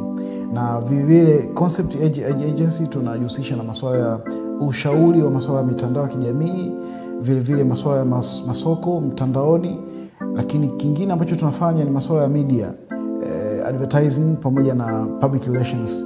Kwa ni kampuni ambayo inajihusisha katika uwanda huo, katika kutoa ushauri katika makampuni mbalimbali, watu binafsi pamoja na taasisi za serikali. Na tunashukuru toka tumeanzisha kampuni yetu mwaka 2015 mpaka sasa ni kampuni ambayo imeshinda tuzo mbalimbali ndani na nje ya Tanzania, lakini pia tumekuwa tukiaminiwa na wateja wengi ndani na nje ya Tanzania kufanya nao kazi katika hizo nyanda. Lakini vile tuna kampuni nyingine ambayo inajihusisha na masuala ya real estate, lakini tunauza na kununua nyumba pamoja na property management. Vile tunajihusisha na masuala ya bima, vile tunajihusisha na masuala ya teknolojia, na leo nafurahi kuwakaribisha katika moja ya product yetu ambayo tumezindua hivi karibuni, inaitwa Swahili Connect. Swahili Connect ni one of the premium product ambao tunao sisi Concept upande wa teknolojia, ambao kwa sasa huhitaji kuwa na kutembea na business card, ukiwa na furusha business card, lakini kupata stress za kila mwezi kuprint business card za karatasi. Concept Group tulijua hilo changamoto, kwa hiyo tumekuja na business card ambayo ni ya kidigitali, inaitwa Swahili Connect, ambayo hiyo inakupa fursa ya kuweza kuweka data zako zote ambazo unataka watu ambao wanapata contact zako wazipate, ikiwa pamoja na jina la kampuni yako, logo ya kampuni yako, majina yako na vyeo vyako, namba zako za simu, mitandao yako kijamii, ikiwa pamoja na links kabisa. Lakini vile unaweza kutengeneza short biography ya kampuni yako na wewe mwenyewe. Ni kitu ambacho kwa kawaida kwenye business card ya karatasi huwezi kupata, lakini kutumia business card yetu ya kidigitali hivi vyote unaweza kuvipata. Lakini vivyo tuna product nyingine ya Concept Metrics, ambayo hii inasaidia kufanya media intelligence analytics kwa ajili ya kuangalia watu gani wanakuzungumzia katika mitandao ya kijamii, vitu gani ambavyo vinazungumzwa kuhusu wewe, lakini kwa namna kubwa jinsi gani ambavyo competitors wako wanafanya kazi kwenye mitandao ya kijamii. Kwa hiyo hii ni media intelligence platform ambayo tunafanya listening, tunafanya reporting, tunafanya measuring. Kwa hiyo hii kupitia platform hii inatupa nafasi ya sisi kujua watazamaji wanapenda kitu gani au wateja wako wanapenda kitu gani kutoka kwako, lakini vivyo hata washindani wako wanafanya kitu gani ambacho wewe unataka kukijua kupitia platform hii, na hauhitaji kuwa na muda wote kuwa mitandaoni. Hii ni platform ambayo utaingiza keywords tu, lakini itakupa zile analytics kwa kila mwezi au kwa kila wiki kadri hapo utapenda. Lakini tuna product nyingine ambayo ni one of the best premium product sisi hapa, inaitwa Ubaoni.net. Hii ni advertising platform ambayo kupitia hii unaweza kukutana na watazamaji au publishers na advertiser wanakutana sehemu moja ambapo wanaweza kufanya biashara. Kwa mtu ambaye ana biashara yake anaweza kutumia Ubaoni.net akaweka tangazo lake kule na akapata vile wasomaji kupitia platform yetu. So hii ni fursa ya kuwawezesha publishers ambao ni bloggers na content creator mbalimbali na influencers mbalimbali kuweza kuingiza fedha kupitia platform yetu. Lakini vile tuna platform nyingine ambayo tunategemea kuizindua hivi karibuni, ambayo hiyo itakuwa ni learning management system, inaitwa Concept Digital Hub, ambayo tunategemea kuweza kufundisha teknolojia mbalimbali ambazo zinakuwa katika tasnia yetu ya marketing pamoja na biashara kwa ujumla. Lakini katika ulimwengu kwa sasa, kwa sababu tunajua teknolojia mbalimbali zinakuja kwenye upande wa kifedha, upande wa teknolojia mbalimbali, masuala ya masoko, lakini biashara yote ambayo inafanyika kwa saizi kuna teknolojia mbalimbali kama za artificial intelligence au akili bandia zimeathiri au zimekuja na impact ambayo kwa namna moja nyingine ni chanya au hasi kadri jinsi ambavyo tunachukua. Kwa sisi kama Concept tuligundua kuna hiyo changamoto, kwa tumekuja na hiyo solution ambayo tutatengeneza Concept Digital Hub. Watu wataweza kujipatia elimu mbalimbali kuhusu hizo teknolojia mpya ambazo zinakuja, ambazo kuna mmoja au nyingine zitaathiri maisha yetu. Lakini vile vile tuna product nyingine upande wa teknolojia inaitwa Concept News. This is a news aggregator. Hii inakupa nafasi ya kuweza kupata habari nyingi kwa pamoja, kwamba wewe uhitaji kuwa na kusikiza radio muda wote, kuangalia magazeti muda wote, kuingilia kwenye mitandao. Kwa Concept News is a news aggregator. Kwa itakusanya habari zote kupitia vyanzo mbalimbali vya kuanzia television ambayo ni electronic media, radio, magazeti pamoja na online media. Hizi zitakupa kwa pamoja, zinakuja katika platform moja ambayo ni Concept News. This is a premium product ambayo itakusanya habari zote. Kwa kupitia Concept News hutahitaji kuangalia television fulani, hutahitaji kuangalia gazeti fulani. Kupitia platform yetu itakupa summary ya kila kitu ambacho kinaendelea huko. Na kwa umbali zaidi ukaweza kuingia mwenyewe na kuweza kupata hiyo platform. Lakini platform vile itakuja na solution ya kuwasaidia publishers mbalimbali au watu ambao wanatengeneza maudhui mitandaoni, lakini vile maudhui kwenye radio zao, TV zao, kuingiza fedha. Kwa sababu tuna njia zaidi ya 100 ambazo tumeziweka kwenye platform yao ambazo zinasaidia hawa content producers kutengeneza fedha kupitia hiyo platform yetu ambayo inaitwa Concept News. Na jinsi ambavyo sisi kampuni yetu tunaamini sana teknolojia, tuna teknolojia mbalimbali kama za artificial intelligence, kuna teknolojia za chatbots. Kwa makampuni mbalimbali yanaweza kufanya kazi na sisi kwa ajili ya kuangalia jinsi gani ambavyo zinaweza kuboresha huduma za kijamii. Na vile vile sisi kama kampuni tunaamini sana kwenye vijana. Kwa focus yetu ni kuweza kuhakikisha vijana wengi wanaweza kujiajiri kutokana na hizi teknolojia mpya ambazo zinakuja, lakini vile vile kuangalia jinsi gani ambavyo wanaweza kutumia fursa ambazo wanaanza kutokana na elimu yao waliopata, lakini uzoefu wao na exposure ambao wamepata. Sisi Concept Group tunakubaliana na mawazo yao na tunakaribisha sana mawazo mapya katika kampuni yetu katika kuboresha tasnia mbalimbali hapa nchini. Na tunategemea ndani ya miaka 5 kampuni yetu kuweza kukua zaidi. Kwa sasa kampuni yetu imeingia vivyo kwenye biashara ya electronics na ina ofisi yake Dubai, lakini vivyo tunategemea Afrika nzima iweze kufikia Concept Group ikaweza kuimpact katika nafasi moja au nyingine katika kila sekta ambayo sisi tunaifanyia kazi. Concept Group kwa sasa tunapatikana Mikocheni B, nyumba namba 30 au maarufu wasema karibu na Komaznat au Osama. Tunapatikana katika mitandao ya kijamii yote jina moja la Concept TZ. Na vivyo unaweza kupitia kwenye page yetu ya Concept TV ambayo ni online platform ya kwetu. Lakini kupitia na mawasiliano ya simu unaweza kutupata kupitia namba za simu ambayo ni 0658 123 310. Habari, naitwa Cransi Mwantepele, ni mkurugenzi mtendaji wa Concept Group. Napenda kuwakaribisha sana katika kampuni yetu. Concept Group ni kampuni ambayo tunajihusisha na mambo mengi, ikiwa pamoja na masuala ya media. Tuna media agents ambayo tunamiliki platform zaidi ya 4 ambazo zina reach zaidi ya milioni 18 na watazamaji zaidi ya milioni 50 kwa mwezi. Na watazamaji wetu wengi ni wa Tanzania na wanaosoma Kiswahili. Na vile Concept Agency tunajihusisha na masuala ya ushauri wa masuala ya mitandao ya kijamii, vile masuala ya masoko mtandaoni, lakini kingine ambacho tunafanya ni masuala ya media, advertising pamoja na public relations. Kwa ni kampuni ambayo inajihusisha katika uwanda huo katika kutoa ushauri katika makampuni mbalimbali, watu binafsi pamoja na taasisi za serikali.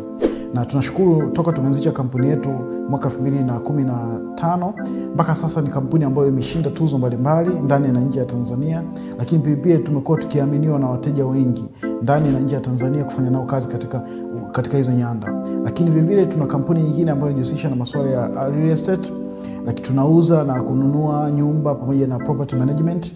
Vile tunajihusisha na masuala ya bima, vile tunajihusisha na masuala ya teknolojia. Na leo nafuraha kuwakaribisha katika moja ya product yetu ambayo tumezindua hivi karibuni, inaitwa Swahili Connect. Swahili Connect ni one of the premium product ambayo tunao sisi Concept upande wa teknolojia, ambao kwa sasa huhitaji kutembea na business card ukiwa nafuusha business card, lakini kupata stress za kila mwezi kuprint business card za karatasi. Concept Group tulijua hilo changamoto, kwa hiyo tumekuja na business card ambayo ni ya kidigitali, inaitwa Swahili Connect, ambayo hiyo inakupa fursa ya kuweza kuweka data zako zote ambazo unataka watu ambao wanapata contact zako wazipate, ikiwa pamoja na jina la kampuni yako, logo ya kampuni yako, majina yako na vyeo vyako, namba zako za simu, mitandao yako ya kijamii, ikiwa pamoja na links kabisa. Lakini vile unaweza kutengeneza short biography ya kampuni yako na wewe mwenyewe. ni kitu ambacho kwa kawaida kwenye business kaida ya karatasi huwezi kupata, lakini kutumia business card yetu ya kidijitali hivi vyote unaweza kuvipata. Lakini vivyo tuna product nyingine ya Conceptometrics ambayo hii inasaidia kufanya media intelligence analytics kwa ajili ya kuangalia watu gani wanakuzungumzia katika mitandao ya kijamii, vitu gani ambavyo vinazungumzwa kuhusu wewe, lakini kwa namna kubwa jinsi gani ambavyo competitors wako wanafanya kazi kwenye mitandao ya kijamii. Kwa hiyo hii ni media intelligence platform ambayo tunafanya listening, tunafanya reporting, tunafanya measuring.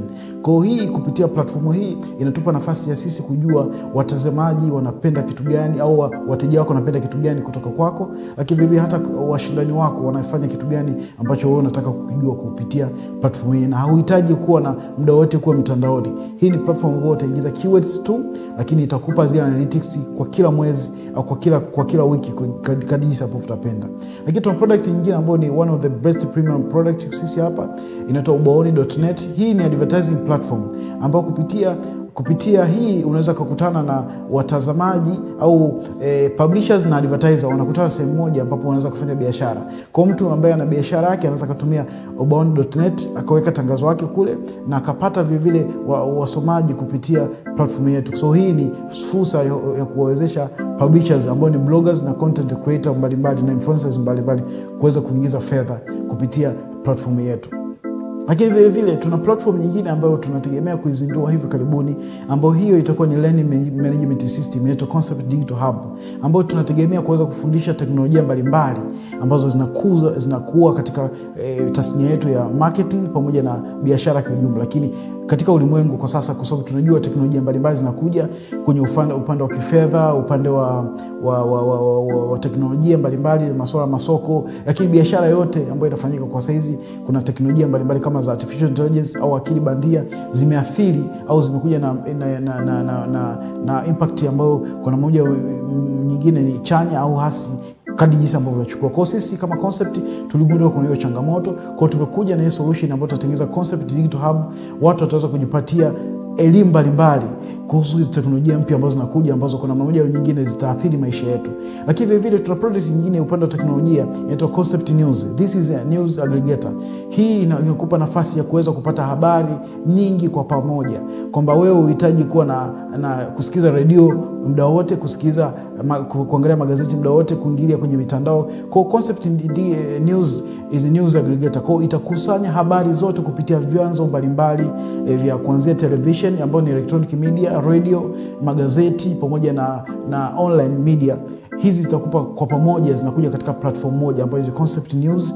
This is a premium product ambayo itakusanya habari zote. Kwa kupitia Concept News hutahitaji kuangalia television fulani, hutahitaji kuangalia gazeti fulani. Kupitia platform yetu itakupa summary ya kila kitu ambacho kinaendelea huko, na kwa umbali zaidi ukaweza kuingia mwenyewe na kuweza kupata hiyo platform. Lakini platform vile itakuja na solution ya kuwasaidia publishers mbalimbali au watu ambao wanatengeneza maudhui mitandaoni, lakini vile maudhui kwenye radio zao, TV zao, kuingiza fedha. Kwa sababu tuna njia zaidi ya 100 ambazo tumeziweka kwenye platform yao ambazo zitasaidia hawa content producers kutengeneza fedha kupitia hiyo platform yetu ambayo inaitwa Concept News.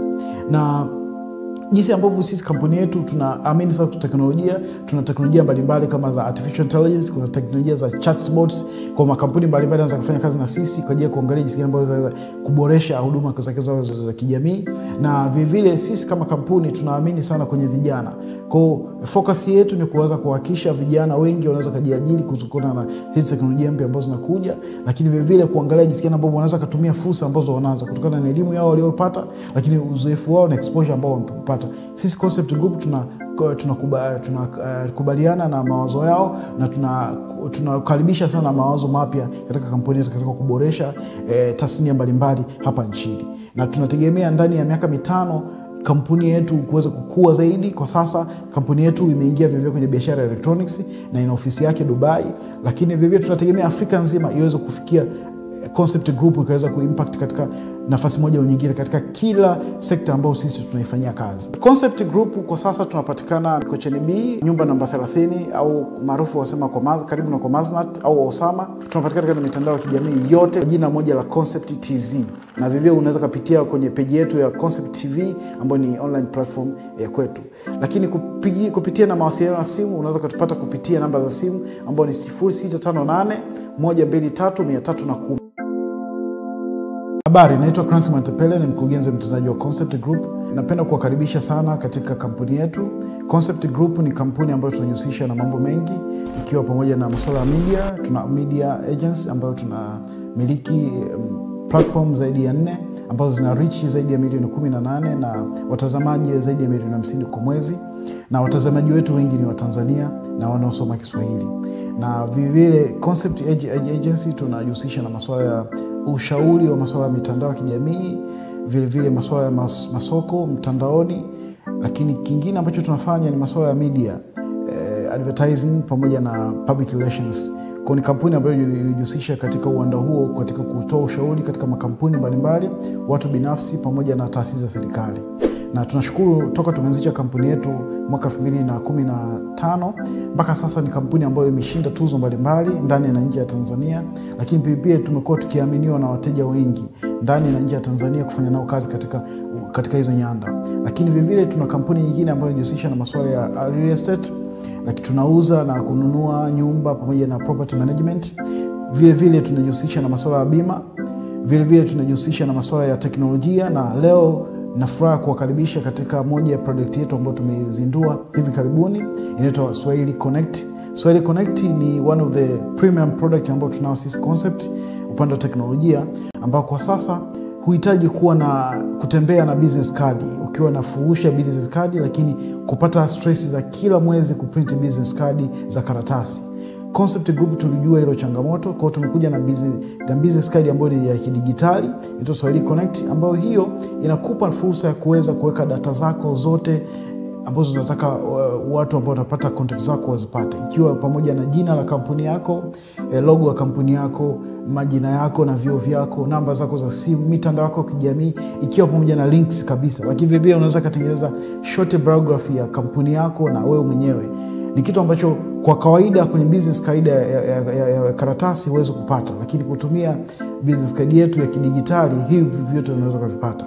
Lakini vivyo tuna product nyingine ya Concept Metrics ambayo hii inasaidia kufanya media intelligence analytics kwa ajili ya kuangalia watu gani wanakuzungumzia katika mitandao ya kijamii, vitu gani ambavyo vinazungumzwa kuhusu wewe, lakini kwa namna kubwa jinsi gani ambavyo competitors wako wanafanya kazi kwenye mitandao ya kijamii. Kwa hiyo hii ni media intelligence platform ambayo tunafanya listening, tunafanya reporting, tunafanya measuring. Kwa hiyo hii kupitia platform hii inatupa nafasi ya sisi kujua watazamaji wanapenda kitu gani au wateja wako wanapenda kitu gani kutoka kwako, lakini vivyo hata washindani wako wanafanya kitu gani ambacho wewe unataka kukijua kupitia platform hii, na hauhitaji kuwa na muda wote kuwa mitandaoni. Hii ni platform ambayo utaingiza keywords tu, lakini itakupa zile analytics kwa kila mwezi au kwa kila wiki kadri hapo utapenda. Lakini tuna product nyingine ambayo ni one of the best premium product sisi hapa, inaitwa Ubaoni.net. Hii ni advertising platform ambayo kupitia hii unaweza kukutana na watazamaji au publishers na advertiser wanakutana sehemu moja ambapo wanaweza kufanya biashara. Kwa mtu ambaye ana biashara yake anaweza kutumia Ubaoni.net akaweka tangazo lake kule na akapata vile wasomaji kupitia platform yetu. So hii ni fursa ya kuwawezesha publishers ambao ni bloggers na content creator mbalimbali na influencers mbalimbali kuweza kuingiza fedha kupitia platform yetu.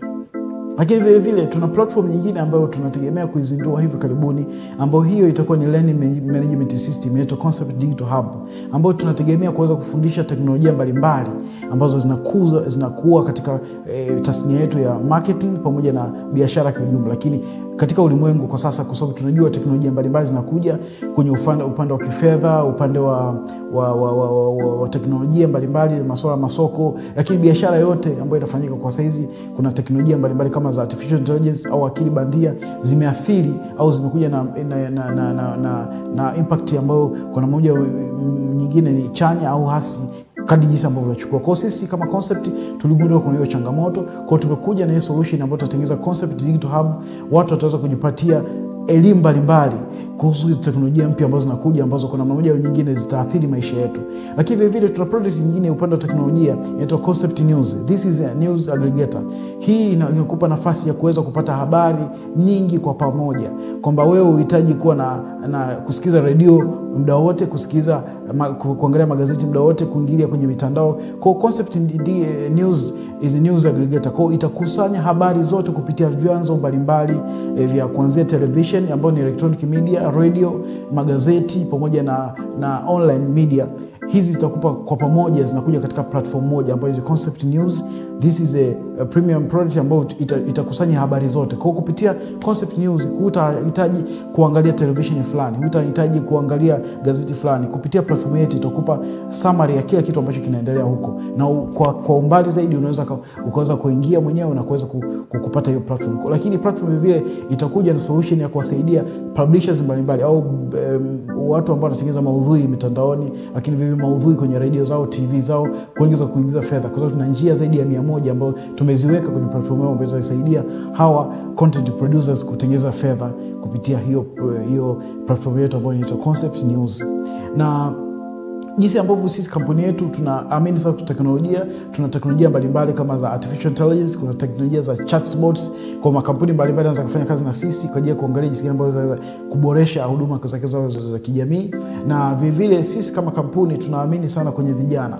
Kwa focus yetu ni kuweza kuhakikisha vijana wengi wanaweza kujiajiri kutokana na hizi teknolojia mpya ambazo zinakuja, lakini vile kuangalia jinsi gani ambavyo wanaweza kutumia fursa ambazo wanaanza kutokana na elimu yao waliyopata, lakini uzoefu wao na exposure ambao wamepata. Sisi Concept Group tunakubaliana na mawazo yao na tunakaribisha sana mawazo mapya katika kampuni yetu katika kuboresha tasnia mbalimbali hapa nchini. Na tunategemea ndani ya miaka 5 kampuni yetu kuweza kukua zaidi. Kwa sasa kampuni yetu imeingia vivyo kwenye biashara ya electronics na ina ofisi yake Dubai, lakini vivyo tunategemea Afrika nzima iweze kufikia Concept Group ikaweza kuimpact katika nafasi moja au nyingine katika kila sekta ambayo sisi tunaifanyia kazi. Concept Group kwa sasa tunapatikana Mikocheni B, nyumba namba 30 au maarufu wasema karibu na Komaznat au Osama. Tunapatikana katika mitandao ya kijamii yote jina moja la Concept TZ. Na vivyo unaweza kupitia kwenye page yetu ya Concept TV ambayo ni online platform ya kwetu. Lakini kupitia na mawasiliano ya simu unaweza kutupata kupitia namba za simu ambayo ni 0658 123 310. Habari, naitwa Cransman Mwantepele, ni mkurugenzi mtendaji wa Concept Group. Napenda kuwakaribisha sana katika kampuni yetu. Concept Group ni kampuni ambayo tunajihusisha na mambo mengi, ikiwa pamoja na masuala ya media. Tuna media agents ambayo tunamiliki platform zaidi ya 4 ambazo zina reach zaidi ya milioni 18 na watazamaji zaidi ya milioni 50 kwa mwezi. Na watazamaji wetu wengi ni wa Tanzania na wanaosoma Kiswahili. Na vile Concept Agency tunajihusisha na masuala ya ushauri wa masuala ya mitandao ya kijamii, vile masuala ya masoko mtandaoni, lakini kingine ambacho tunafanya ni masuala ya media, advertising pamoja na public relations. Kwa ni kampuni ambayo inajihusisha katika uwanda huo katika kutoa ushauri katika makampuni mbalimbali, watu binafsi pamoja na taasisi za serikali. Na tunashukuru toka tumeanzisha kampuni yetu mwaka 2015 mpaka sasa ni kampuni ambayo imeshinda tuzo mbalimbali ndani na nje ya Tanzania, lakini pia tumekuwa tukiaminiwa na wateja wengi ndani na nje ya Tanzania kufanya nao kazi katika hizo nyanda. Lakini vile tuna kampuni nyingine ambayo inajihusisha na masuala ya real estate, lakini tunauza na kununua nyumba pamoja na property management. Vile tunajihusisha na masuala ya bima, vile tunajihusisha na masuala ya teknolojia. Na leo nafuraha kuwakaribisha katika moja ya product yetu ambayo tumezindua hivi karibuni, inaitwa Swahili Connect. Swahili Connect ni one of the premium product ambayo tunao sisi Concept upande wa teknolojia, ambao kwa sasa huhitaji kuwa na kutembea na business card. Ukiwa nafurusha business card zako za simu, mitandao yako ya kijamii ikiwa pamoja na links kabisa. Lakini vile unaweza kutengeneza short biography ya kampuni yako na wewe mwenyewe. Ni kitu ambacho kwa kawaida kwenye business card ya karatasi huwezi kupata, lakini kutumia business card yetu ya kidijitali hivi vyote unaweza kuvipata. Lakini vivyo tuna product nyingine ya Concept Metrics ambayo hii inasaidia kufanya media intelligence analytics kwa ajili ya kuangalia watu gani wanakuzungumzia katika mitandao ya kijamii, vitu gani ambavyo vinazungumzwa kuhusu wewe, lakini kwa namna kubwa jinsi gani ambavyo competitors wako wanafanya kazi kwenye mitandao ya kijamii. Kwa hiyo hii ni media intelligence platform ambayo tunafanya listening, tunafanya reporting, tunafanya measuring.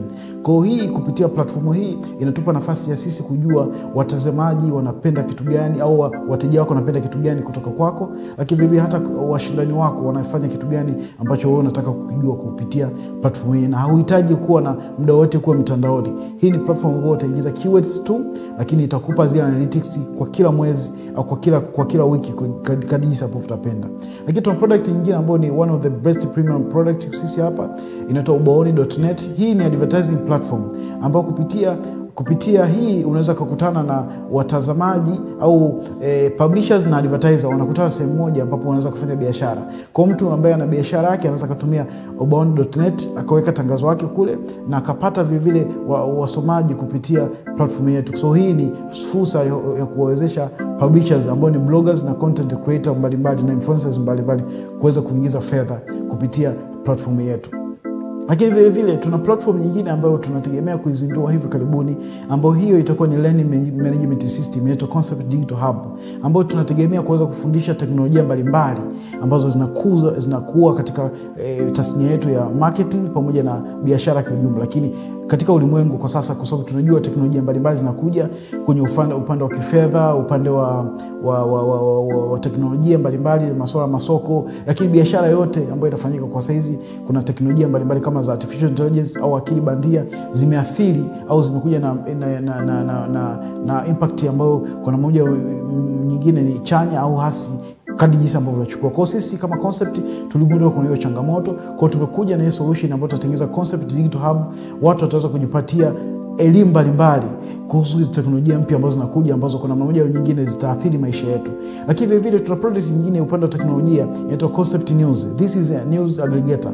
Hii inakupa nafasi ya kuweza kupata habari nyingi kwa pamoja, kwamba wewe uhitaji kuwa na kusikiza radio muda premium product ambayo itakusanya habari zote. Kwa kupitia Concept News hutahitaji kuangalia television fulani, hutahitaji kuangalia gazeti fulani. Kupitia platform yetu itakupa summary ya kila kitu ambacho kinaendelea huko, na kwa umbali zaidi ukaweza kuingia mwenyewe na kuweza kupata hiyo platform. Lakini platform vile itakuja na solution ya kuwasaidia publishers mbalimbali au watu ambao wanatengeneza maudhui mitandaoni, lakini vile maudhui kwenye radio zao, TV zao, kuingiza fedha. Kwa sababu tuna njia zaidi ya 100 ambazo tumeziweka kwenye platform yao ambayo itasaidia hawa content producers kutengeneza fedha kupitia hiyo platform yetu ambayo inaitwa Concept News.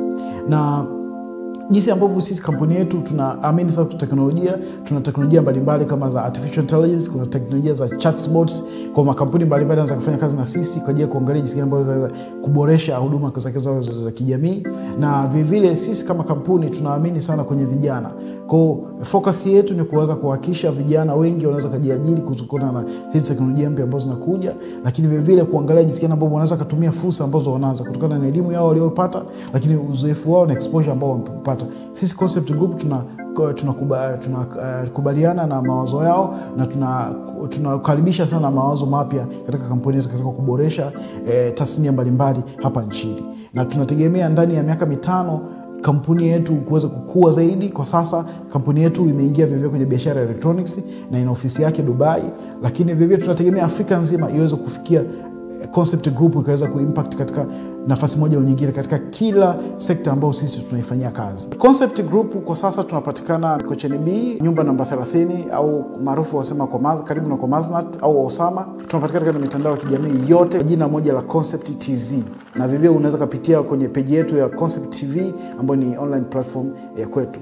Lakini kupitia na mawasiliano ya simu unaweza kutupata kupitia namba za simu ambayo ni 0658 123 310. Habari, naitwa Cransi Mwantepele, ni mkurugenzi mtendaji wa Concept Group. Napenda kuwakaribisha sana katika kampuni yetu. Concept Group ni kampuni ambayo tunajihusisha na mambo mengi, ikiwa pamoja na masuala ya media. Tuna media agency ambayo tunamiliki platform zaidi ya 4 ambazo zina reach zaidi ya milioni 18 na watazamaji zaidi ya milioni 50 kwa mwezi. Na watazamaji wetu wengi ni wa Tanzania na wanaosoma Kiswahili. Na vile Concept Agency tunajihusisha na masuala ya ushauri wa masuala ya mitandao ya kijamii, vile masuala ya masoko mtandaoni, lakini kingine ambacho tunafanya ni masuala ya media, advertising pamoja na public relations. Kwa ni kampuni ambayo inajihusisha katika uwanda huo katika kutoa ushauri katika makampuni mbalimbali, watu binafsi pamoja na taasisi za serikali.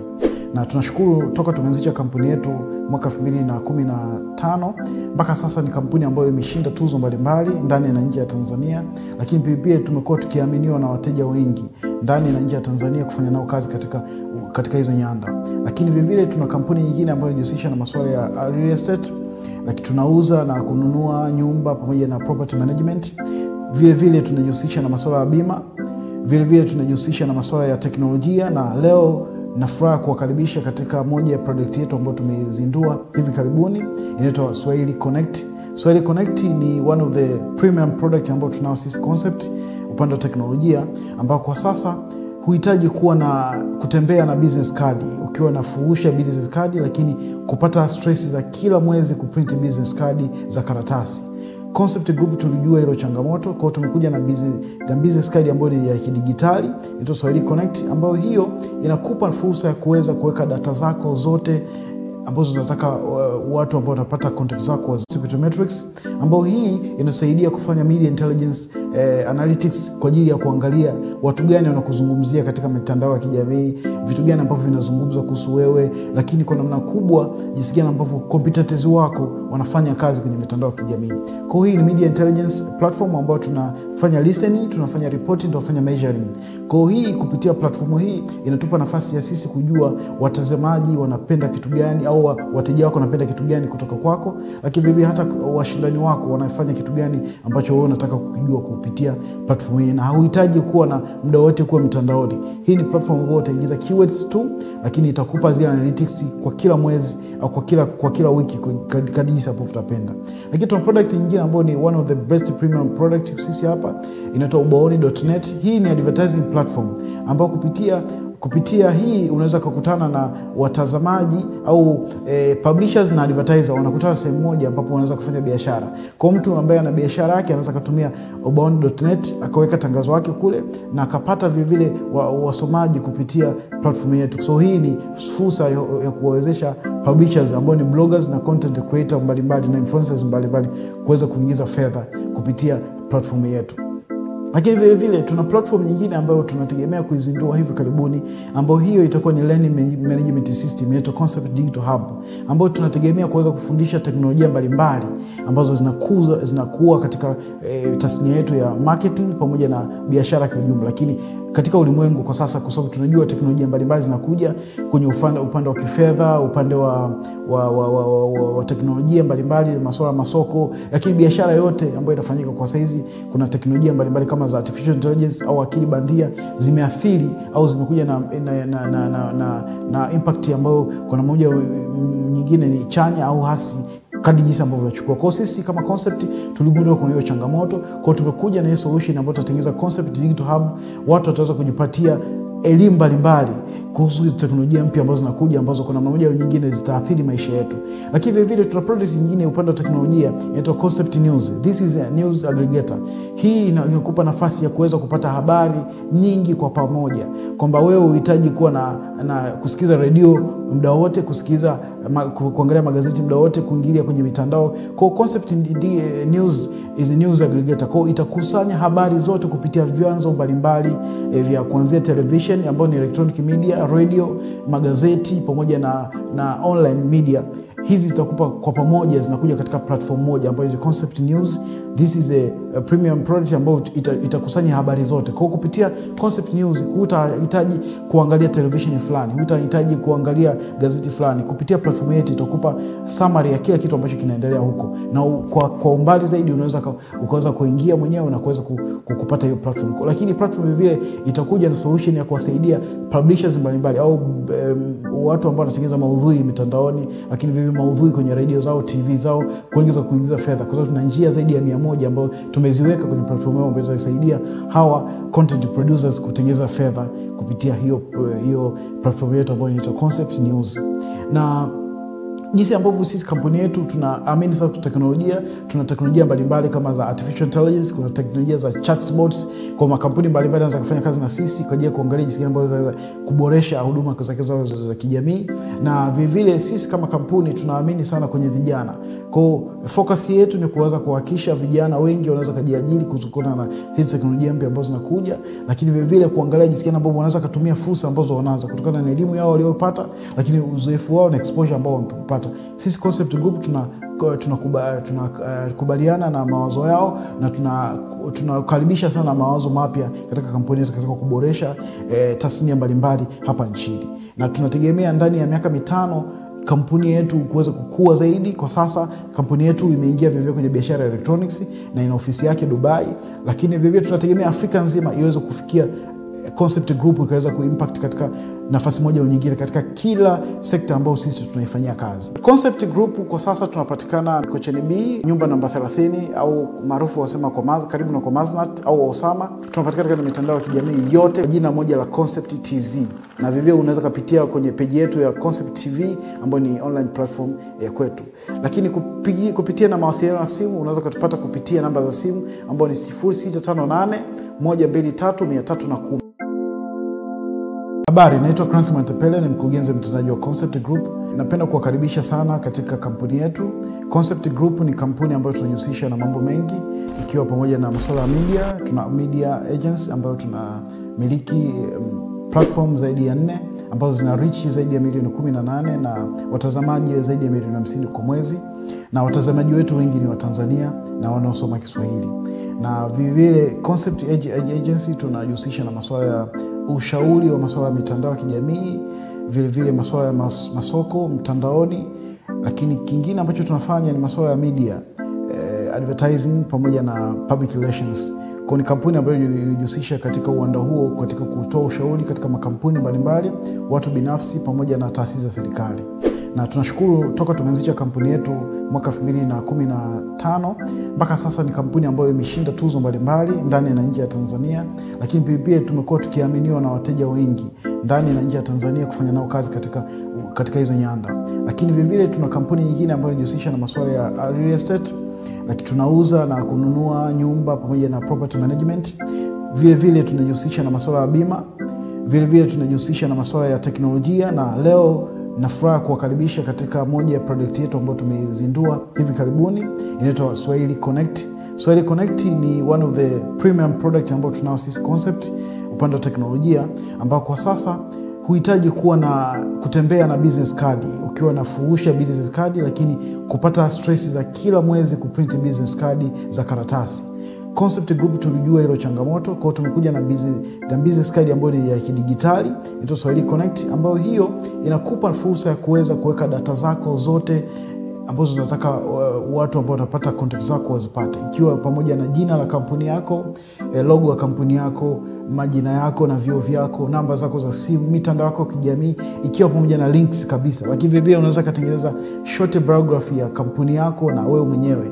Ni kitu ambacho kwa kawaida kwenye business card ya karatasi huwezi kupata, lakini kutumia business card yetu ya kidigitali hivi vyote unaweza kuvipata. Lakini vivyo tuna product nyingine ya Concept Metrics ambayo hii inasaidia kufanya media intelligence analytics kwa ajili ya kuangalia watu gani wanakuzungumzia katika mitandao ya kijamii, vitu gani ambavyo vinazungumzwa kuhusu wewe, lakini kwa namna kubwa jinsi gani ambavyo competitors wako wanafanya kazi kwenye mitandao ya kijamii. Kwa hiyo hii ni media intelligence platform ambayo tunafanya listening, tunafanya reporting, tunafanya measuring.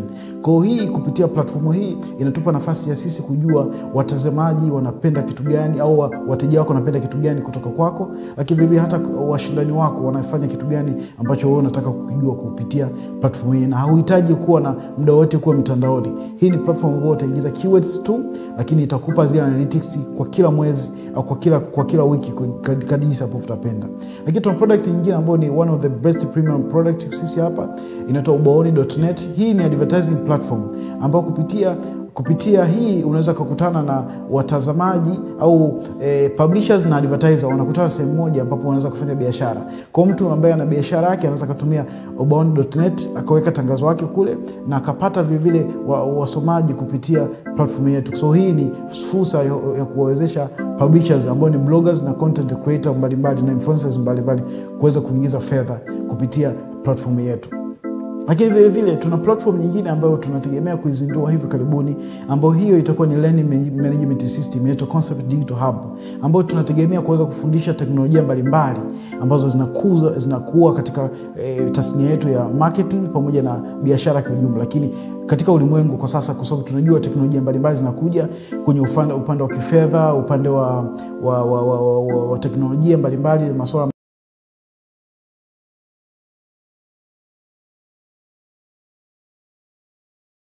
DSTV, we had to look at that angle as well. We are no longer starting with the linear television. For you to be able to enjoy the entertainment that you used to enjoy the TV, you don't have to be at home to do that. We make sure that we are bringing varieties of options to help you get entertained anytime, anywhere with your DSTV. Next, please.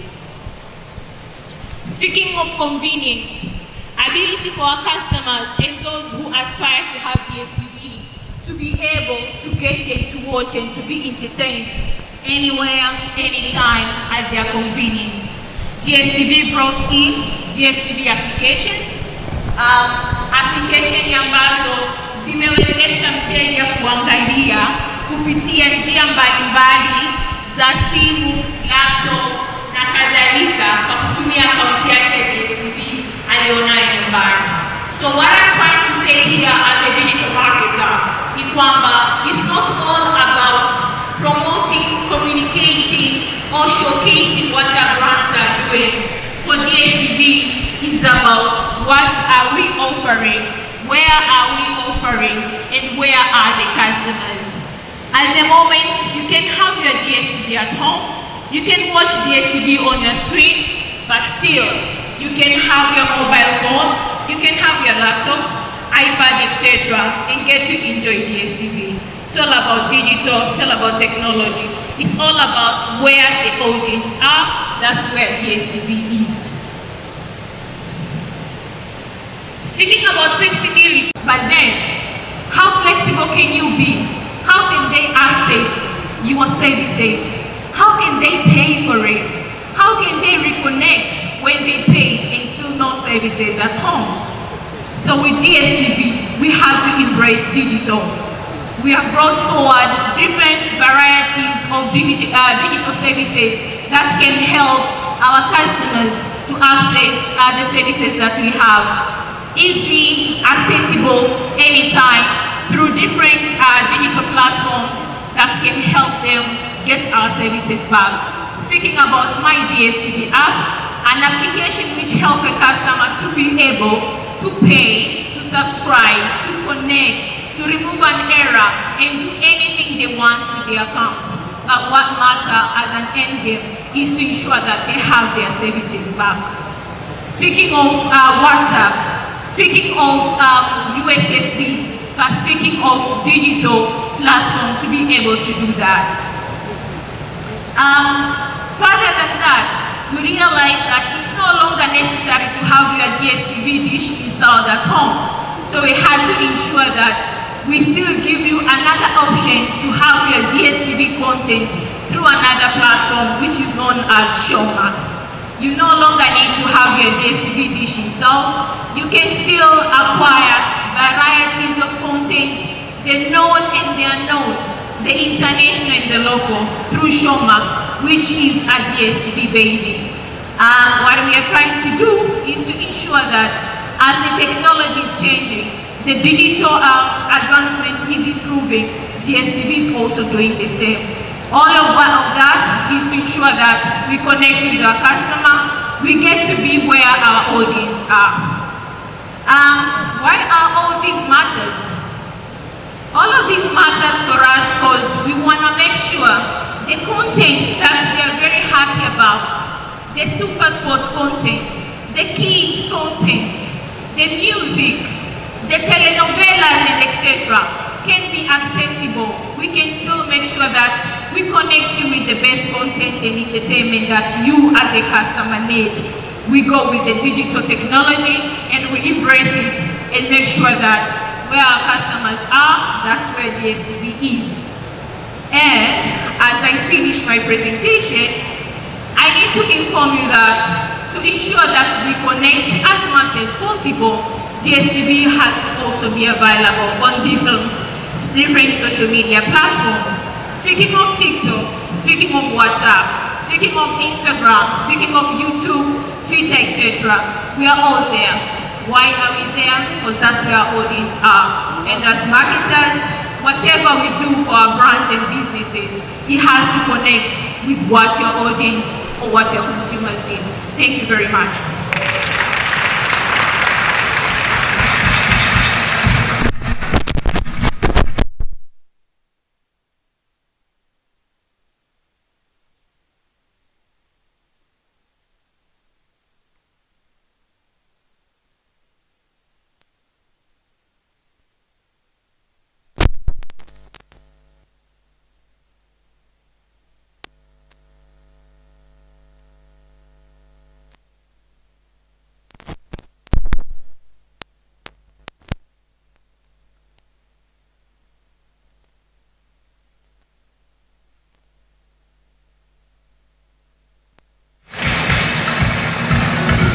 Sasa hivi na peak. Hello.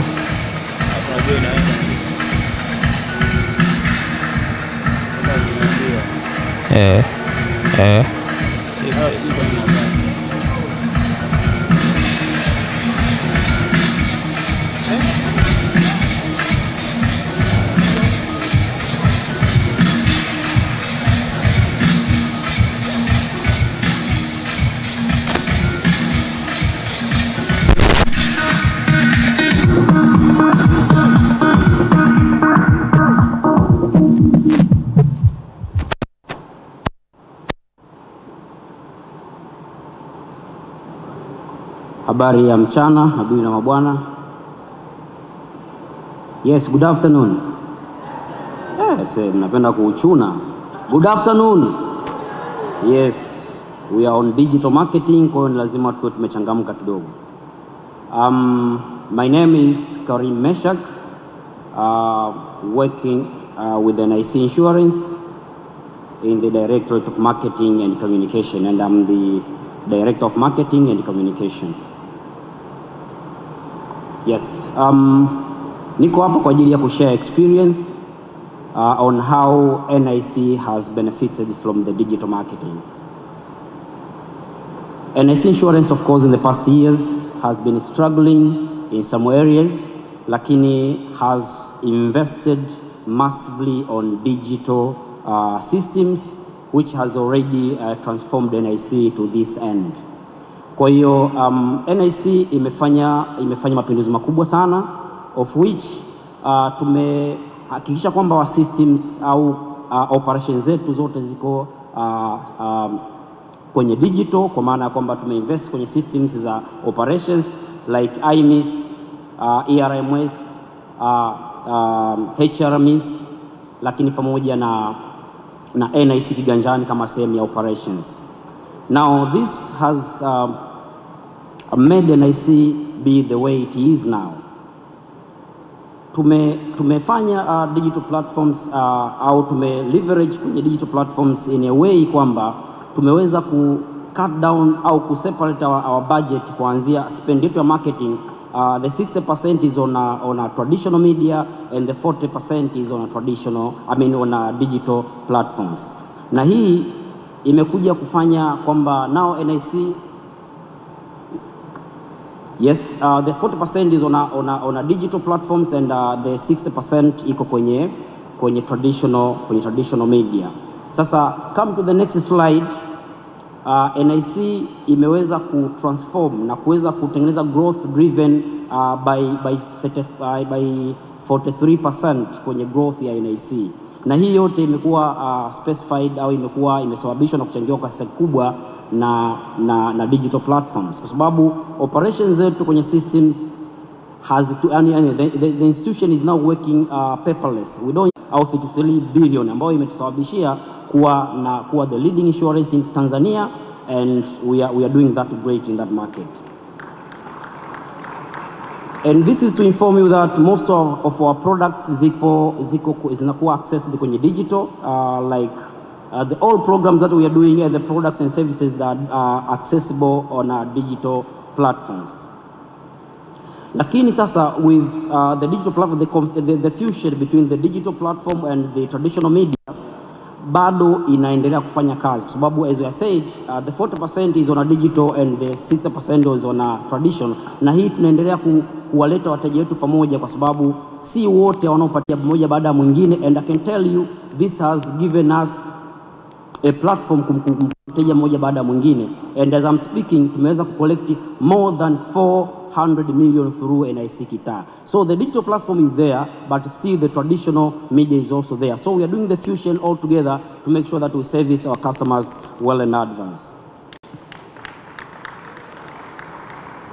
Now, through the transformation that we have done with our Managing Director, Dr. Erirema Dorie, has given us more benefit. As I'm saying, now we are approaching 60 years of operation, but again, we have achieved massively in the market.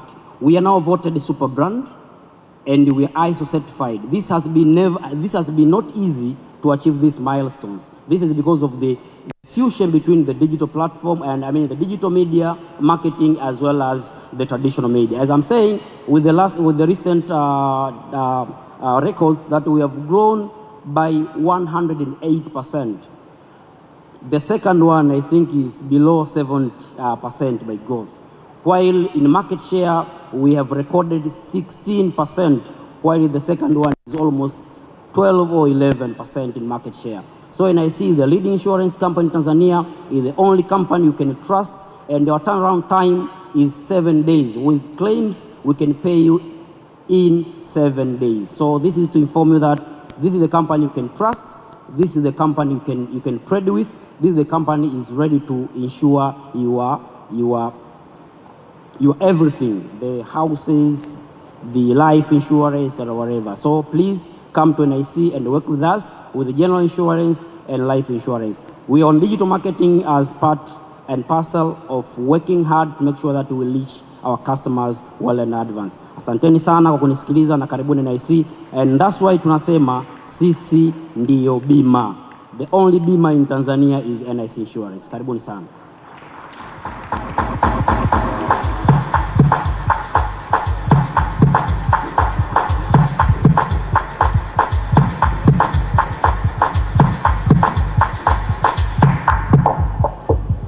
Asante sana Karim, Mr. Karim from NIC.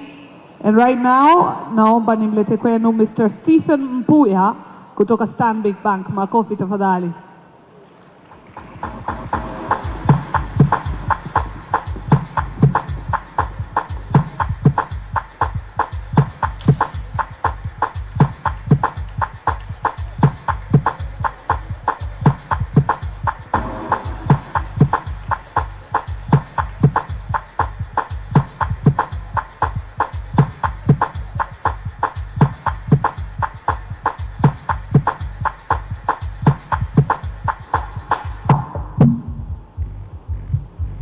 Good afternoon. Hii shift ya mchana huwa tunaita graveyard shift. Watu washakula, washashiba, everything is pulling you to the ground. Alafu mtu anakuambia habari za mchana. So please bear with me. I will take about maybe 10 minutes of your time. Could tell you kidogo about Stanbic, kidogo about what I do, and that we're all excited to be part of this digital marketing forum. Kwanza, a round of applause to Clouds and all the partners for putting such a wonderful forum together. It's a beautiful forum. Hopefully it's the first of many. So as I was introduced, naitwa Stephen Mpuya. Pale Stanbic na angalia kitengo kinaitwa personalization. So personalization is not marketing. Personalization is not a new concept, but for many of the businesses in Tanzania, it's fairly new. Ideally, what we do is combine the use of data combine the use of behavioral economics, combine the use of systems and tools to be able to provide solutions to customers that are tailor-made to that specific customer.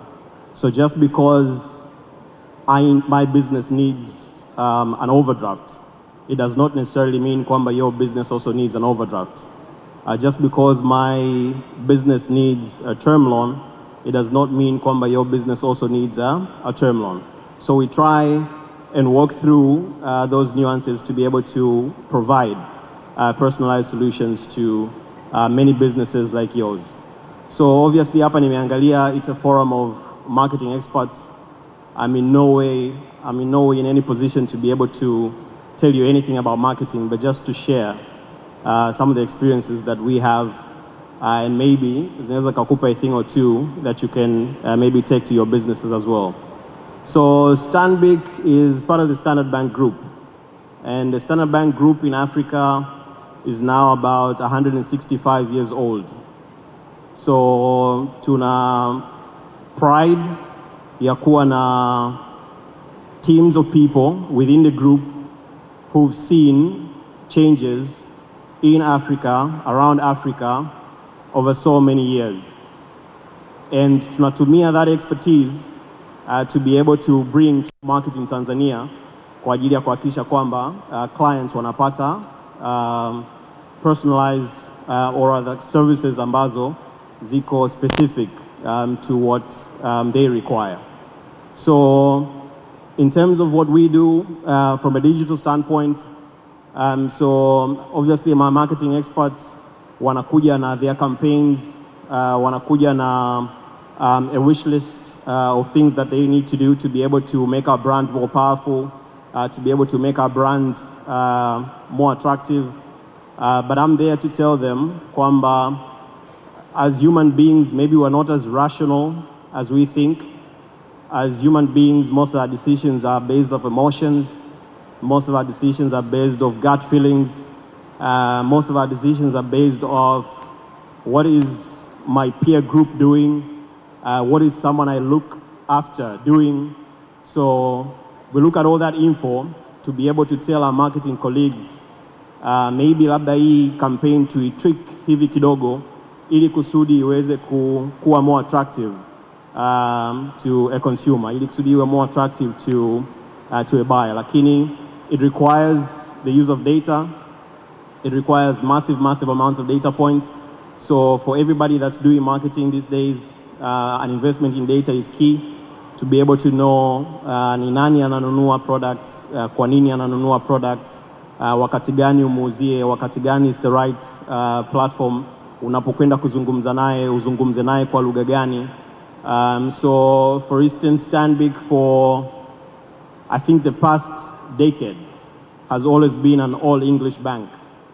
And of recent, as we started speaking to many of the SMEs, we've changed, for instance, our account opening forms, we've changed our branding, we've changed our communications. We're now speaking the language just to be able to appeal to the marketing or the customer base that we're trying to speak to. So it's about adaptability, it's about staying relevant, it's about being true to the demands of the changes in time. So as far as these businesses here are concerned, we are ready to support. So you look at the partnership that we have with Standard Bank Group in terms of them being our parent, but within Standard Bank Group, we've got the ICBC, which is the International Commercial Bank of China.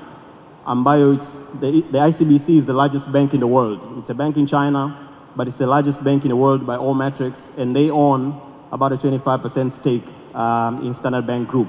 So if you combine the expertise across all these global players, we believe kwamba we've got the solutions to be able to support many of the businesses that are coming up, many of the businesses that are bringing through innovative solutions, many of the businesses that are trying to transcend and stay relevant with the changes in time. So just as this forum peaks pace, we're here, we're ready to support you guys, and pamoja tuko tayari kuijenga Tanzania. I think those are my 2 cents. Nashukuru sana.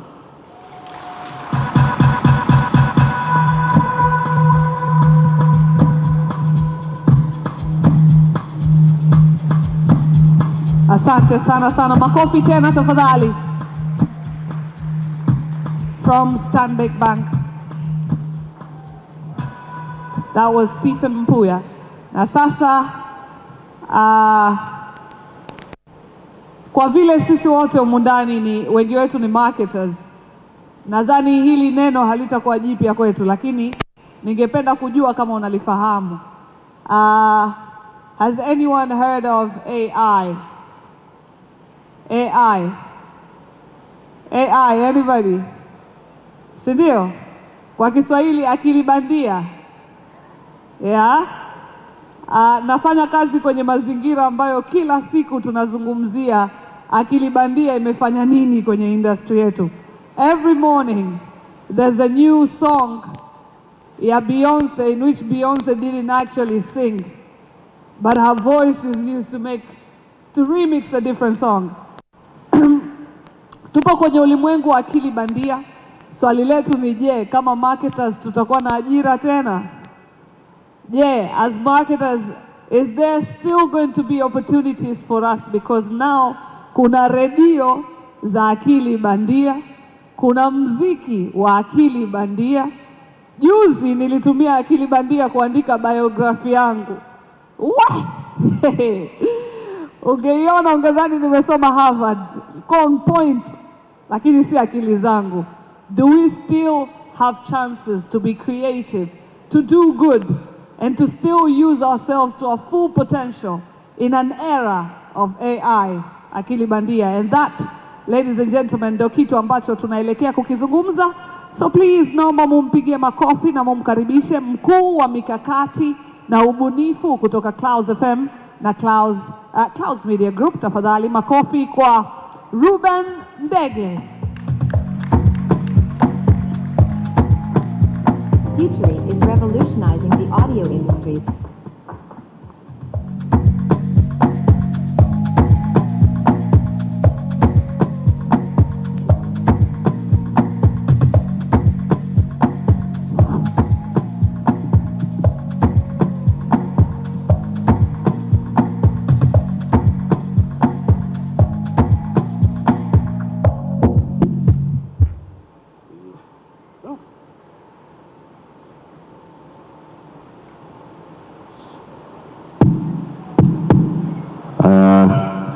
Good afternoon.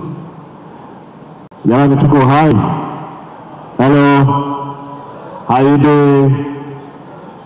Nimebahatika kurudi tena hapa kwa mara nyingine. Ni bahati, maana najua there are people who know more than me, na wamekaa tu wananiangalia.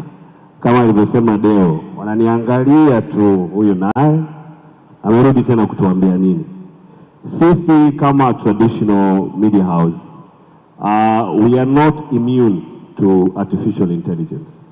Nimemsikia rafiki yangu, bosi wangu from Vodacom akigusia kitendo cha kuwanyima vijana wangu hela kwa kutumia AI kurekodi tangazo lake.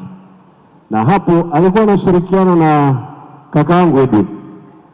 Ndugu yangu, vijana wataniua tukiendelea hivi. Kwa sababu hiki tunachokifanya, creativity, matumizi ya sauti zetu, ubunifu wetu, ndicho kinachotuweka mjini. Lakini sasa kimekuja kitu kingine, artificial intelligence. Tangazo la launch digital summit, part of it tuliandika kwenye AI.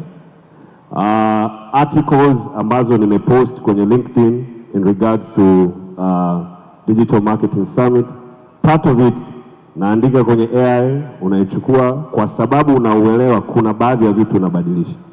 Style unaibadilisha, lakini the basic of gathering information, gathering sources nyingi, naandika, imagine you are a keynote speaker kwenye the inaugural Digital Marketing Summit in Tanzania with a professional attitude, citing examples, please list a speech of 500 words that touches on the fusion between digital marketing and traditional media. Click. Sekundi 15 nyingi, mkeka unashuka. Unaangalia mkeka, unatafuta sauti yako, unabadilisha maneno, unabadilisha examples. Ndani ya dakika 5 you've done your work, you're gone. Kitu ambacho labda ningekaa na kuwaza kingenichukua 1 hour. Now, tumejikuta as a media house. Juzi kati, I think we were discussing with my director, South Africa. Kuna redio imezindua kipindi cha redio ambacho mtangazaji wake is an AI presenter. They debuted the show na show inaendelea. Nikajikuta nafanya research kama mkuu wa mkakati na ubunifu kwamba how does this work? Nikatafuta wahusika, nikaongea nao kwenye simu, tukaongea kwenye Zoom, ikabidi tu set up a meeting, wakafanya presentation. Mambo mengine yanaendelea behind the scene, lakini let me introduce you to the future of radio. Nitawachezea one video, then I'll start explaining the benefit of Radio GPT. Karibuni. The world's first AI-driven localized radio content solution. Radio GPT combines the power of GPT-3 technology with Futury's AI-driven story discovery and social content system, Topic Pulse, as well as AI voice tech to provide an unmatched localized radio experience for any market, any format. Using Futury's patented automation link and patented Topic Pulse system, along with AI voice technology, Radio GPT brings a radio station to life. I can see what's in your music log and talk about the songs or artists on your station. I can see what's happening in your local market right now and talk about it in real time. I can post on your Facebook, Instagram, Twitter, and TikTok during my show and talk about what's coming up. I am great at teasing and pre-promoting content going into breaks. I can talk about the weather or traffic. I can see how many people are listening right now through Futury streaming and say hello to certain locations. I can take open mic audio from listeners using Futury Mobile and incorporate their thoughts, questions, and feedback into my show. I can share news updates and current events relevant to your audience's interests and demographics. I have experience conducting engaging interviews with notable guests and experts. I can give away prizes, tickets, and exclusive experiences to listeners through on-air contests using Futury Mobile's flash contesting. I am skilled at creating unique and entertaining breaks that keep your audience engaged and coming back for more. That is the future of radio. Dada ambaye tumemwona pale is not a real human being, but she has kept you engaged for 2 minutes. Mnamsikiliza. The power of what that platform can do and the things it can do. By then unaona tayari mnaanza kutabasamu sana hivi kama it's too much. It's like you're having too much fun. Kama mnaandika vitu sana, haimaanishi ndio mwisho wa what we do as a media house, a traditional media house.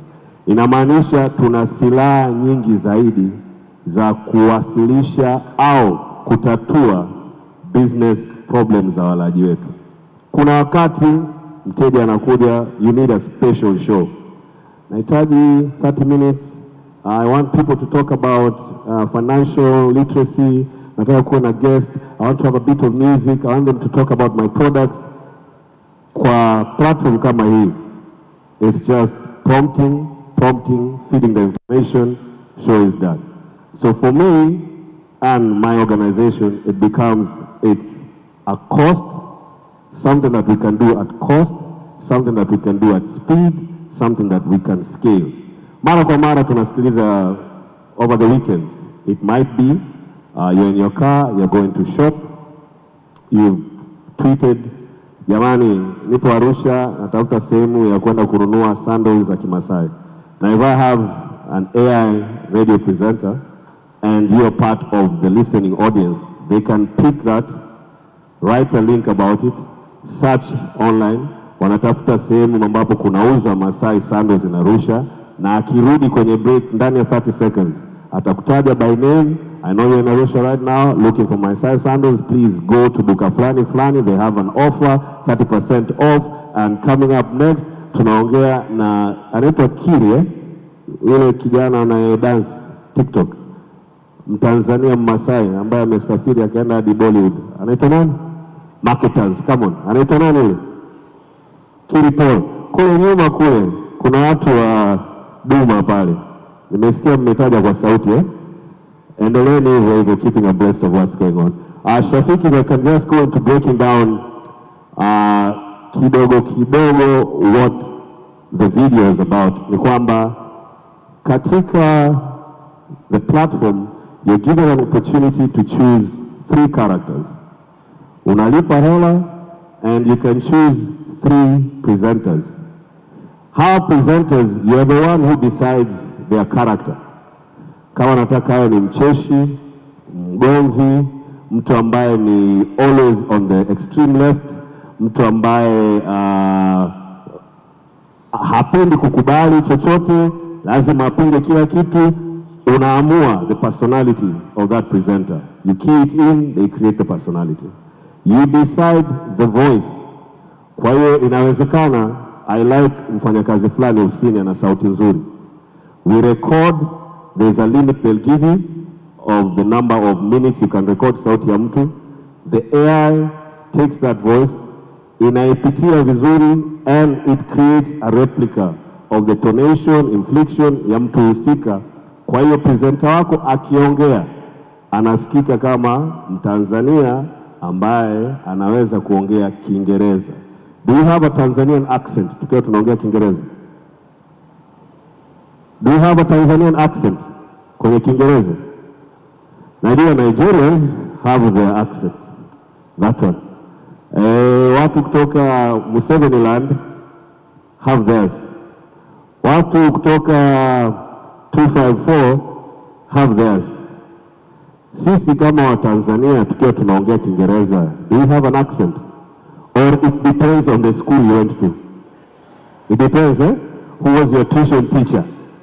Kuna wenzetu wakiongea, they have been here, but you might think they are from New York. Ukimuuliza, I have never traveled out of the country, nilikuwa nasoma shule fulani. So imagine if you have an AI that speaks to you in that tone. Ikitoka from creating the profile of the presenter, they go into something called localized news, how you localize the content because they pull geographical regions. So you can set, I want you to pull your content around Dar es Salaam. So it's just a radio for Dar es Salaam that has an artificial presenter that pulls content from Dar es Salaam. We have a hashtag on the show, Future is Fusion. They will pull comments from that hashtag, infuse it kwenye link, and go on air. Kawaida presenters, japo wengi hawajui, when the mics are off, we plan on what we're going to say. Wengine kama mimi, we write it down in point form. Wale ambao ni wataalam sana, don't write anything, they just freestyle. Mimi, in all my years that I've been on radio, I used to write my scripts from the first letter to the last full stop. I write it like the way I speak because I feel ukinipa muda wako, it's time you don't get back. So the greatest gift any human being can give you is their time. And as a presenter, I value your time. So anytime I switch on the mic, by the time I switch off, I should do 2 things. Entertain you, inform you, and the third one, I enjoy in making you feel like you're glad that you're alive. Now, the AI presenter might not have those things programmed into them. Kwa hiyo bado there is still hope for my lovely personalities hapo nyuma. As much as we have AI happening, we are still together. The AI presenter can do spec spots. Kuna wakati the campaign is running, as a marketer you're listening in, you realize kuna comment imetolewa from someone from Ikwiriri, let's say.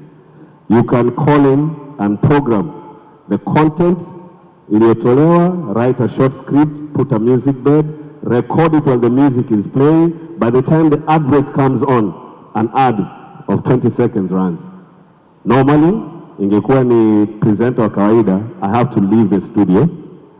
I have to go to the copywriter, creative tunaita in our office.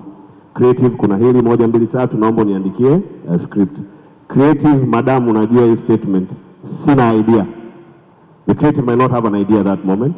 They'll tell you, nashuka chini kidogo, naenda pale base, I'll come back. Anashuka chini, anaenda kwa washikaji, whether ni kutafuna karanga au kadhalika, atachukua dakika 10, 15, 30, anarudi. Kipindi kinaendelea. Then they start writing the script. You go to the studio, the production studio. Kuna mtu anarekodi heka heka, kuna mtu anarekodi usiku kama mchana, so you have to wait. 45 minutes gone, apewe nafasi ya kurekodi. Amerekodi sauti, anaondoka, anamwachia the sound engineer, or the production, or the producer. Producer start mixing. Amemaliza mixing, sending it over through email to the main studio. Main studio, muda umeshapita, sponsor muda wake umepita. So we are in a new segment. Here segment ni a competing sponsor. So you can't play it. You have to wait. Muda umepita. By the time you're coming to play that ad, probably an hour and a half. Now, Radio GPT, within 30 seconds of you prompting, the ad is produced and it's aired.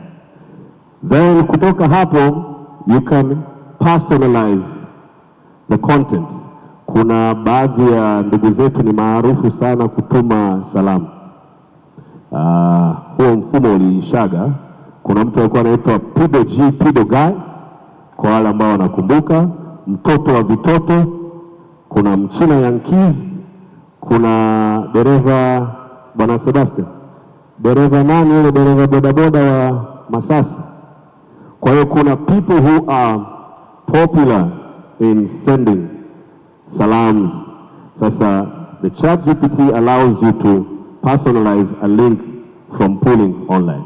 Na inakuruhusu usirudie mtu yule. Kwa sababu most of us who listen to radio, the minute it's not your name being mentioned, you don't want to listen. Yes, you enjoy jina la fulani limetajwa, but you're like, kwanza message yangu hamuisomi, mna watu wenu. So is that. Umetuma message kama 20, hazijasomwa. The message ambayo mtangazaji anaifikia ni ambayo unalalamika. So this allows personalization at speed. Na kwa kugusia totality of what the platform can do, it can pre-tease a song or an artist. By the time they have looked ahead, kuna ngoma sita, they already know Wizkid is coming up. Last weekend, alienda kwenye awards, either alienda na fulani. So teasers coming up after 30 minutes. We'll be playing the first one from Wizkid, who recently introduced his son to whatever artist at the new whatever awards. Stay tuned. Inawezekana, they do it faster, quicker, precise, and with flair, because it's artificial intelligence generated. They can do weather reports. Japo kwenye soko letu weather reports kidogo wa kama hazina maana fulani hivi. Hivyo enda. Sijui weather report yanabadilika mara ngapi. Labda leo the weather report today would have been crucial for us. Wengi tulivaa white shoes, hatukubeba miamvuli, tumetoka nyumbani feeling fresh, katikati hapo bogili hapo.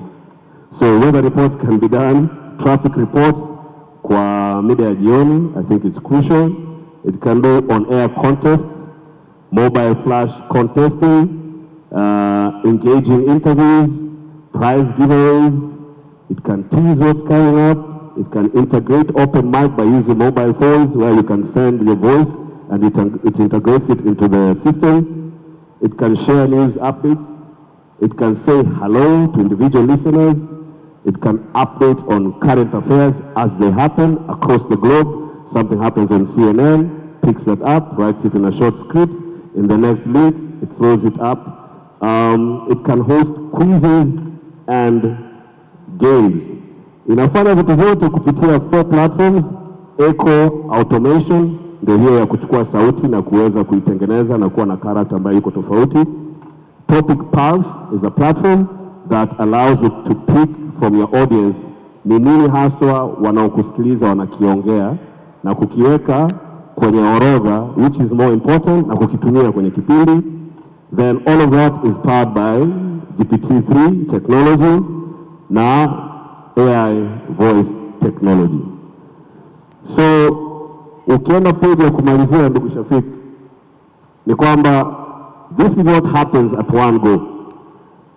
When the Radio GPT is activated, at one go it does that. It scans Facebook, Twitter, Instagram, 250,000 news sources to come up with something for one link in 30 seconds.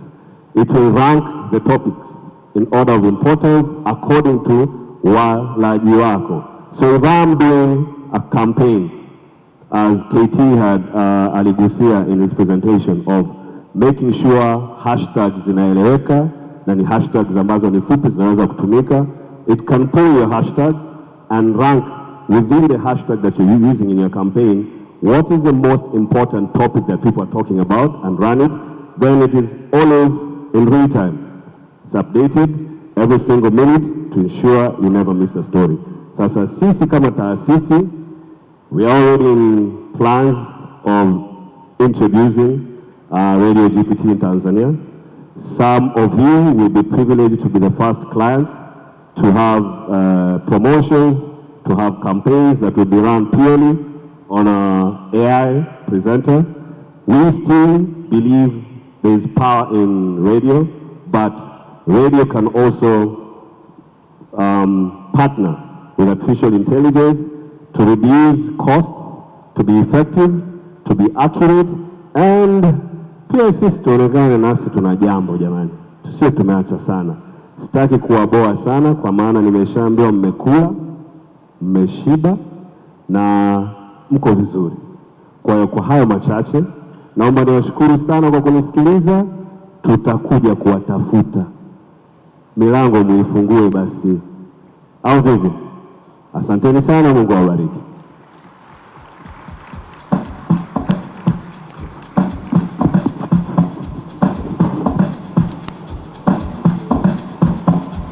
Asante sana, makofi tena tafadhali. Tunabamnana humo sisi na AI. Haya. Coming up next, mabibi na mabwana, ni Sarah Wanasakami, IMC Director, Smart Codes. Makofi tafadhali.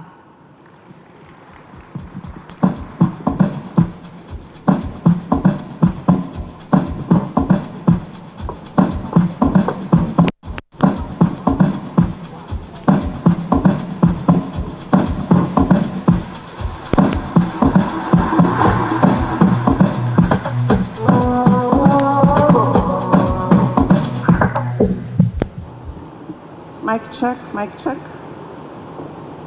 Good afternoon. Good afternoon, class. Good afternoon, class again. Asanteni sana. Kwa majina naitwa Sarah Wanasakami.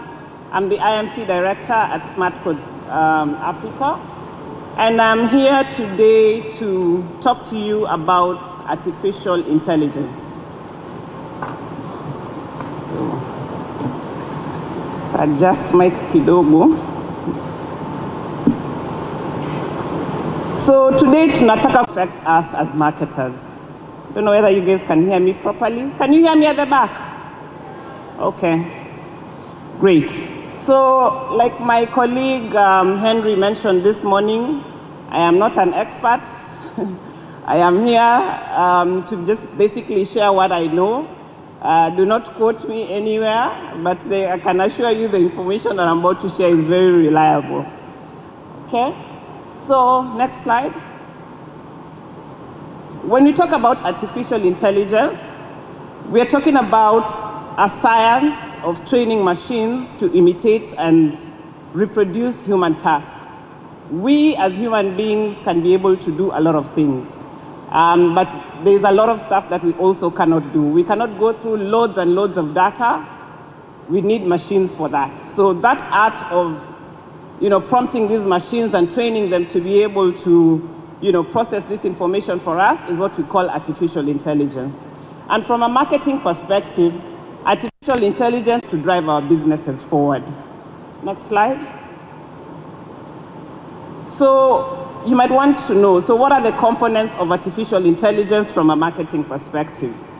So we know artificial intelligence is all about learning, it's about reasoning, it's about problem solving, it's about perception, and it's also about language understanding. But when it comes to marketing, what we're talking about when we speak about artificial intelligence is machine learning. So how do we teach this machine to learn, adapt, and do the stuff that we want it to do without human intervention? We're also talking about natural language processing. So what natural language processing is teaching this machine to understand how we as human beings speak, and what our different intonations come out like and what they mean, and then they can actually be able to do these repetitive tasks. We're also talking about computer vision, right? So computer vision then allows these machines to see and derive meaningful information from what they can see, from videos, from images, and things like that. Next slide. So now we cannot just talk about artificial intelligence without really seeing what it is that has been happening, from our own market context, right? So we are going to look at 3 examples. Some of them are marketing examples, but some of them are just examples to show you how basically artificial intelligence works. So next slide. We know food production is a challenge, right? This one is much better, thanks, I thought so. Hello, hello. Now I feel like I can hear myself. I thought I was speaking in a bucket. Was it just me? I mean, it was you guys also. Thank you. Okay, now I can be comfortable. So we know that food production is a challenge in this environment, right? With the current weather conditions, climate change, we need technology to help us to step change how things are working out right now. There's a company in Tanzania called Precision Agriculture Tanzania. And this company actually focuses on leveraging AI and machine learning to be able to optimize agricultural practices. So the company enables farmers to produce better yields by getting data from various sources like weather patterns, the soil conditions, historical data. They look at this, they put it together in a predictive algorithm, and then they share this data with the farmers, and then the farmers are then able to, do better and actually follow those instructions and increase their productivity. I'm going to share with you a small video on, what this looks like. I'll only play like the first 1.5 minutes of it. Cue video. With precision agriculture, farmers need to know precisely what inputs are needed where, in what amount, and when. This requires collecting a lot of information from different sources and in different parts of the field on things like soil nutrients, the presence of pests and weeds, the level of greenness of the plants, inputs applied, and the weather forecast. Once collected, this information needs to be analyzed to produce agronomic recommendations. For instance, given the developmental stage of a plant, its level of greenness may reveal its nutritional needs. This information, combined with the characteristics of the soil where the plant is located and a forecast of the weather, can be used to determine how much of a certain fertilizer should be applied to that plant the next day. Delivering agronomic recommendations on time to farmers and ensuring they are able to apply these recommendations is key. Farmers need to have all the necessary inputs at hand and be able to translate the recommendations into actions in the field. To solve this problem, big farmers use sophisticated machinery that collects georeferenced information on soil characteristics, yields, and greenness of the plants. These machines are often connected to the internet and send the information automatically to ag big data firms that analyze the information and send agronomic instructions back to the machines, which are able to automatically apply them in the field. For instance, using robotic devices attached to GPS-guided tractors. However, solutions like these may be... Good. So I think I really needed to share that example so you guys can understand what level of, what the current level of artificial intelligence is, even in our local markets. Did you know this was happening in Tanzania? You had no idea, right? So this is something that is happening every day. So artificial intelligence is actually usually something that we interact with on a day-to-day basis. It's just something that you need to sort of, open your eyes a little bit wider to be able to tell that it's there. Okay? So the next example that I have is United Bank of Africa, who have introduced a chatbot called Leo. They've had it in the market for a while, and it's an AI-powered chatbot. So what this chatbot does is it allows you to speak to it. It offers customer support across channels like Facebook, WhatsApp. It will understand you and your requests. It will respond to your queries. It will offer you different services and provide also personalized recommendations. Next slide. So this is Leo in action. Hi, I'm Leo. Want to know more about me? Chat with me on Instagram, Facebook, WhatsApp, Apple Messages, and Google Business Chat. Search for UBA Chat Banking, and always look out for the verified tech. So I think this point has been made by several speakers today. Artificial intelligence cannot exist on its own. No technology that we have currently can exist on its own. So we have to leverage on platforms, on our social media platforms. We have to leverage on every other communication channel that we have to make sure that actually artificial intelligence works for us. The third example is around visual and audio content analytics. So there's a company called Snod Technologies in South Africa, and it's a cybersecurity company. So what they do is use AI-powered analytics to analyze visual and audio content for security purposes. So they look at video footage, audio recordings, and then they can be able to detect, suspicious activities, identify threats. And this is just a good example of where we are heading to in the future. 10 years from today, we will not need to, for example, see the news to know that there's maandamano happening in Nairobi, for example. And artificial intelligence will have predicted this for us, will have already warned us in advance, right? So cue the next video.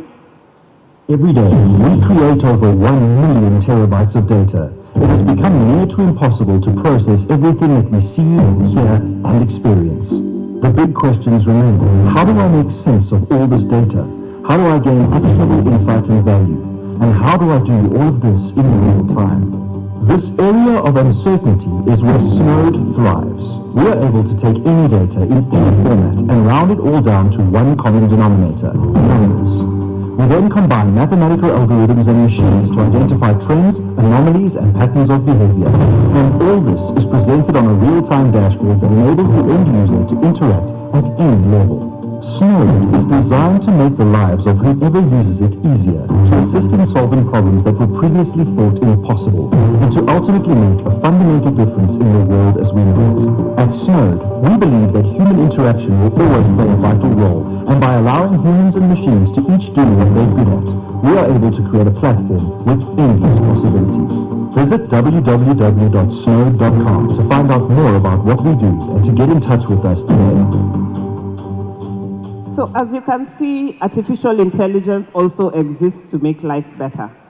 So while that may not, 100 years from now, maybe we could have a different conversation about whether our lives are better with artificial intelligence or not.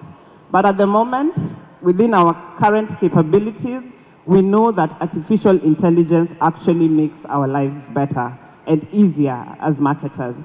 So being the nice person that I am, I decided to give you guys a cheat sheet so that you don't have to struggle.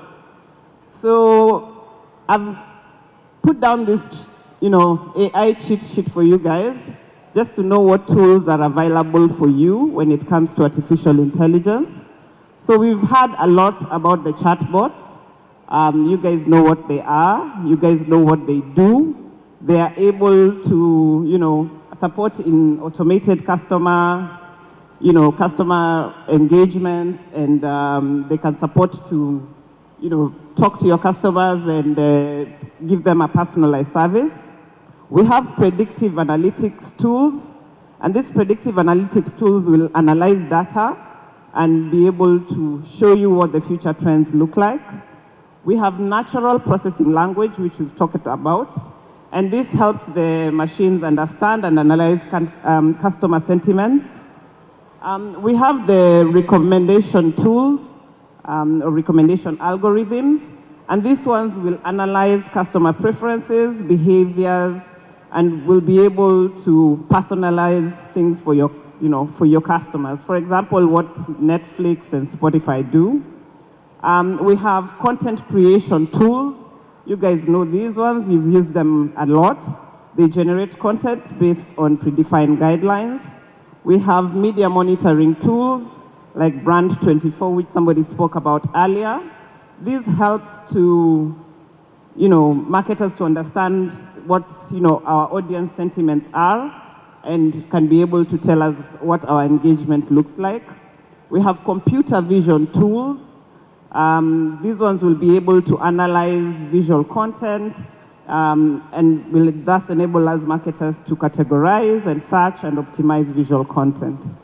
We have market automation tools, which ones automate tasks like email marketing, lead nurturing, and campaign management.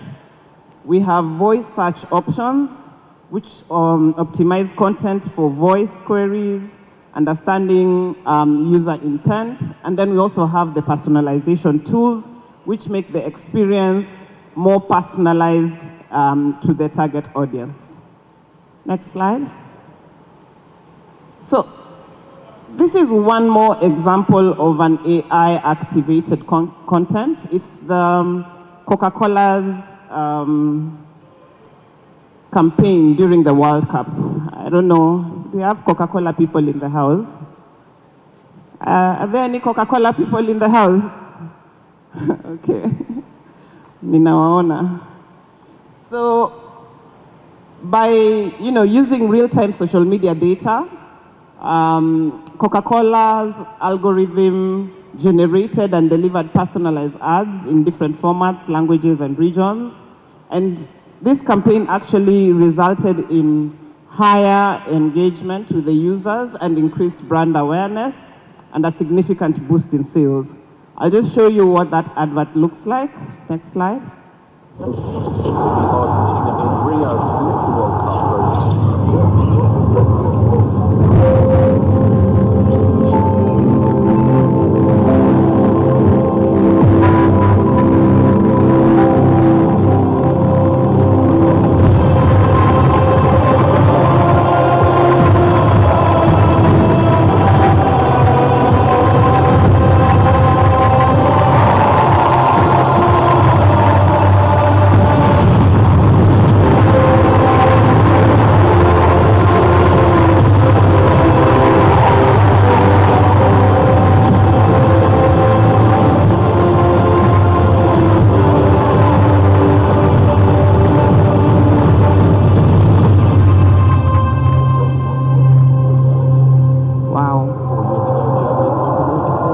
Taking a Coca-Cola can take you to places, but apparently it can. But with that kind of engagement, you can imagine in Africa, you're seeing it in a different perspective. In the US, you're seeing it in a different perspective. That kind of personalization is what artificial intelligence is all about. There's also something, so I'm very passionate about music. I love music. And for me, my listening channel for music is always Spotify. I think I keep saying my Spotify is on steroids because like the minute I put it on, it's like it knows me, it wants to be my best friend, yani we can just bond over my music. So I think the one thing that they've introduced of late that I think I really like is the Spotify DJ, right? Which is amazing. It's an AI-generated DJ. So, cue video.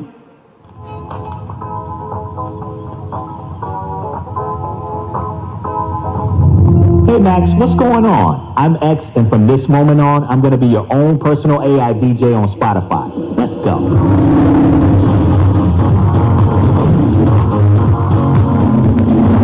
Up next, I know you've been on a summer song kick lately, so I went back for some of your old summertime favorites. Let's see if it warms you up.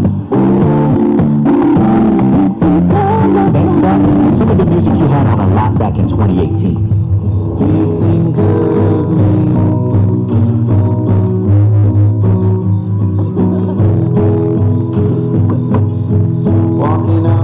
Alright Max, let's get you out of your feels and switch up the vibe. You've been into dance music lately. I got this brand new release to get you moving. Introducing DJ, the best of Spotify made just for you on Tap Away. Powered by AI, delivered by me, your very own DJ. I think that is the most amazing thing. I love music, and if you love music, then Spotify AI DJ is the thing for you. But then again, as we speak about artificial intelligence, we need to ask ourselves so many questions, right? And there's been so many debates of late about artificial intelligence, whether it's a good thing, how do we protect ourselves, how do we manage it? Is there a point at which artificial intelligence then becomes brighter than all of us, and all these robots that we've created then come and kill all of us? Is that possible? I don't know. I can't answer that, but I'm sure I'm giving you something to think about. But some of the challenges of artificial intelligence, things like the bias that AI carries. Remember, any machine is just a machine. So if you feed it garbage, it will give you back garbage, right? Garbage in, garbage out. So artificial intelligence is a result of human information. And we humans like to think and define things in terms of our common interests, in terms of our religion, in terms of our community, our race, our gender, right? So we carry these unconscious biases and then we give them to the machine. So you end up finding a situation whereby, say for example, it's a smart car, yeah? A smart car is driving, minding its own business, and then say its brakes fail and there's a grandmother and a child crossing the road. As a human being, what will you do? I think as a human being, you will punch the brakes and try and stop the car or swerve it or even crash into something else and avoid the humans. But an AI could make the decision to kill the grandmother. Why? She's older. It's a logical conclusion that a computer can come to. So we need to be able to figure this out as we move along. So how do we make sure that the information that we are feeding to the machines is actually not biased in any way? It's not biased against women, it's not biased against race. Those are some of the challenges that we need to consider.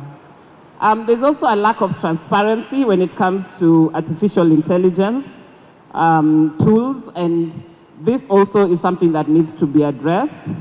There's data privacy and security, but I think also the biggest dilemma is really about ethics. And I don't have the capability to speak about ethics, but lucky enough, Bill Gates had the opportunity to speak to Socrates. This is an AI-powered conversation. So cue video. Ah, my dear friend Bill, I see you have brought a device with you today. What purpose does it serve? Greetings, Socrates. This is a laptop, a marvel of modern technology. It harbors an artificial intelligence that can revolutionize heuristic education. Interesting. Imagine a world where students learn at their own pace, guided by a tireless tutor that never errs. Is this the MacBook you often refer to? No, this is a Surface. You just need to remember that. Surface. Fascinating. But tell me, what is the essence of this artificial intelligence you speak of? It is a machine that can learn and reason, built upon vast amounts of data and complex algorithms. It imitates human thought processes to provide tailored learning experiences. I sense a shadow over this marvel, a hidden danger lurking within. Dear Bill, as you know, I am a proponent of self-examination and seeking wisdom. That's true. Tell me, what might we gain from this new form of intelligence you have created? Oh, you don't know how much Microsoft has been in the limelight recently. If those big companies don't come out and talk about AI, I don't know how much the stock prices will fall. To be serious, Socrates, artificial intelligence has the potential to revolutionize heuristic education. We can utilize AI to personalize learning, allowing each individual to explore and discover knowledge in a manner tailored to their own interests and abilities. As the great philosopher Plato once said, the measure of a man is what he does with power. I agree. But Catechius, do we not risk becoming over-reliant on this AI, losing our own ability to think critically and independently?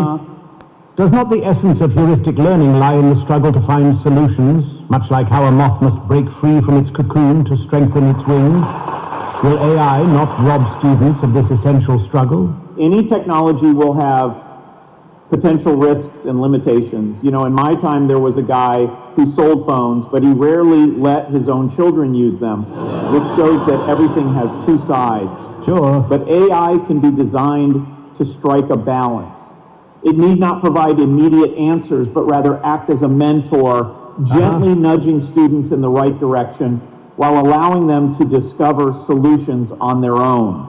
At the same time, AI handles the mundane tasks, giving teachers more time to engage with students on a deeper level. But is it not through wrestling with these mundane tasks that the soul is strengthened and wisdom forged? Can a tree grow strong if it is not buffeted by the winds of adversity? Technology can be a tool, but does it not also serve as a crutch? I fear that reliance on AI will cause humans to become complacent, and thus cease to engage in the very heuristic thinking you claim it enhances. A ship's captain, for instance, must learn to navigate the seas on his own, for he cannot rely solely on his compass. Just like a Windows user has to learn how to fix the blue screen issue on their own, they can't always rely on calling you, right? Sharp question, Socrates. I think we should rather consider artificial intelligence as a magnifying glass. When used wisely, it can help us see things more clearly and in turn make more informed decisions. It is up to us to ensure we use AI responsibly without losing sight of our own intellectual capabilities. Bill, I am reminded of the allegory of the cave. Yep. I likened the pursuit of knowledge to a prisoner escaping a cave and discovering the world outside, which is illuminated by the sun, representing the truth. It's a good story. I'm not sure if AI is the leader who will guide us out of the cave of ignorance. I still have many doubts about AI. Interesting metaphor, Socrates. The leader is now busy looking for a 100 everywhere. What's that? Just as the prisoner in your allegory must adapt to the light outside the cave, we must learn to adapt to AI and integrate it into our heuristic thinking. I agree. This will be a major innovation in traditional education. Bill and Socrates will continue to discuss the issues of AI in education.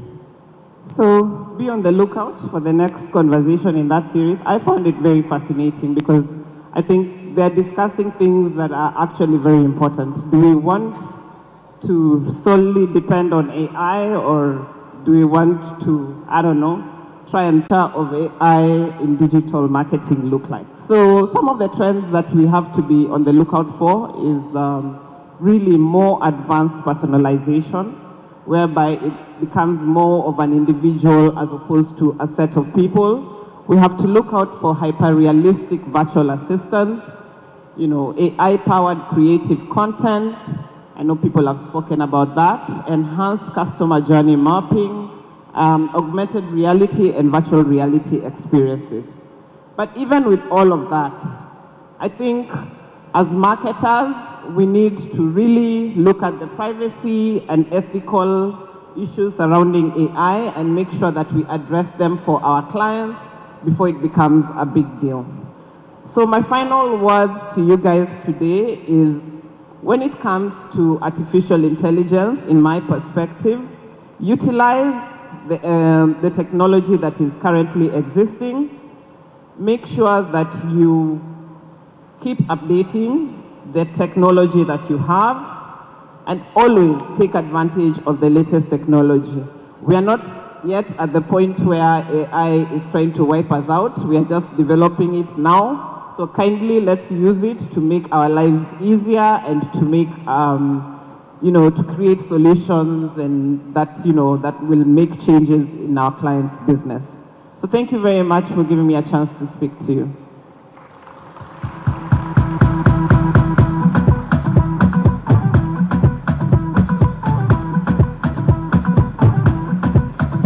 Thank you very much. Makofi kwake tena. What a nice presentation. Kwa kweli tumejifunza mengi sana kutokana na ulichozungumza. Thank you very much, Smart Cods. And now it's that time ambayo ningependa kujua nini ambacho tumechukua leo mpaka sasa, kabla hatujafika mwisho wa Tanzania Digital Marketing Summit. What is our take home? What have we learned until now? So Juliana is passing the microphone. Tafadhali nyosha mkono kwa sentensi moja tu. Nini ambacho umekichukua leo kwenye Tanzania Digital Marketing Summit? Right? Tuko tayari? Juliana, you ready? Njoo uanze na kakaangu hapa mbele kutoka Tigo, hana baya. Nini ambacho umekichukua bro leo ambacho tunarudi nacho nyumbani kutoka Tanzania Digital Marketing Summit? What have we learned? Johanna. Hello, Mina. Hello, everyone. Hello.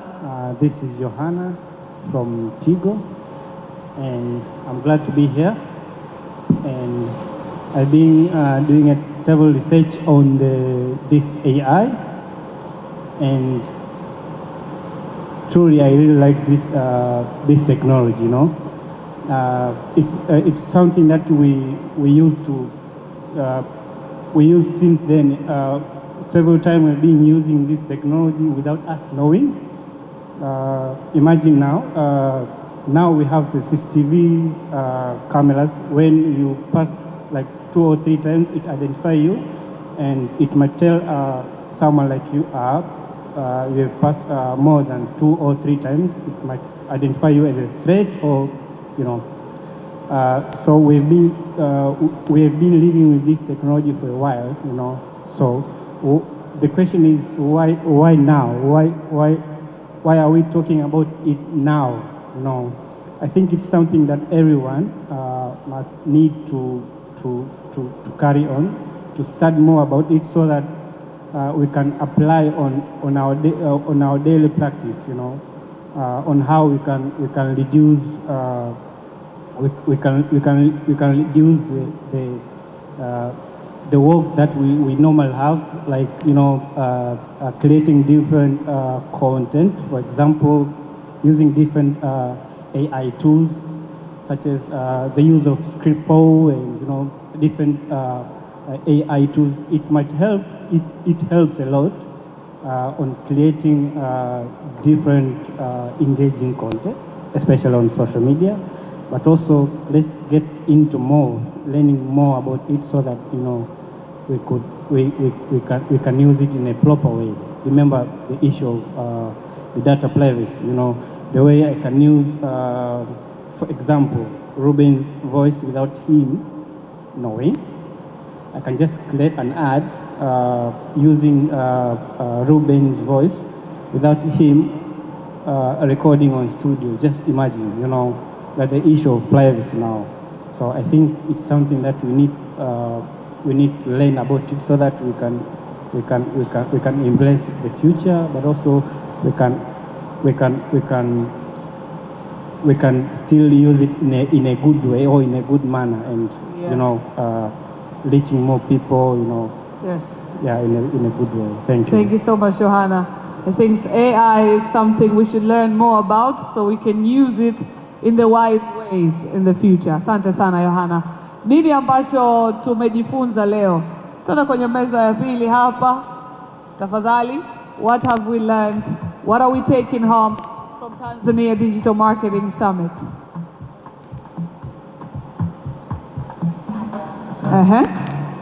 Sentence moja tu. Jina, what are you taking home? What I'm taking home today, my name is Lorian Mafuru from Smart Lab. What I'm taking home today from this whole gathering is everyone in this room needs to stay ahead of the curve. We're all gathered here, and one of the biggest takeouts is AI and how technology is going to help us in our operations. So as professionals and as activists, we need to stay ahead of the curve and embrace it and let it not find us behind. We need to stay ahead of the curve. Thank you very much. Makofi tafadhali. Nini ambacho tumejifunza leo? At least 2 more people. Pale, twende. Na ukimaliza meza ya tatu pale. Habari za jioni, Suleiman Bushagama from Tigo.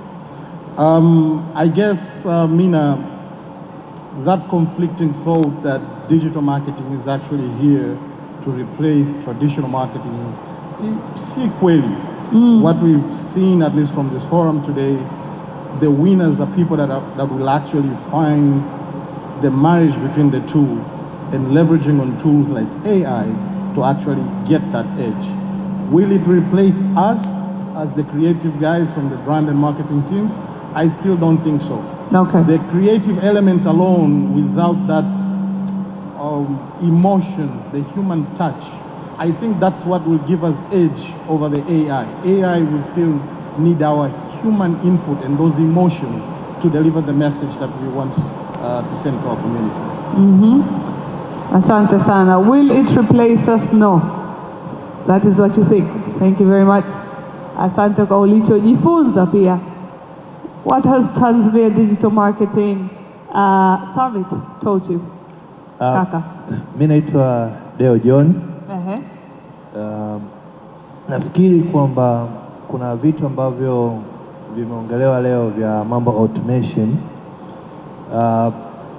Nafikiri tulikuwa kama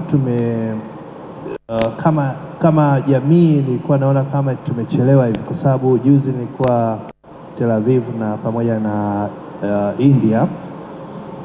Wazetu everything is automated ya sasa hivi, yani ndo maisha jinsi yalivyo. Kwa hiyo nilichojifunza leo ni kwamba kama hali imeshafikia hapa sasa hivi, kuna wake up call for everyone now kuweza kuautomate kazi yoyote ile, whether kwenye mambo ya digital marketing au eneo lolote. That's the future. Na wale ambao wanakuwa na speed kubwa sana kwenye kuprocess kazi, au ndo tunasema ni washindi, watachukua vyote. Na wale ambao watachelewa watakuta kwamba tayari washindi wamechukua vyote, wale ambao waliotangulia wa kwanza. Kwa hiyo the choices ni kwetu sasa hivi, kwamba kuamua kwamba to take action now, kwamba tuweza kuautomate kazi zetu kwa kupitia teknolojia ambayo kwamba kama tumeona kwamba matumizi ya artificial intelligence kwenye digital marketing, na pia sio kwenye digital marketing, kwenye kila kitu AI. Nchi za wenzetu zote sasa hivi iliweza kuwa mfanyakazi na uwezo kuajiriwa sasa hivi kwenye marketplace, especially Bangalore kule ambapo tunasema ni Silicon Valley ya India. Everyone sasa hivi ni certified katika upande wa chat nini, lakini everyone is certified katika hilo eneo ili uweze kuajiriwa kwenye kazi muhimu sasa hivi. Na ndio jambo ambalo sasa hivi marketers wote wanakiwa walifikiria kuwa certified kwenye hilo eneo, ili kwamba kuongeza ushindani na kuongeza spidi ya mtu binafsi, kwamba kuweza kuwa na ushindani mkubwa, na pia makampuni kuongeza spidi ya wao kuweza kushindana katika kila eneo katika Afrika. Otherwise kama tukichelewa, tumechelewa. Washindi walioanza, waliotangulia ndio wale watachukua vyote. Wale ambao watachelewa watakuja baadaye mwishoni baada ya wengine kuanza. Ndio hivyo. Asante. Naitwa Deo kutoka Tanzania Institute of Manager. Thank you very much. Speed is what matters. Asante sana. Wa mwisho. Okay, kuna wawili. Tafadhali sentensi moja maximum 2. Okay? Nini ambacho umechukua leo unachorudi nyumbani kutoka Tanzania Digital Summit? Naitwa Elias Karigo, mimi ni Head of Digital Marketing kutoka iStore. Naomba nitumie maneno matatu. Cha kwanza ni digital marketing, cha pili ni traditional tools za marketing, na cha tatu ni AI. All these three tools I feel like hizi ni weapons kwenye arsenal yetu tumeongezewa. So if we can create synergy between these three tools, they're only going to make us better marketers and not to replace us. Thank you. Thank you very much. Better synergy. Asante sana. Dada pale. Habarini za muda huu. Nzuri. Kwa majina naitwa Nice Godson Gamaliel. Ni mwanafunzi wa marketing at the University of Dar es Salaam. Well, nilichojifunza leo ni the world is transforming, yes, and it's much of simplicity. Like, we are going to the world whereby everything is brought into simplicity. As tumeona, the AIs, they simplify life. So like in content creation, huumite na akili hivyo, so things are much simplified. So we should keep pace in moving with the transforming world. Thank you. Thank you very much. Keep pace, move in the transforming world. One last person. One last person. Wa mwisho kabisa. Yeah, we have one person, okay. This is the first ever Tanzania Digital Marketing Summit. What are we taking home? What have we learned today? Mambo vipi? Poa. My name is Benjamin. I'm from JSP Marketing Link. Kitu nilichojifunza leo kwa marketers, watu wameongea vitu vingi, but personally ni ujumbe tu kwamba this is not the end of content or creativity or anything. This is actually the beginning, na ni nafasi yetu kubwa sana kuchukua hii na kuimprove, to build it ili tusaidie. Lakini ningependa kuongea kitu kidogo kwa ajili ya kuchangia to Tanzania Marketing as a Science Association pamoja na Clouds and everybody who's involved. Tuko hapa ni marketers, wengine ni senior marketers, wengine ni junior marketers. But kama ni chachu au ni foundation nataka kujenga, let's start with vyuo, wanafunzi ambao watakuja kuwa future marketers. Lengo ni kujenga uwepesi, lakini pia kuonyesha kwamba we are not lacking behind. Tuko hapa kurepresent Tanzania, lakini tuko hapa kurepresent urahisi wa kufanya marketing kwa Tanzania. So tunaweza tukaongea vitu vyote, lakini come 20 years from now watakuwa kuwa wana practice AI and everything else. Basically itakuwa sio sisi, watakuwa ni generation inayokuja. So iwe ni moja kati ya mikakati ku make sure kwamba this starts from the schools kwenye vyuo ili kutengeneza generation nyingine. Thank you. Thank you very much. A very nice point. Tuanze na generation ya chini ambao ndio watatumia baadaye. Thank you very much. Asanteni kwa mliojifunza, asanteni kwa kuwa hapa.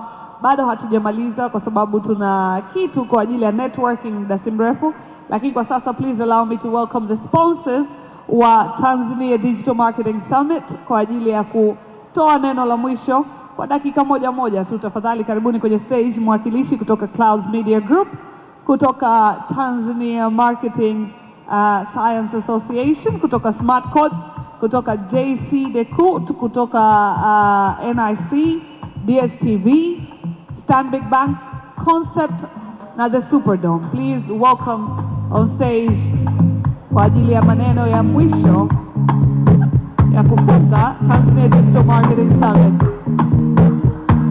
Tukianza na Ruben Dege kutoka House FM.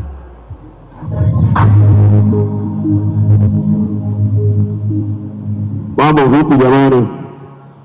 Nikiangalia saa yangu ambayo haina AI, inaniambia tumejitahidi saa 10 fulani hivi. Saa yako unasemaje? Hauna saa. Ndugu yangu Karim, saa yako smartwatch hapo saa 10 fulani hivi. Tulikuwa tunajaribu kujitahidi tusiwaweke sana, maana tunajua you are busy people, you have plans to work on, you have reports to write, you have people to report to, people reporting to you. So mimi kwa upande wangu as mmoja wa the organizers, naomba niwashukuru sana kwa kujitolea muda wenu na kuja kwa kushiriki, kwa kuuliza maswali, kwa kunetwork, na tunaahidi kama taasisi kwamba tutaendelea kusupport initiatives za Tanzania Marketing Society Science Association. Tutaendelea kufanya kazi na ndugu zetu wa Smart Codes, maana tumeona pale ambapo tunashirikiana kwa pamoja kuna mambo mazuri sana tunaweza kufanya kwa ajili ya the marketing fraternity in Tanzania. Tumekuwa watu wa kuangalia kwenye mitandao ya kijamii na kuona wivu, kuona wenzetu ambao wako nchi ambazo zinatuzunguka wana very strong marketing fraternity. They do events, they do seminars, they do webinars, they go to schools, they go and train the young marketers. Kwa hiyo mimi sio mtu wa kupenda kuona kitu kizuri na kukionea donge na kukaa kukisema pembeni. Niko radhi nione kitu kizuri, nimtafute mtu mwenzangu ambaye tunaweza kufanya jambo, tufanye jambo. Asanteni sana my fellow sponsors, washirika wa kibiashara, ndugu zangu, mabosi wangu, na jamani, this thing that we've just started is going to be the most amazing thing ever. Kwa sababu naamini wote tuliopo huko ndani will participate fully in making sure the marketing fraternity in Tanzania will be like no other. Asanteni na Mungu awabariki. Amen. Asante sana. Thank you. Thank you, thank you, thank you for taking the time to sit with us today, to sit with all of us today, and to interact, to share your thoughts, to share ways that we can possibly make this a differentiated experience the next time. Thank you for also being part of the journey in this first edition of the Tanzania Digital Summit. I think what I want to say to you and invite you to do is come visit us at Smart Codes, please. We have AI prompt artists. We have data toolkits that we can definitely share with you. I'm definitely saying our home is open to you. Karibuni nyumbani. Asante sana. Okay. All right. As a marketer, naomba niseme kwamba what has happened today ni moja kati ya mabadiliko makubwa kwa Tanzania. I think some of us were discussing outside few hours ago. Tunasema kwamba kama marketers, opportunities za namna hii mara nyingi we don't get a chance at all. Na mara nyingi hazitokei. Na tumekuwa tukikutana kwenye events ambazo zinahusisha brands zetu zaidi kuliko events ambazo zinahusisha career zetu na kazi ambazo tunazifanyia kazi. So kudos to organizers, supporters, of course, one of them. As a brand, DSTV, we are very happy to be part of this. We are very proud to be one of the companies that's embraced digital and does a lot in digital. And we promise that we'll continue to do that and be there where the audience are. Thank you very much. Asante sana. From DSTV and now from Tanzania Marketing Science Association. Habari za jioni. Tupungiane mikono namna hii kwanza. Tupo live. Kwa majina naitwa Beatrice Michael Kihanza, ni afisa masoko na mawasiliano wa taasisi ya sayansi ya masoko Tanzania, Tanzania Marketing Science Association. Marketing imeenda na sayansi, kwa maana ya kwamba nyinyi ni mashahidi, hakujawahi kutokea platform ambao inatukutanisha pamoja wataalamu wa masoko. Tumekuwa tukiona kuna board za uhasibu, kuna board za ugavi, kuna maengineer, lakini hakuwahi kutokea platform ambao inatukutanisha wataalamu wa masoko kwa pamoja. Kwa hiyo karibuni sana Tanzania Marketing Science Association, na niwashukuru Clouds Media Group, ni partner wetu kuanzia mwanzo. Is it a time, Mena? Can you pray? Okay. Karibuni sana. Kunaweza kuwa membership, tafadhali tembelea website yetu ama tembelea Instagram page yetu ya Tanzania Marketing _Association. Kuna kaka alizungumza kuhusu wanafunzi. Tanzania Marketing Association mbali na kuwakutanisha pamoja hawa senior marketers, lakini tunao junior marketers. Please, for 1 minute naomba msimame. Wanafunzi kutoka vyuo vyote ambao mko hapa. We do incubation kwa lengo la kutengeneza upcoming young marketers ambao miaka ijayo watashindana katika ubunifu na uvumbuzi katika tasnia hii ya masoko. Asanteni sana na karibuni sana TMSA. Thank you very much. Yes, habari ya jioni tena. Basi na mimi kwa niaba ya wenzangu wote tunapenda kuwashukuru kwa kuja, lakini pia nashukuru organizers. Mmetupa platform ambayo imetupa nafasi ya kujifunza. Tumejifunza mengi na this should continue. So nawakaribisha sana NIC Insurance kwa ajili ya kukata bima za mali na ajali kwa ajili ya kuhakikisha kwamba unajilinda. Leo yako inategemea, kesho yako inategemea na leo umeiandaaje. Tunashukuru sana, karibu NIC Insurance kwa ajili ya kupata huduma zilizo bora na kuwa na uhakika wa kupata ambacho unakitarajia kutoka kwetu. Asante sana organizers, na tutaendelea kuwepo. NIC ni sponsors na I promise we will be here today and tomorrow and forever if possible. Asante. Thank you very much. Habari za jioni. Salama. Mimi naitwa Hussein Meles, ni Business Development Manager wa kampuni hii hapo ya JCDecor. Kampuni yetu sisi ni kampuni ya matangazo ambayo ipo nchi 85 duniani. Tumekuwa tukishirikiana na Clouds na Tanzania Marketing Association kila mwaka na katika kila kituo, katika kila tukio ambalo linakuwa linaendelea. So far kitu ambacho nimekipenda leo kwenye hii kitu ya marketing, Digital Marketing Summit ni kwamba wakati tumekuwa approached kwenye kufanya sponsorship ya hii kitu, nilikuwa nafikiria kwamba tunaenda sisi tunafanya outdoor advertising. Kama tunafanya outdoor advertising, tunahusika vipi na masuala ya digital marketing? Lakini nikasema by the way, wacha tuwafanyie sponsorship alafu nikasikilize ni nini ambacho kinaenda kufanyika. So far nikaona kwamba wanaongelea zaidi pia ile integration ya media mbalimbali zinaweza zikashirikiana katika kufanya nini, katika kufanya issues za marketing. So nimejifunza mambo ya AI, nilikuwa nachukulia juu tu, lakini nimepata kujua undani kidogo. So shukrani sana. Tutaendelea kwa support katika kila event tutaendelea kuwapa support. Thank you very much. Asante sana. Habari za jioni mabibi na mabwana. Salama. Naitwa Crancy Mwantepele, ni mkurugenzi mtendaji na mwanzilishi wa Concept Group. Concept Group is a group of company ambayo tuna makampuni 6 chini yake.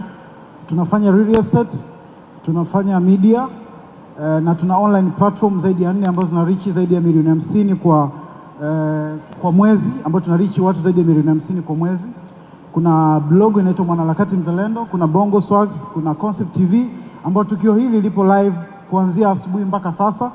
Kwa wale ambao mtakuwa mnapata notes, mnaweza mkapitia Concept TV YouTube channel, baadaye mtapata content nzima za tukio hili zima. Lakini tukifanya sponsorship kwenye baadhi ya matukio mengi sana, corporate events, kwa sababu sisi tumeona kwamba corporate events zimekosa mtu sahihi wa kupeleka maudhui yake mtandaoni. Kwa Concept tumekuja na hiyo vision ya kuwasaidia corporates wengi kuweza kuwafikia wateja wao kupitia mitandao ya kijamii, lakini kupitia platform mbalimbali ambazo sisi Concept TV tunazimiliki, na kupitia influencers mbalimbali ambao tunafanya nao kazi. Lakini vile vile sisi tunafanya electronics ambayo kampuni yetu ipo makao makuu Dubai. Kwa tunauza consumer electronics zote, kuanzia television, washing machine na kila kitu ambacho nafikiria kuhusu consumer electronics, kasoro computer tu, PC ndio hatuna. Lakini ukitoka hapo nje kwenye banda letu tumeleta product ndogo tu ambazo ni smartwatch, kuna headphones, kuna bluetooth speaker, earbuds pamoja na miswaki ya kutumia umeme, na baadhi ya product nyingine zitakuja kuanzia mwezi wa 9 mwaka huu. Tunategemea kuwa na duka kubwa hapa Tanzania, lakini kwa sasa tuna branch Nigeria pamoja na Kenya. Lakini vile tunafanya biashara ya real estate, tunauza, tunanunua na kupangisha nyumba, lakini tunafanya property management. Lakini kingine kikubwa ambacho tunafanya ni insurance.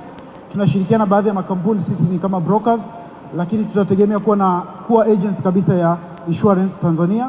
Lakini kingine cha mwisho, tunahusika na teknolojia, ambapo kwa leo tumekuja na product yetu moja, lakini mpaka sasa kutoka kampuni yetu tuna product 7 ambazo tumezifungua.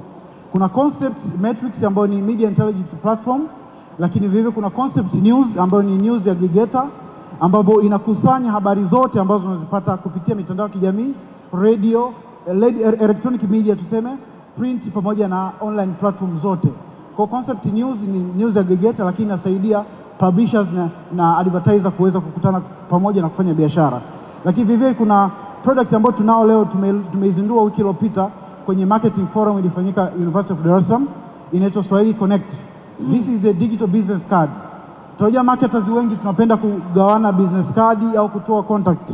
Kwa hiyo tumegundua kwamba changamoto kubwa ambao wanapata wa marketers ni kwamba wanatembea na karatasi nyingi.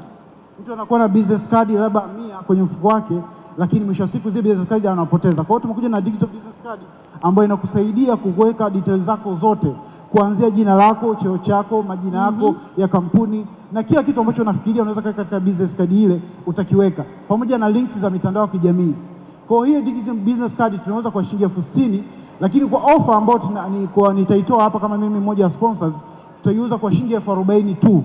Kwa mtu ambaye anapenda kupata digital business card, atatoka, kuna wadada wako hapo nje wamevaa t-shirt ya Concept, lakini kuna banda letu, atapita na kuacha contact yake. Kuanzia Jumatatu tutaanza kudeliver moja baada ya kwa mwingine. Kwa hiyo utapata contact hizo, then Jumatatu mtaanza kupata digital business card. Huna haja ya kutembea na karatasi nyingi mfukoni kwako baada ya hela. Asanteni sana na karibu Concept. Asante sana. Asante sana kutoka Concept. Lakini kingine ni washukuru The Superdome ambao ni ukumbi mkubwa na mashuhuri jijini Dar es Salaam. Mkiwa na sherehe zenu mnakaribishwa sana hapa. Naomba wote kwa pamoja msogee mbele mpate picha ya pamoja tafadhali. Tuwatazame. Yes. Na baada ya hapa tujiandae kwa ajili ya mwisho kabisa. Dada yetu kutoka Tanzania Marketing Science ana kitu cha kutuonesha. Beatrice ana kitu cha kutuonesha, so mwisho kabisa baada ya hapa, na mimi naomba ni join hii picha.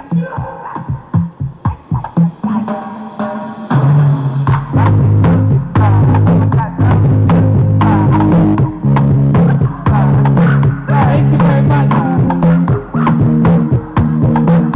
Asanteni sana. Bado mnaendelea.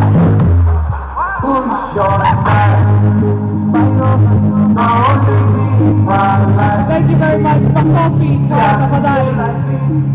Beatrice anatufungia jioni ya leo. Control room, action tafadhali.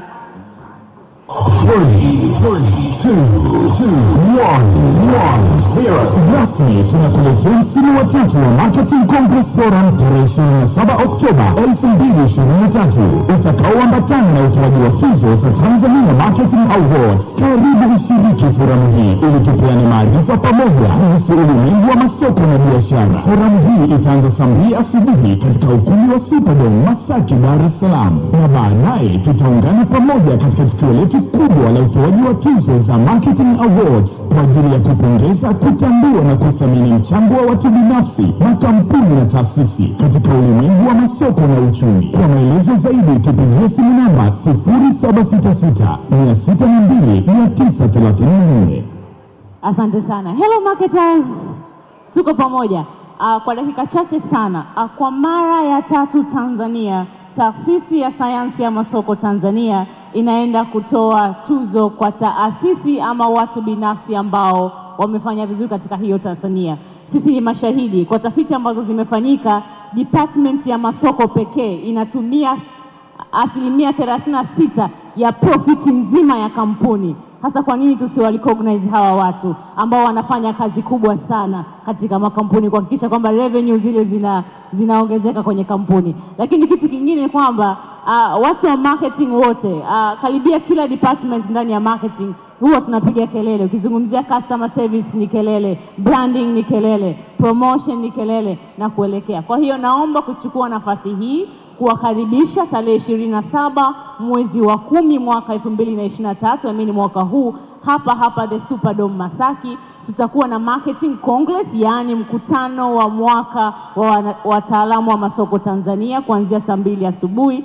lakini jioni yake kuanzia saa 2 usiku tutakuwa na utoaji wa tuzo kwa tasnia hii ya masoko kwa Tanzania. Na nimalize kwa kusema Tanzania Marketing Science Association kupitia Clouds Media Group wataalamu wa masoko tumeweza kufunguliwa dunia, hivyo twendeni tukasababishe kwenye hizo taasisi ambazo tuko nazo. Asanteni sana.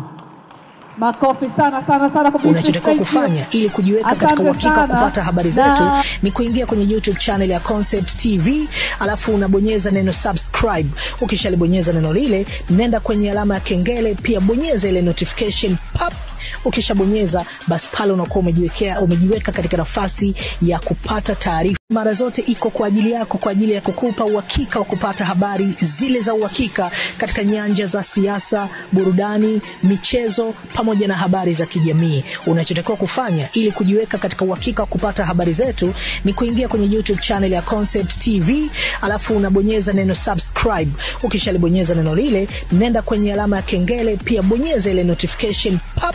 Ukishabonyeza basi pale unakuwa umejiweka katika nafasi ya kupata taarifa. Mara zote iko kwa ajili yako, kwa ajili ya kukupa uhakika wa kupata habari zile za uhakika katika nyanja za siasa, burudani, michezo pamoja na habari za kijamii. Unachotakiwa kufanya ili kujiweka katika uhakika wa kupata habari zetu ni kuingia kwenye YouTube channel ya Concept TV, alafu unabonyeza neno subscribe.